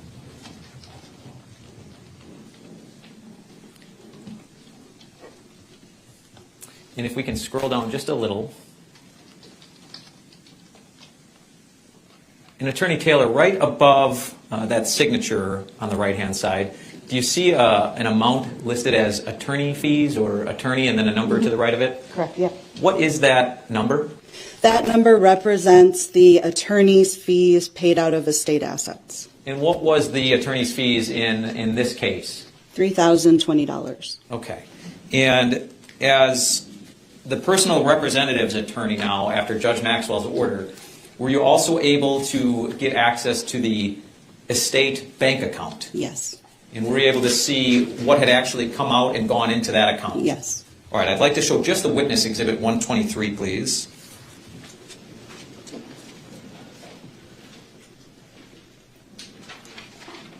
And if we can just scroll through a few pages, Mr. Vulcanier, for Attorney Taylor. Attorney Taylor, we've gone through about 5 pages, 6 pages now. Do you recognize what Exhibit 123 is? It looks like the copies of statements from the estate checking account. Okay. And when you had access to this, and Mr. Vulcanier, if we could, I'm sorry, let me first move in Exhibit 123 into evidence, Your Honor. No objection. Thank you. Exhibit 123 is received. And I would ask to publish it. No objection. Permission to publish is granted. And if we could go to page 5 of that exhibit, please. Attorney Taylor, do you recognize what we're looking at on page 5 of Exhibit 123? I do. It's a copy of the April statement. And in that April statement, do you see any additions or deposits into that estate account? No. And do you see a number of subtractions? I do. Do you see sort of in the middle of that subtractions column a rather large number? I do. That $22,113, that was the payment to Attorney Martinson's trust account. And on this financial document, is that $22,000 figure, is that linked to any checks? Check 1008. All right. And Mr. Vulcanier, could we please go to page 19 of that same exhibit? And if we scroll down, Attorney Taylor, are you able to see that check number 1008? Yep, I sure do. And does it appear to have the same figure on it? Same $22,113 written to Croak Law Office. And do you know what that law office is? That's Attorney Martinson's firm. Okay. So, Attorney Taylor, can you explain to us if the legal fees in this case were $3,020, why is there a check to Attorney Martinson for over $22,000? That was one of the first questions we asked when we got the bank statements. And Attorney Martinson let me know that $22,000... Judge, it just goes to what she did next in handling the estate with Mr. Pozza. All right, so it's not being offered for the truth of the matter asserted? Correct. All right, the following answers, not being offered for the truth of the matter, but to understand why this witness took the next steps that she did. With that, you may answer. The $22,000 was payment of the approximately $3,000 fees. There were about $300 of costs. Those are filing fees and publication costs. Then the balance was that $18,700 14,000 of which was sent to the inheritance funding company to repay them, and $4,700 of which went back to Jessy. Okay. So, again, if I understand you, and correct me if I'm wrong, but the way this was done, that $4,700 should have been put back in the estate when it was refunded, correct? Correct. And as well as the original $14,000 then? The original $10,000 that was received from the inheritance funding didn't flow into the estate. Is that what you're asking? I'm asking what of the inheritance loan funding should have been put back in the estate? Oh, so the repayment should have, number one, come from Jessy personally, not from the estate. And that $4,700 that didn't have to be paid back to the inheritance funding company should have gone back into the estate. Okay. And if we go back to page 5 of Exhibit 123, please, Mr. Vulcanier. And if I believe we have to scroll up to go chronologically in order. If we could scroll up to page 4 and scroll up to page 3, please. Why was she smiling now? She's like, are you impressed with yourself? With what? What are you writing down? Sure. Do you see what month we're in here? May. So we're in the following month from that payment to the law office? Correct. Do you see any additions of any kind? I do not. Maybe just an 11-cent interest payment there? Oh, I do see 11 cents in interest. I'm sorry, yes. Nothing of $1,000? Nothing of substance, right. Okay. And if we continue to scroll up to page 2, it appears this June 6, 2019 is sort of the end of this estate account? Yes. So in your review, was any money from that inheritance funding ever put back into the estate account? Not that I could identify, no. Okay. Having this background, along with sort of the debt of Ms. Hernan that you talked about, did you look into any other activity on this estate bank account? It was very interesting. The statements show a large amount of cash being withdrawn from the estate account, which struck me as very unusual. Can we go back to page 19 of Exhibit 123? Attorney Taylor, do you recall approximately how many cash withdrawals were made? It was in the $50,000 range. Okay, so you remember a dollar amount? Yes. Do you remember how many? How many transactions? Correct. I would be making a guess, but I would guess 15 to 20. Okay, and you beat me to my next question, but you remember the approximate dollar amount of those cash withdrawals? Yes, 50. It was in excess of 50,000. And if we were to scroll over the next several pages, we would see those cash withdrawals that you saw? Cash withdrawals, and there are a few checks, either written to cash or written to, there's one written to Jessy's mom.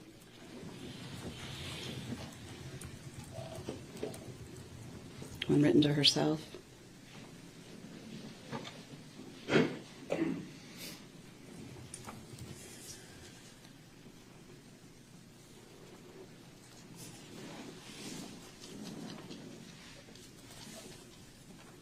Now, as we continue to scroll, Attorney Taylor, certainly there are some legitimate payments to creditors or expenses related to the estate. Is that fair? Fair, yep. Okay.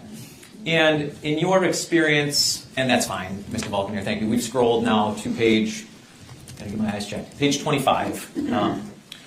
In your 27 years of experience, you've sort of helped people manage estate accounts? Yes. Is there anything per se illegal about taking cash withdrawals? No.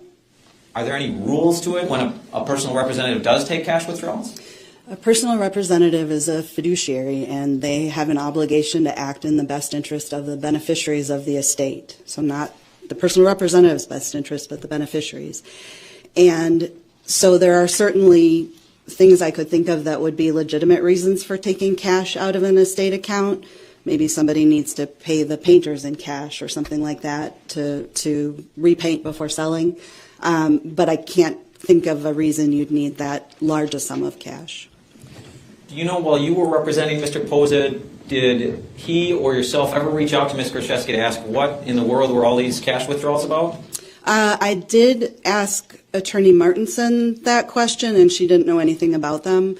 but I didn't ask Jessy. She was incarcerated during this period. Understood. In your experience, again, 27 years of doing this work, have you ever seen $50,000 of cash withdrawals from the state account? No. Now, going back to the probate case, sorry, I keep mixing my words, probate case, what's the current status of the probate case? The probate is open, but there's really nothing left to do other than anything that is dictated by the outcome of this litigation. Earlier we talked about you filing the petition to have Ms. Kurczewski removed as the personal representative and Anthony put on, correct? Correct. And that was granted, you said? Correct. Did Ms. Kurczewski object to that? I don't believe so, no. I don't believe she was in attendance. I'm not sure if she was in attendance at that hearing. I don't believe so. Are you aware of new court filings after she was removed from the personal representative made by Ms. Kurczewski? Yes. And was one of those something declared a new or somehow a different will than what was originally filed? Yes. Have you seen a copy of that? I have. In your 27 years of experience, have you ever seen anybody in a probate case come forward with a different or new will? No, I can't say that I have. Did you wonder about that? Yeah. It certainly raised a lot of questions because when a will is admitted to probate, the application to the court to open the probate and admit the will is a sworn statement. So by admitting the will initially, there was a sworn statement signed by Jessy that that was in fact the last will. And that would have been in October of 2018? Correct. And are you aware around what time this new will was filed? It was I believe it was first filed in October or November of 2019, the year after Lynn's death. Okay. And you said you were curious about that. Yes. Never seen it before? Never seen it before. Were you able to determine any sort of explanation? Really, no. It was kind of a particularly curious will because it was handwritten, which isn't prohibited. There's nothing wrong with that, but it's unusual. And it was witnessed by Jessy and her mother. And they were the beneficiaries under the will, which is a little bit of a problem. When that was filed, was it before or after you were successful in having Mr. Pozza put on as the personal representative? I believe it came right after, but I would have to look back at the filing dates to know that for sure. It was right around the same time. Okay. Prior to it being filed, were there any other filings in this court probate matter of a different will hanging out there? No. I know it's a serious topic right now. I'm just saying that camera angle is funny, huh? When they show this is a normal one, but when they switch to the prosecutor, it's like with the exit sign, like okay. So we had 3 hours 54 out of 4 hours and 45 of trial footage for today. Were there any talks of tests to either beneficiary that they would have to pass or something like that? Well, in addition to trying to file the new will with the court, Jessy filed a number of letters that were allegedly written by Lynn, and they talked about a test for Anthony, that the first will was, the plan was to try to admit the first will and see whether Anthony objected or caused problems or something, I guess, and then admit the second will where he wasn't a beneficiary if he caused problems, something like that. It doesn't make a lot of sense to me. Again, in your 27 years of experience doing this, have you ever seen anything like this? No. Anything closely resembling a test will? No. Now, you said the probate case is just kind of hanging in limbo right now, correct? It is. Mm-hmm. And Sorry, was that a yes? Yes. Thank you. And does that have anything to do with this case that we're here for? It does to some degree. If Jessy were to be convicted of killing Lynn, she would not be entitled to inherit from Lynn's estate. And to be fair, Mr. Pozza would stand to benefit then, He correct? would. He would. Now, earlier there was talk with Mr. Pozza about not really having anything to gain. Would you agree with that? Not really having anything to gain in terms of... Well, theoretically, he would stand to gain something. Would you agree? He would, yeah. In your 27 years of experience, practically, do you believe there's anything for him to gain? Is he subject to, or is there financial gain kind of potentially out there? Yes. Do I think it's substantial enough that it would influence him? No, I don't. Do you yourself, you're his attorney, correct? I am. You're charging him money, presumably? In theory. In theory. Do you yourself stand to gain anything financially in this case? Uh-oh. The defense is going to go for that. Like, oh, in theory, what do you mean? Right, we can see it now. Anthony initially paid some of my fees for, I don't know, the first few months of the representation. When the situation kind of became clear, it didn't make sense to me that he would be paying for, out of his pocket, for me to kind of keep an eye on the estate until things could be resolved. So those fees are just accruing. If the estate gets money, I suppose I would be paid those fees. You'd get your fees. Would it be some sort of windfall or pretty standard fees? I think right now my outstanding fees are in the maybe $5,000 or $6,000, something like that. Is that pretty standard for you in the work you do? I would say that's pretty typical for an estate, although this is a very not typical estate. It's not a significant portion of my receipts in a calendar year, if that makes any sense. Sure. Would it cause you to change your testimony that you stand to gain maybe $5,000 to $6,000? No. All right. Thank you, Ms. Taylor. That's all the questions I have. All right, before we have cross, I am going to give the jury a break. The judge knows. Damn, that was intense. We need a break. So let me quickly. Someone asked something that I wanted to answer. Oh yes. You were saying, there we go. Got the memo. Asked, have they said what is actually left of Lindsay's estate? On the first day during opening statements, they did actually say it was very little. I also can't remember the exact amount, but it was so little left. It was sad to see, what she had, and then the little that was left because somebody spent it. So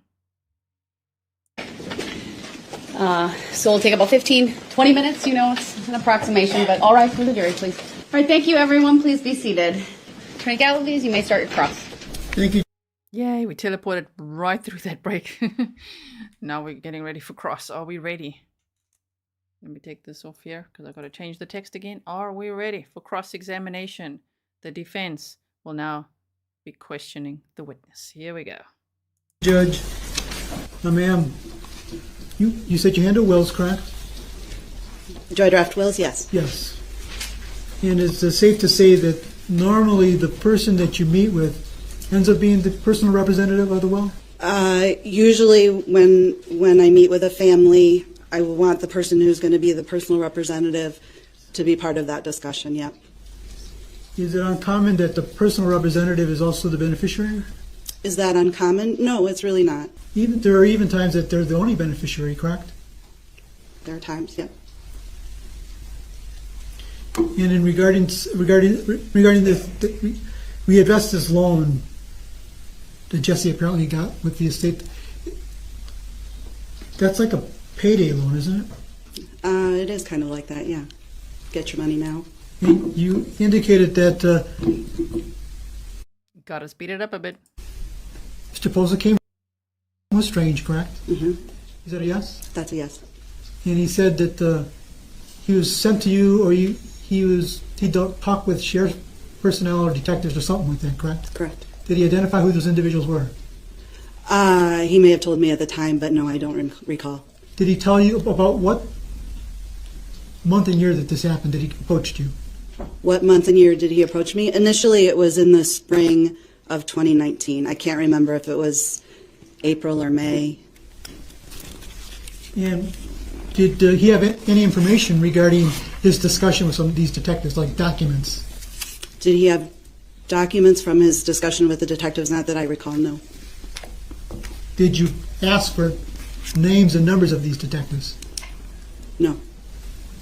So you never connected yourself with the detectives? I did talk with one of the detectives. I can't recall his name right now. Back then, yeah. And were you able to get documents from that detective? I don't think I got any documents from him, though, no. And you found that we'll strike that. Did you make contact with the attorney that was handling the estate? I did.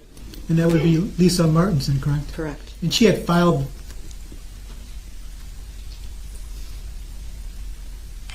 these documents with the estate court, correct? Correct. And she didn't appear to think it was strange. Would you agree? I don't know if she thought it was strange or not.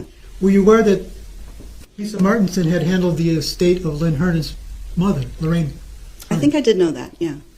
And that happened in the year about 2013. Were you aware of that? No, I didn't know when. I didn't have anything to do with that estate. And did Lisa Martinson inform you that she had handled Lorraine Hernan's estate and knew Lynn Hernan from that point on to 2018? Did Attorney Martinson tell me that? No, I don't recall. Did it appear that Miss Martinson was really familiar with the family, the Hernan family? No, I didn't particularly have that impression. Well, she knew them she knew Lynn since 2013.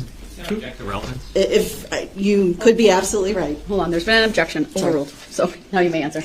I don't know what happened in 2013 or Lisa Martinson's relationship with the Hernan family. I don't really know anything about any of that. Were you aware that Lisa Martinson drafted Lynn Hernan's will? No, I actually thought an attorney named Bob Gonzalez drafted Lynn's will. Yeah, so you're not aware that Lisa Martinson works with Bob Gonzalez? I do know that they work together, yes. You have handled many wills, I take it? Have I administered estates? Yes. And how many estates have you handled where the person who passed away is 62 years old? How many estates have I handled where the person who passed away is 62? Correct. I'm not sure. If you could give me a number. I have no idea. How many decedents were exactly 62? Correct. I would have no idea. What kind of question is that? What in the hell? Her face right there. She's like, this is a crazy question. He's like, how many of your clients were exactly 62? What? How many states have you handled who are 62 and female? If I don't know how many were 62, I don't know how many were 62 and female. How about single, never married? Single, never married. 62. Again, I don't track my decedents by age, so I. Why is he doing this? Oh no! That was the worst line of questioning yet. Really, I do know their birth date and their date of death, but I don't. That's not something I note. That's not important in the administration. Well, how many estates have you handled where the person is single and have no dependents? A handful. Give me a number. 5. And how old were those individuals? And how old were they? I don't know. I would need to refer to my files. And these individuals were never married? I have handled estates for some people who were never married, yes. And no dependents? And no dependents, correct. Approximately how many have you handled? Less than 5? I said about 5. How many of... Look. I did teleport us through a long pause and lots of paper flapping because this guy takes a long time to get ready for his next question, just so you know. So even teleporting through that, okay, we're flying through all that paper flapping and thinking up the next question. But this witness is like, oh my word, like what is he asking me? I mean, is it just back to victim blaming and shaming that she was 62 and not married with none of her own children? She was alone, and then we're going to go back to all the things they said before about her. Or what? I just don't get what the point of this is. These same 5 committed suicide. I'll say 2. It's a guess. I don't want you to guess. How many you know? Without my files, I can't give you an exact. And this is not a suicide case. I mean, already the judge, come on, judge. Number, I don't know. This has been over 27 years. I mean, it's not strange that somebody who's single, no dependents, wants to spend all her money before she passes away. Correct? Sorry, I didn't think he was still going. Objection, vague, and speculation. Sustained. As to the form of the question, you can rephrase if you'd like. If you handle estates where the person who passed away spent all their money. Yes, I have handled estates where there is a deficit. The expenses exceed the assets. And in this case, the deficit didn't exceed the assets, correct? Correct. But there are cases where a person passes away and they leave nothing. That is, And when you were deciding what you thought was unusual, did Anthony or Mr. Pozza provide you what has been described here as letters that Lynn wrote that were, in his words, distress letters? I have seen letters that have been attributed to Lynn. I don't know that I'd call them distress letters. I mean, Yes, forensic bureau. I know how to defluff a trial. it was his. I'm sorry, ma'am. It was his words, not my words. Okay. Can you describe what letters that you observed or that you read? There were some letters that Jessy filed with the court along with the new will that purported to explain why the new will existed.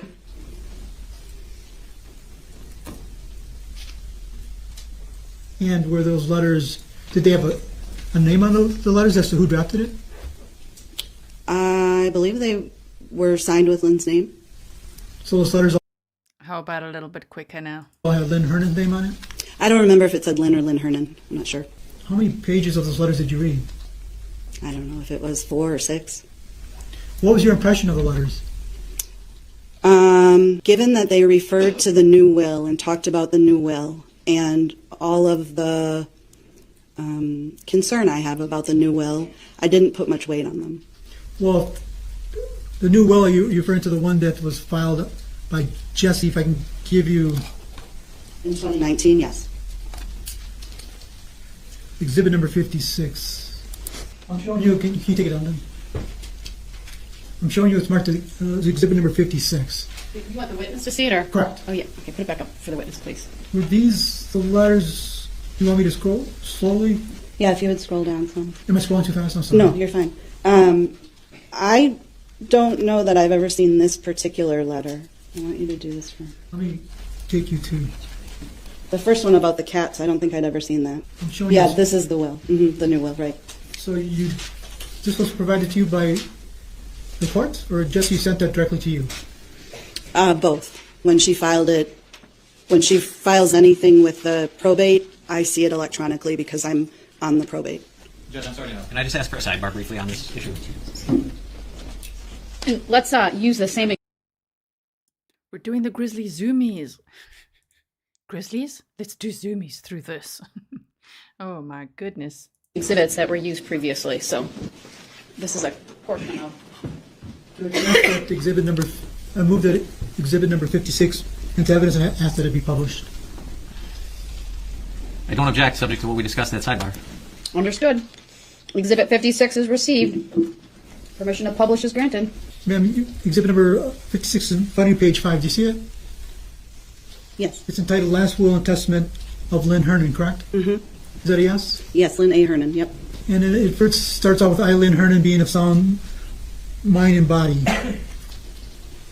Yes, it does. And this is the letters that you said you reviewed in this case, correct? The first page you showed me didn't look familiar, but these later pages do. And at page, the second point in that paragraph, it seemed like whoever wrote it made a mistake and corrected it with the correct word in the paragraph, correct? Outside Correct. the paragraph. Yes, it Would looks you like agree? the word tangible is crossed out and then written in the margin. And then in paragraph, or point number 3 in that paragraph, it says, I give, devise, and bequeath all of my remaining property which I may own at the time of my death to Jessy Kurczewski, correct? Correct. And in that sentence, the last name of Jessy's incorrectly spelled. Oh yeah, it's missing a W. And it says in the next paragraph, in the event that Jessy R. Kurczewski does not survive me, I give, devise, and bequeath all of my remaining property which I may own at the time of my death to be donated to the Wisconsin Humane Society. You see that? Yes, I do. And Ms. Kurczewski's name in the underline again is misspelled. It looks like the W is in there.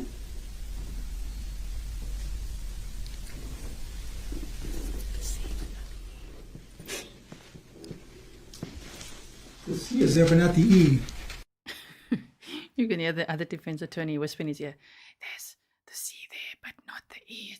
They tell them the E's not there. Okay, well, Jessy did like to brag about how she could forge documents. Wouldn't be surprised if she on purpose spelled her own name wrong.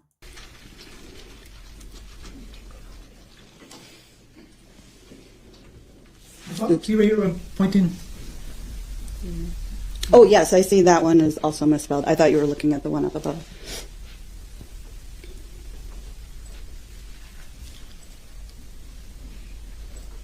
So these are the letters that you're referring to, correct? That you were talking about? Yes. I believe so. And on page 2, on the second line, it says, I then nominate Jenny M. Flower. Do you see that? I do.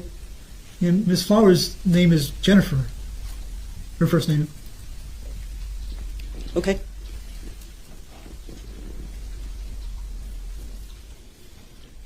Again, on the bottom page of this is Lynn Hernan's signature, correct?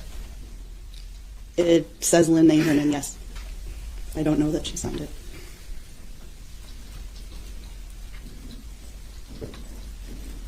And it wasn't accepted into probate because Jessy stood to inherit, not because it wasn't Lynn's intent, correct? Object to speculation. The witness may answer if she knows, given her role in the probate case. Can you ask that again? I didn't understand your question. I said it wasn't accepted into probate because Jessy stood to inherit, not because it wasn't Lynn's intent. True? I would have to be guessing why Judge Maxwell didn't admit it, and I think it has much more to do with the fact that there was already a will purported to be the last will of Lynn that was admitted to probate. You would have to agree that you can't witness a will and be a beneficiary, correct? You can. The statute actually contemplates that.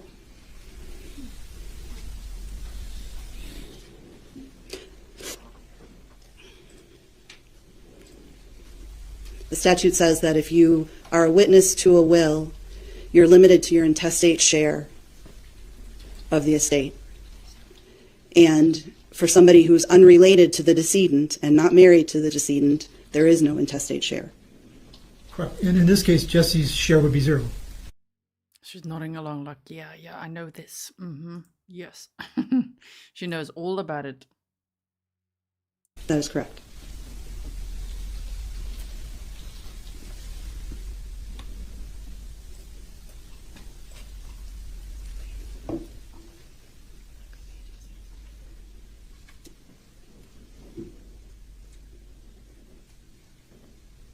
And on page 7 of that document, it seems to, Lynn is given, if it's Lynn's writing on this will, she's given instructions to Bob Gonzalez, correct? Well, it looks like it's instructing Jessy to call Bob Gonzalez, yeah. And you've indicated who's Bob Gonzalez? He's an estate planning attorney in Madison. And he was the one who handled Lorraine Hernan's estate, correct? It was my understanding that he had drafted Lynn's, the will of Lynn's that was admitted to probate. It's given direction to Lisa Martinson, correct? I think it's giving direction to Jessy to call Attorney Gonzalez and Attorney Martinson.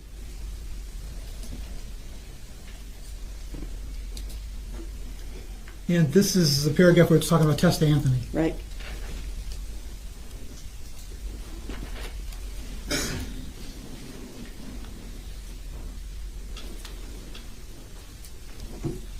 And as you scroll through these documents, you see Lynn Hernan's signature on them, correct? I see a signature that says Lynn A. Hernan. Mm-hmm.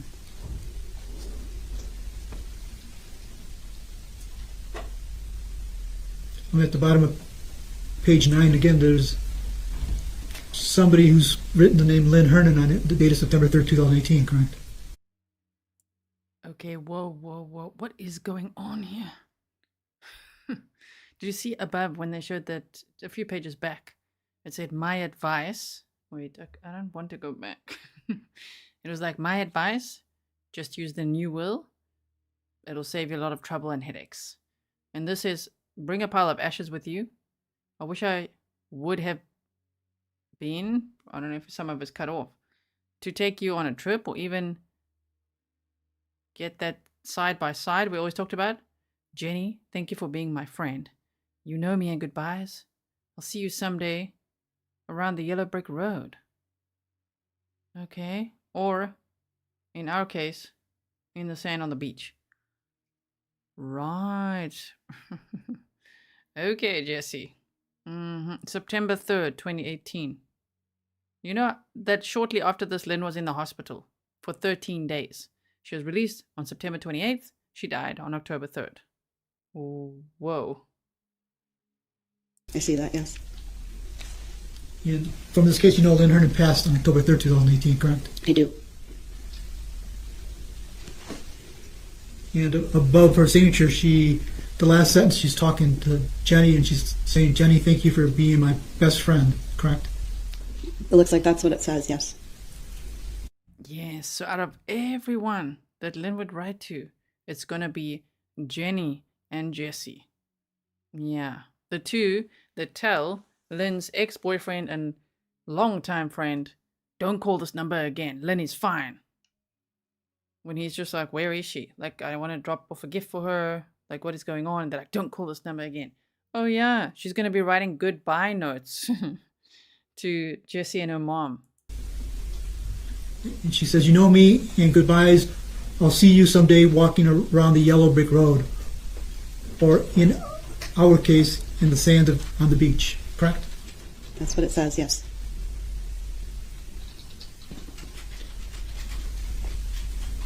And you weren't here previously, but when Anthony Pozza testified, he indicated that Lynn Hernan it's very common to her to refer to the yellow brick road. Okay. An objection to that misstates testimony and asks for comments on another witness's testimony. Sustained. I have no further questions, Judge. Exactly. How is that witness supposed to answer anything about the Wizard of Oz? And then he tries to convey like empathy, like she would write that, right? Okay, sure. After everything you've said already, you would know. Wow. Redirect time. Thank you. Any redirect? Yes, thank you, Your Honor. If I could have Exhibit 56, please.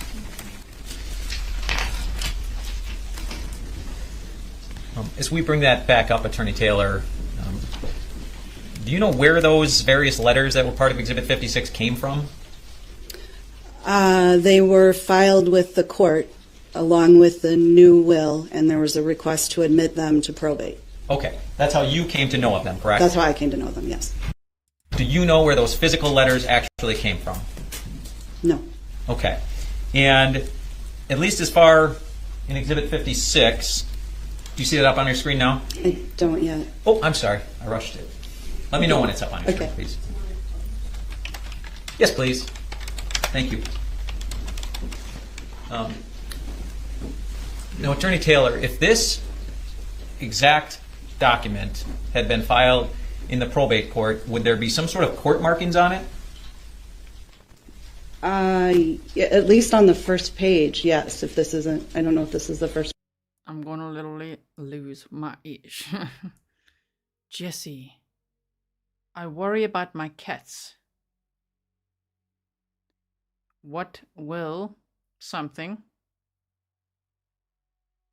And then please put them down and settle them with I don't know what. But sorry, what? Let's continue. Page. Okay. Nonetheless, do you see any court indications on that sheet of paper? Just the Exhibit 56. Okay. Let me show you Exhibit 222.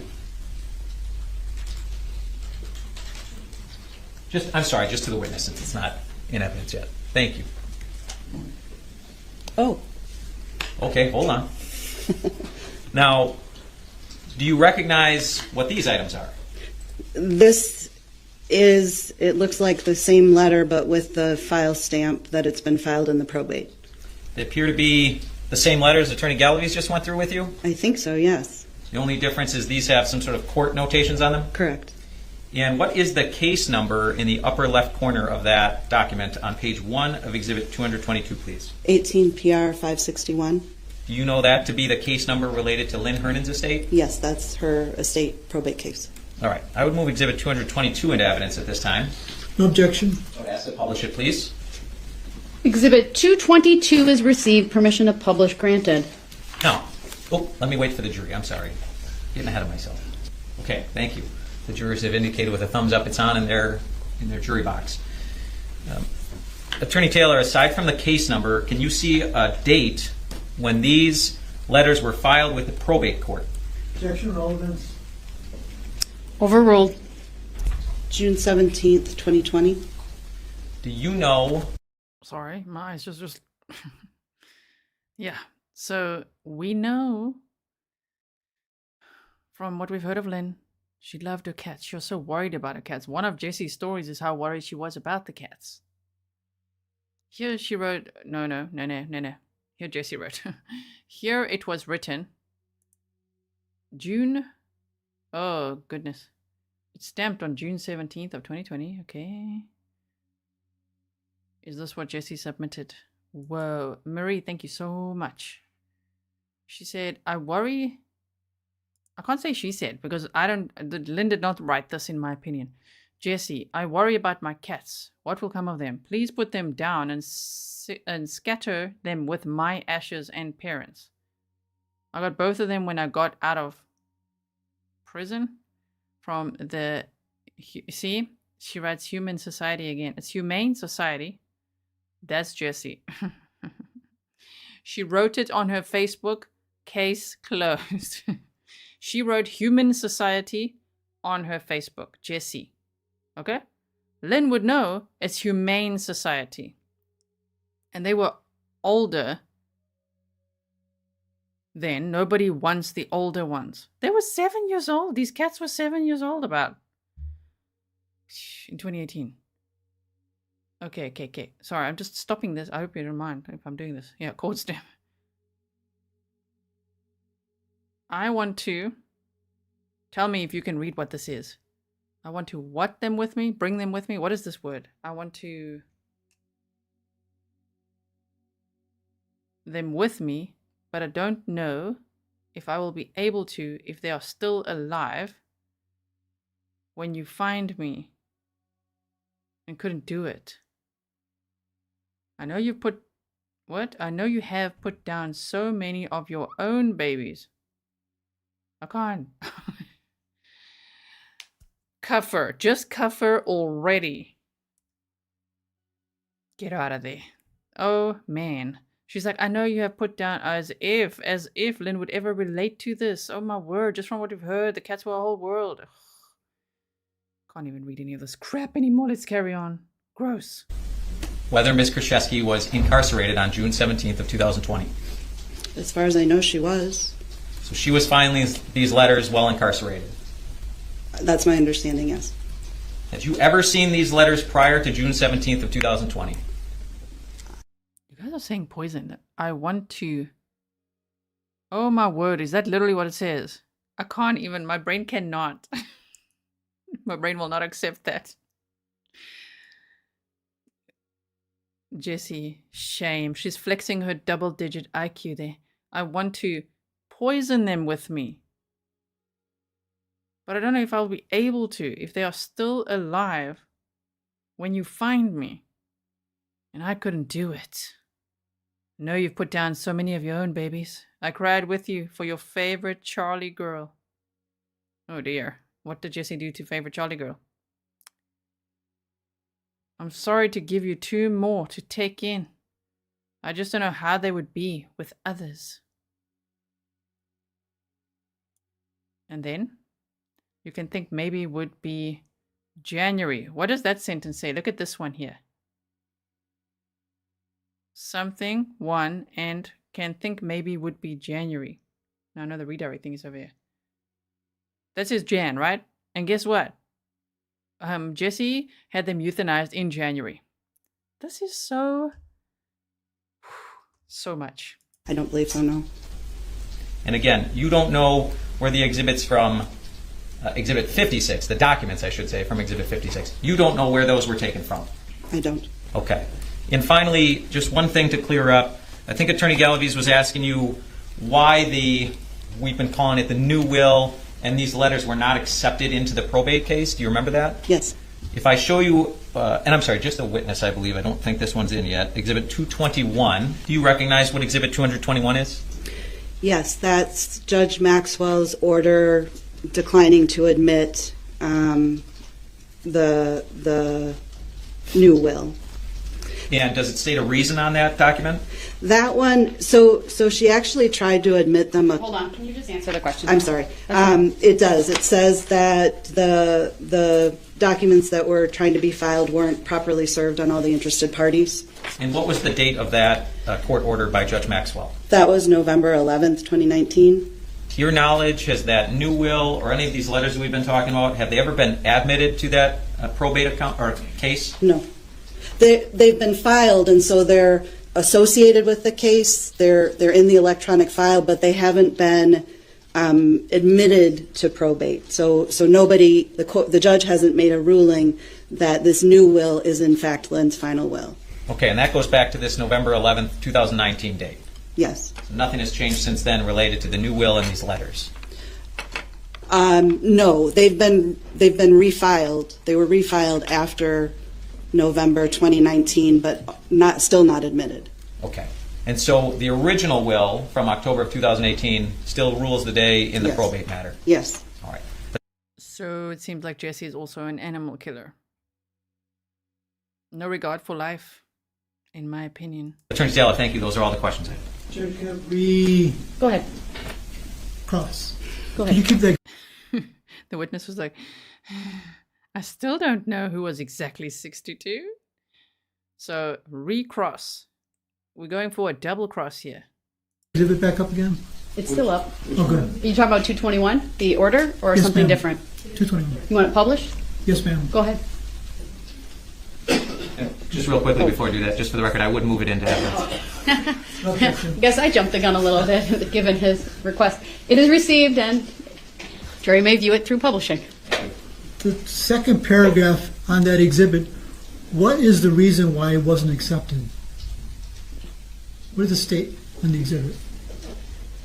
What I said before, that the documents weren't properly served on the interested parties in the estate. No further questions. All right, thank you. Thank you. You may step down. Wow, what a bombshell question. Thank you.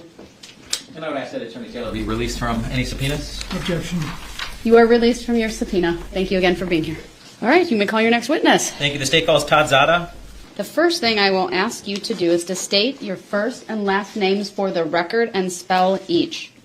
Todd Szada, Todd, S, Z as in zebra, A, D as in dog, A. Thank you. Go ahead, your witness. Thank you. Mr. Szada, how are you employed? Self-employed. I own my own company. At one point, did you own a business called ServPro? Yes. When did you own that business from and until? About March 2010 until January 12th of 2023. What kind of work did ServPro do generally? Fire and water damage, cleanup, restoration.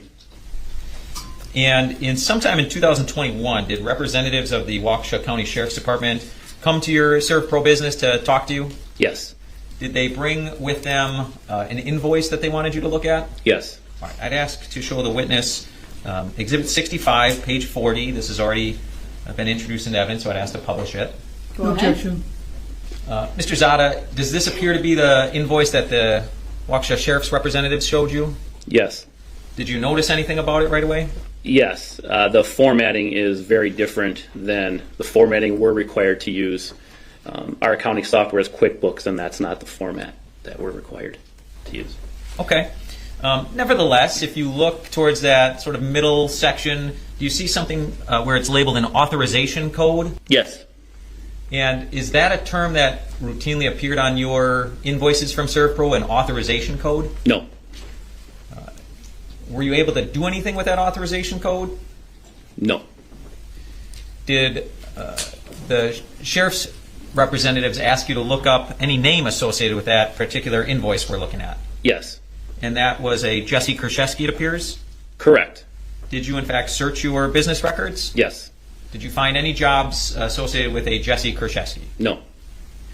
And if I could take this down briefly and show the witness just Exhibit 94, please. Did the Sheriff's Department personnel ask you for what a ServPro invoice would look like? Yes. Were you able to provide them with one? Yes. Do you see Exhibit 94 on your screen? Yes, sir. She's got such an arrogant look about her, huh? Oh my goodness. Do you recognize what that is? Yes. What is it? That is a standard ServPro invoice with the proper formatting directly out of QuickBooks. Now, before I have to publish it, there's a name and address and such given. Is that a real person? No, that's a fictitious name that was used just to create the sample invoice. Okay, and is that because you were asked to create an invoice? Yes. Bless you. Okay, now I would move Exhibit 94 into evidence and ask to publish it. No objection. Exhibit 94 is received. Permission to publish is granted. Great. So again, Mr. Szada, this, what we're looking at right now in Exhibit 94 is an actual invoice that ServPro would give to a client. Correct. But this has nothing to do with a Jessy Kurczewski. Correct. All right. And if we go back to Exhibit 65, please, Mr. Vulcanier.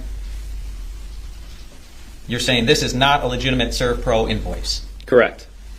Did your invoices ever look like that? No. Never in 2018? No. 2019? No. Never? Never. All right, thank you, sir. Those are all the questions I have. Any cross? Sir, did the... He's like, sir, did the... Okay. Next, here we go. We're going with a big question. The Sheriff's Department or whoever contacted you, did they ever ask you to check on whether or not you ever had to provide service to a Lynn Hernan? I don't recall that name. Do you recall, or your company provide, well, strike it. What does your company do? At the time that we owned ServPro, it's a fire and water cleanup and restoration company. Also did mold remediation. So would that consist of like mold inspections?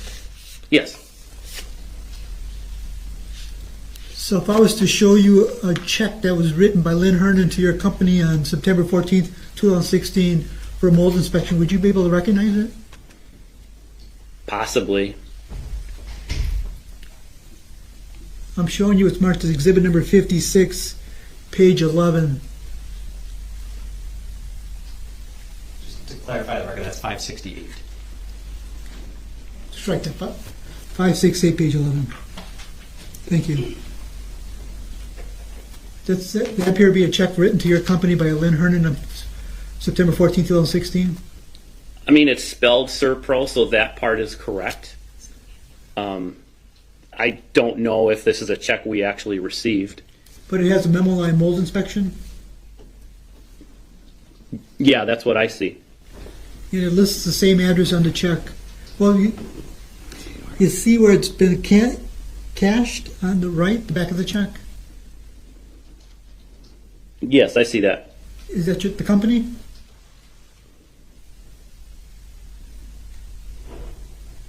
Yes. I asked to publish. Okay. You offering it? Yes, Judge. Any objection? Not to page 11. All right. Page 11 of Exhibit 568 is received. Again, the back of the check seems to signify that it seems to suggest that your company cashed that check, correct? I don't know for a fact that my wife and I are the only two that would ever deposit checks. She might have deposited that. I don't know if that account number is an actual account number. But this was dated September 14, 2016? The date of the check? That's what I see. And the address matches the invoice that you were shown by the state? On the back of the check, yes, that does match our address at that time. When was your company terminated? It wasn't terminated. We sold it in January 12th of this year. Yeah, can we just take down the screen and have a sidebar very briefly? Sure. And you recall the name of the detective that questioned you regarding the state's exhibit? I do not. Do you recall when that interview took place? The exact date, no, I'm sorry, I do not. The reports indicate that you found no record that your business for Lynn Hernan or Jessy Kurczewski or that address. Is that a question? I'm sorry. Is that true? Could you restate it, please? I said the police reports indicate that you found no records at all for a Lynn Hernan or Jessy Kurczewski or that address on Meadow Grass Circle. That is correct. I have no further questions, Judge. Redirect? Briefly, could we please bring up page 40 of Exhibit 65? Do you have that up in front of you? No. Sorry. Not yet. It's coming shortly. Thank you. See that we teleported through a whole lot of faffing around finding the exhibit. Be there. Mr. Szada, you testified earlier this is the invoice that ServPro never used, correct? Correct. This is not something your company gave out to any client. Correct. Nevertheless, what is the date at the top of it? December 18th, 2018. And that is nowhere near in time to that check that Attorney Galaviz was asking you. Fair? Fair. That is correct. Is this particular invoice associated with any Lynn Hernan? Not to my knowledge. Do you see any address on this invoice or what's purported to be an invoice that you can see? The only address that I can see is the address of my business on the top. Those are all the questions I have. Thank you. Thank you. Sir, you may step down.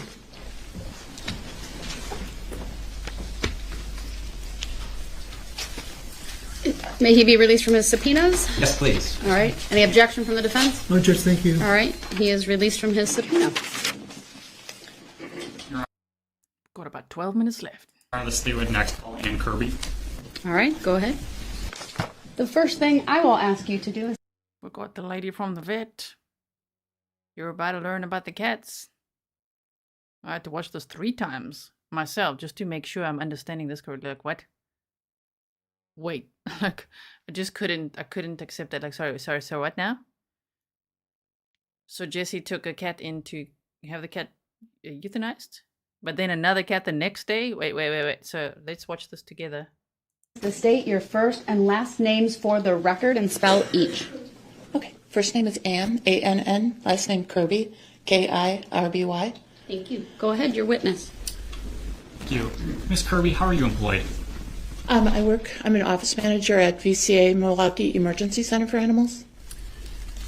What is some responsibilities as the office manager? I'm the manager of the front desk. I do customer service, assist the medical director in scheduling for the hospital. As part of that, do you help maintain records of the animals or receipts involved with animals? Yes. Okay. I want to direct your attention to November of 2021. In November of 2021, did some officer come and meet with you about a receipt?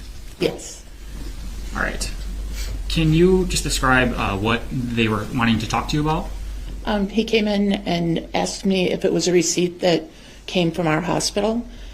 And I said no, that it had all the correct information on it, but none of the graphics were the same, and there was handwritten, like paid in full type things. It looked like it was made like off just a regular computer, and we don't do any handwriting on ours. Ours says all See, this will be the 4th time I'm listening to it.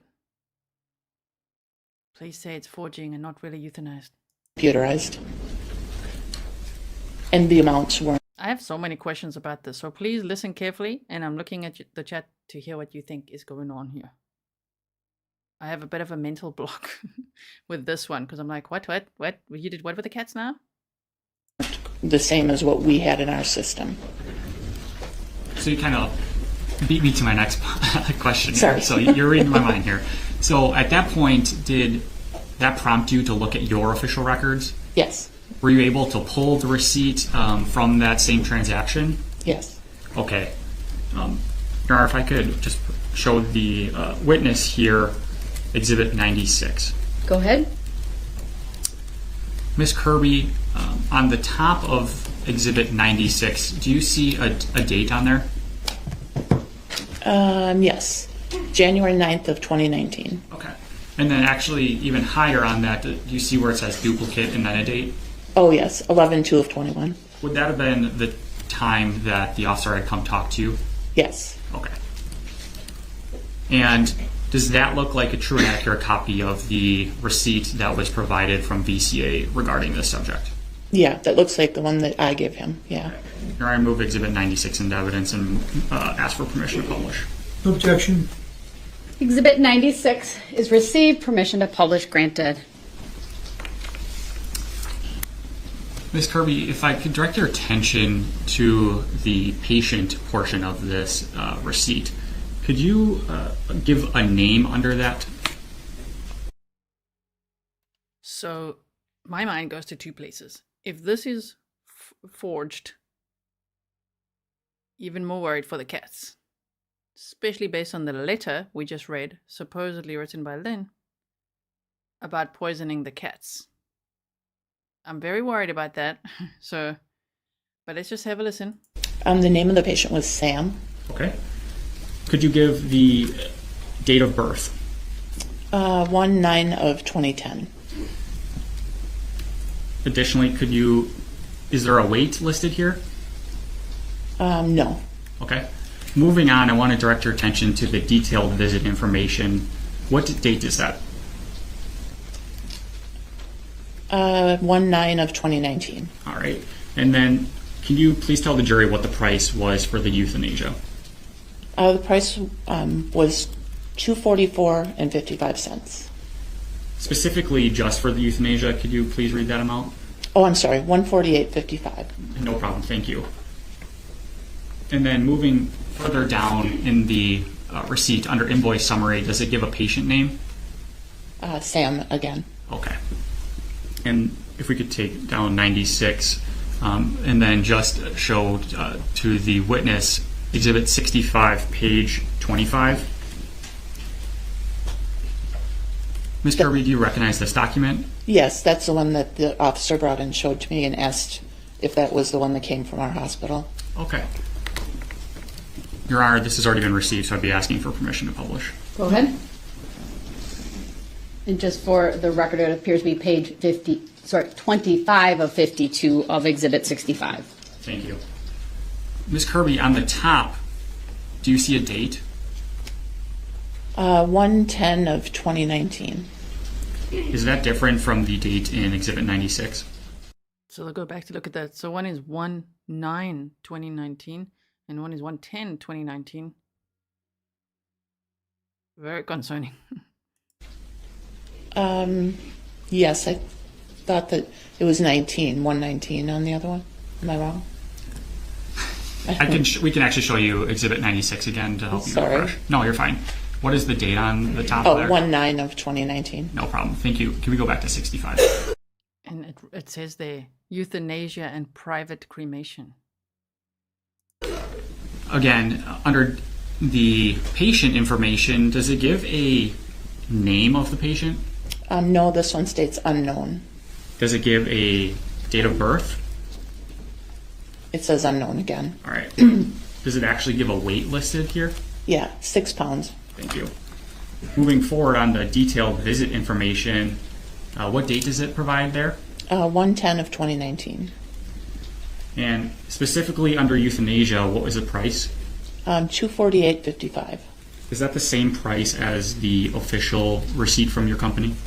No, I think it's slightly different. Okay. Under the invoice summary, towards the middle of that document, does it talk about patient name? Again, unknown. Okay. And on the last few questions, on the top middle of Exhibit 65 on page 25, do you see an invoice number? Yes. Looks like 854-701-016. And I would just ask Mr. Vulcanier to Exhibit 96. Could you read the invoice number on that? 854-701-016. Does that appear to match the other receipt? No, I think it's different. Can I just have you compare those again, please? Sorry.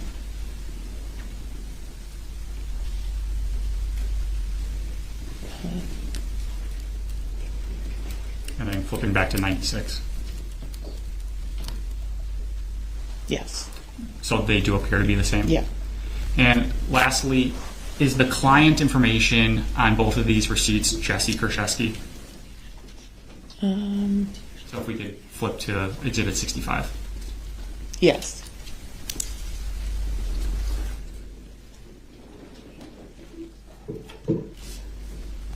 I apologize, Ms. Kirby. One final question. Sure. Can you just explain what euthanasia is?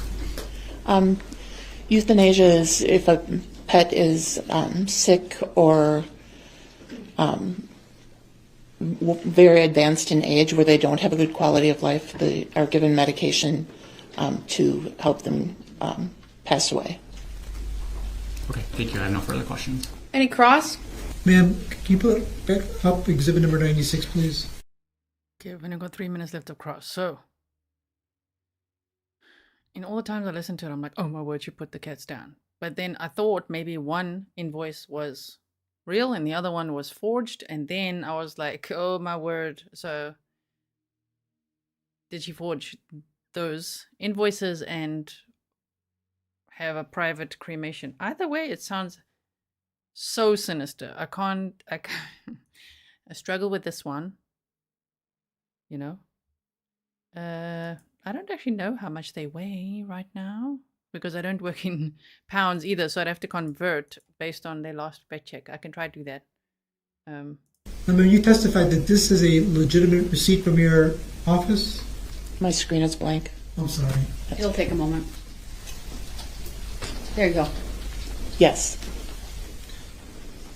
So it signifies that on January 9, 2019 at 12:45, an individual who identified him or herself as Jessy Kurczewski bought in a cat.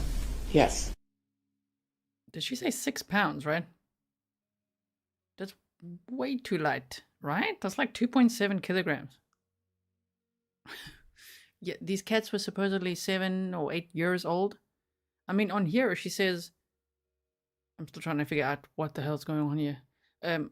1/9/2010 is the birth date. So then that would be 9 years old.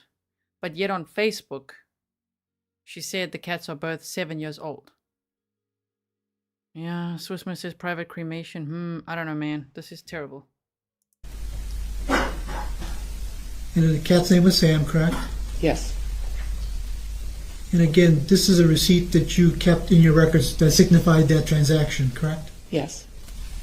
No further questions, Judge. All right.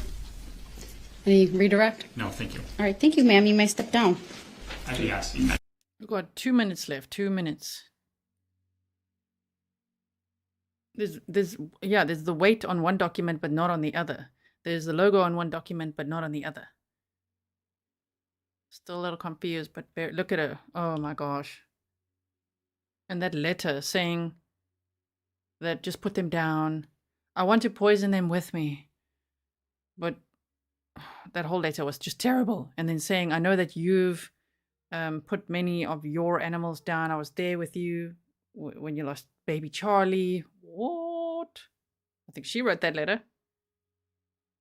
And these cats, oh, no. Very, very worried.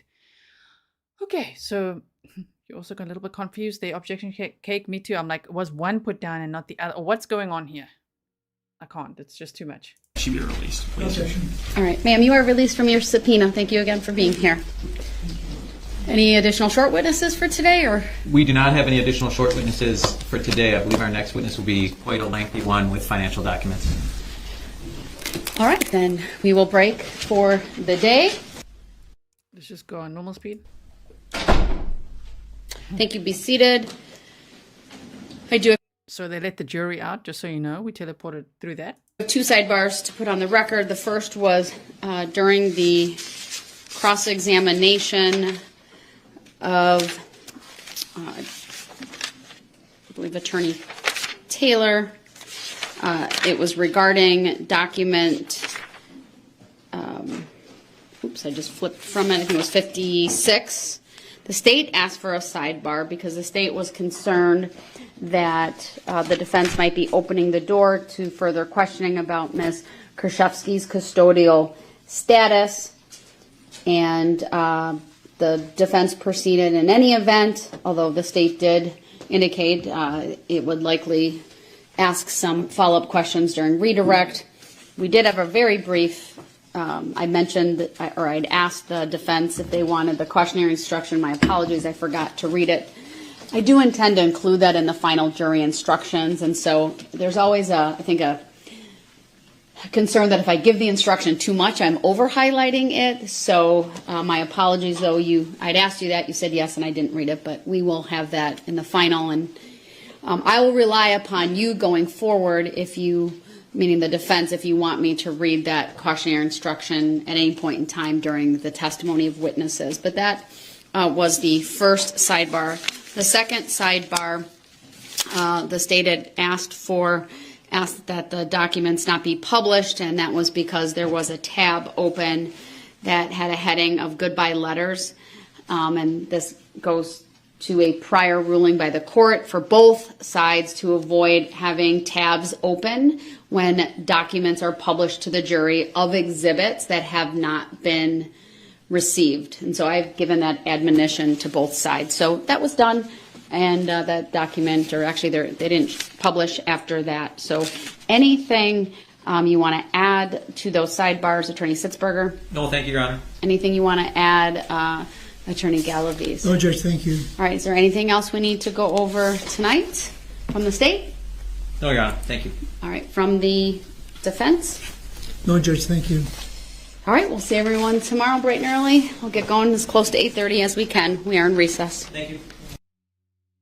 And we did it. Okay, so the date on that vet invoice was January of 2019. And remember that detective said, oh, I think that, her mom has the cats.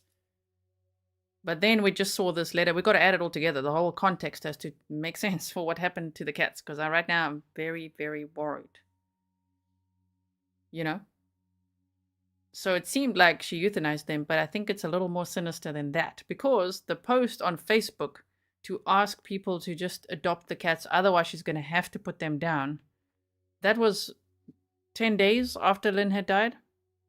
It was in October still. Lynn died on October 3rd of 2018. And she's like, I think she said they're both males and they're about 7 years old. So even that and the information on the invoices, whew, I don't know, but yeah, if you thought it couldn't get worse with Jessy, it just did. Imagine the other stuff she's ever done in her life.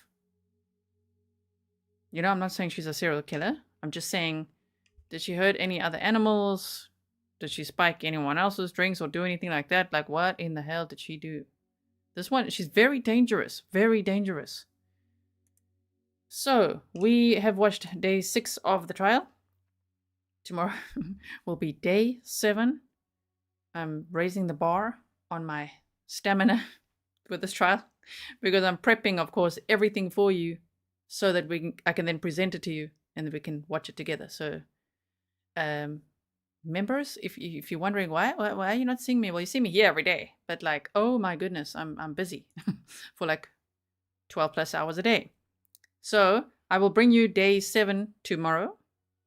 And I'll have a peek. I watched about half of Caitlin Armstrong's opening statements, but the sound, as I say, was just terrible. I'm waiting for a better quality sound, hopefully, to come out from that, and maybe we can watch that sometime.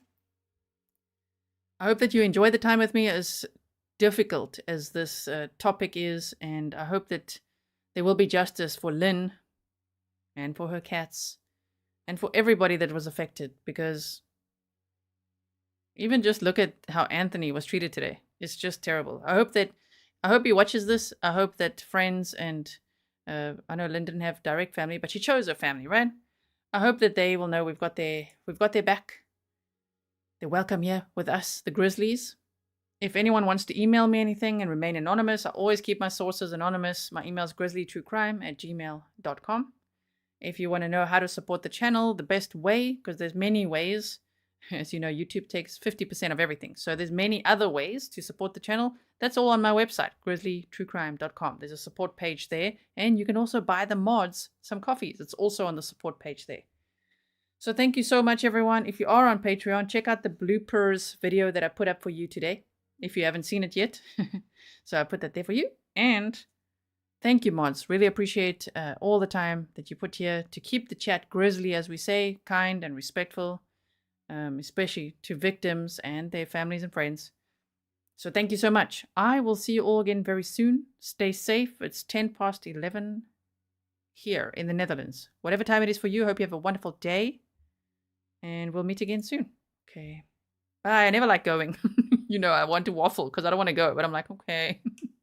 As much time as we spend together. Bye.